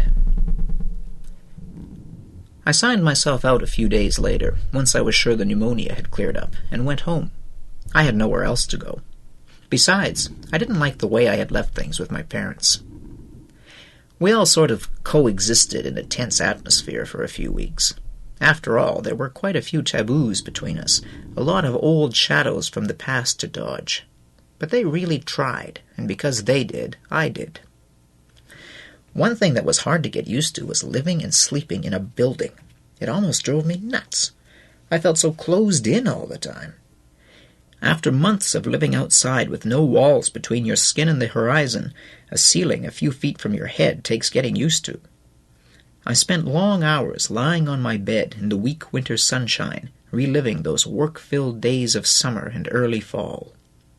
It's strange how the tang of wood smoke hanging in the air, or the glint of sunlight on waves, can glide into your mind, almost as real as the real thing. I had some bad moments, too, remembering Mary, with no one to share the sadness. I owed her a lot. Not only my life, but the way I was trying to live it. And I knew that, in a way, she was part of myself, and she would be long after I stopped remembering her. My mother brought me into this world, but Mary got me ready to live in it. Don't think I spent that whole winter moping around, though. Not on your life. After a month or so of doing nothing, the inactivity was starting to get to me, so I took up jogging to get some exercise and stay in shape. I also answered an ad in the newspaper and got a job at a sheet metal plant across town that manufactures office equipment, shelves, and certain auto body parts. It's a small factory. The interview for the job was interesting. The foreman, a muscular, middle-aged guy named Brighton, had a blown-up photo framed on his desk of a canoeist shooting whitewater rapids. He was the canoeist. Before our interview really got rolling, I asked him about the picture, and we got talking about canoe trips and camping. Brighton job shares with another man who skis, so each can take a few months off work during the season he likes. I think I got the job because of the photo. I sweep floors, mop up the cafeteria, clean the washrooms, fascinating stuff like that. My parents aren't too happy about Crabbe the scholar doing unskilled labor, but I wanted money for clothes and so on. I also wanted to pay them something for room and board. It's not a thrilling job, but the money's good, so it'll do for now. As soon as spring chased the snow away, I put a pack together and hitchhiked up to the Ithaca Camp neighborhood. It took a new battery that I bought in that little one-horse town up there, and a lot of coaxing, and some swearing, but I got the station wagon going. You know, the one I hid in the bush. It coughed and sputtered at first, and it sort of waddled into town on almost flat tires, but soon it was purring along. I pumped up the tires, filled the gas tank, and drove around for a while. Ithaca Camp was a buzz of activity, so I stayed away from there. But I did take a walk along the route I had traveled in the snowstorm. I wanted to find the pack and canoe I had abandoned, but both were... It was a nice day, so I pushed through to the lake at the beginning of the portage and spent the night there for old time's sake. Next day I headed back to the city. When I rolled into our driveway, my parents almost croaked. They had been pretty good about badgering me with questions about where I had run off to last spring, but when I turned up with the car, it was too much for them. That night, at the dinner table, I noticed something strange. My father had removed that silly brass candelabra. So I took that as a favorable omen, and gave my parents a heavily edited version of what I've written in this journal. They weren't completely satisfied with what I told them, because they knew I was leaving out a lot, and they asked me quite a few questions that I glossed over or avoided altogether. And there was still some bitterness, theirs and mine, cooking away under the surface of our conversation. But nobody was lecturing anybody, and for the first time I was able to talk to them without the feeling that someone else had written our lines for us. Not long after that, an interesting thing happened at work. I started jogging on my lunch hours, and discovered that Brighton, the foreman, and I have something else in common, running for fitness. He does it to keep in shape for canoeing. So on days when he isn't too busy in the office, we run together. You'd expect a guy like Brighton to be super macho, but he isn't. He's actually a very gentle person. One day, as we slogged through the grimy streets near the plant, he told me about an outfit he and his wife run in the summer. It's called Project Adventure, and it's connected with Family Court. He and his wife take kids who have been in trouble with the law and would ordinarily go to some kind of reform school on wilderness canoe trips for 2 or 3 weeks at a time. The idea is to get them away from bad influences, and, more important, help them grow some self-respect and cooperation with other people. What the psychologists call social skills, he said. I asked him if I could come along on one of the trips. I was dying to get back into the bush, and I thought I'd like to work at something like that, where you do something good, or at least try to. Brighton says these kids don't like themselves too much. Maybe I could do for someone what Mary did for me, on a smaller scale, of course. So, in a couple of weeks, I'm going on a canoe trip with the Brightons, and they're going to test me out and see if I can handle myself outdoors. I'm pretty sure I can satisfy. Other Irwin books for young adults. Blaine's Way by Monica Hughes. Then I hear the whistle of the train near the crossing, and the sound takes me back to that other farm near Cornell, back to that winter of 1930. So Blaine Williams begins to recall his troubled childhood in rural Ontario during the Great Depression, his adolescence at the onset of World War II, and his illegal participation in the war at Dieppe at the age of 17. In a novel with a panoramic, historical sweep, Monica Hughes uses a young man's growth to awareness to record a whole era, creating a warm-hearted, exceptionally evocative story. Award-winning Edmonton author Monica Hughes has written numerous books for children and young adults, including Hunter in the Dark and many science fiction novels. In 1981, she received the Vicky Metcalf Award for a body of writing for children. A City Out of Sight by Ivan Southall. Gerald, Carol, Bruce, Jan, Colin, and Mark. Their story began in Ivan Southall's award-winning To the Wild Sky. They were flying to Gerald's birthday party at isolated Coonabiba Station. Disaster struck. The plane crashed, thousands of miles off course, and To the Wild Sky ended where A City Out of Sight begins, with the 6 children alone on a deserted island, hoping against hope for rescue, struggling to survive. Now they must fight for everything: fire, water, food, shelter, amid the dangers and the indifference of an island uninhabited for 100 years. A City Out of Sight is an absorbing, exciting, and satisfying novel, complete in itself, and bearing the unmistakable stamp of one of the world's most distinguished writers for young people. Ivan Southall has written over 50 books, many of which have been published in several languages. Quote, a snappy, out-of-the-ordinary adventure for those 10 and up. Page 172, Toronto Star. Cowboys Don't Cry by Marilyn Halverson. Winner of the Irwin, Alberta Culture Writing for Youth Competition. Shane is a 13-year-old boy who lives with his unemployed, rodeo champion father on a ranch in Alberta. They share an explosive relationship, exacerbated by Shane's feeling that his father was responsible for the accident in which his mother was killed. During the course of one summer, Shane's friendship with a girl called Casey and her veterinarian mother, who live on an adjoining ranch, teaches him much about love and responsibility. He also learns to deal with his schoolmates, who make fun of his hard-drinking father. Marilyn Halverson has written a powerful young adult novel, with its rich and authentic evocation of ranching, rodeos, and the rigors of adolescence. She is a full-time schoolteacher who also runs a cattle ranch near Sundre, Alberta. Quote, the author's understanding of teenagers and love of ranching and rodeo have inspired this heartwarming story, a winner, especially with 11 to 16-year-olds. End quote. Calgary Herald. Quote, a sensitive, entertaining coming-of-age novel for younger teenagers. Page 173. Maclean's. Let It Go by Marilyn Halverson. Lance was lying in front of the fire, drawing. He was working on an eagle soaring high above a rocky ledge. Just looking at that picture, I could hear the sound of the eagle's wild, defiant scream. That had to be his best drawing yet. The voice of the MC on the TV show broke into my thoughts.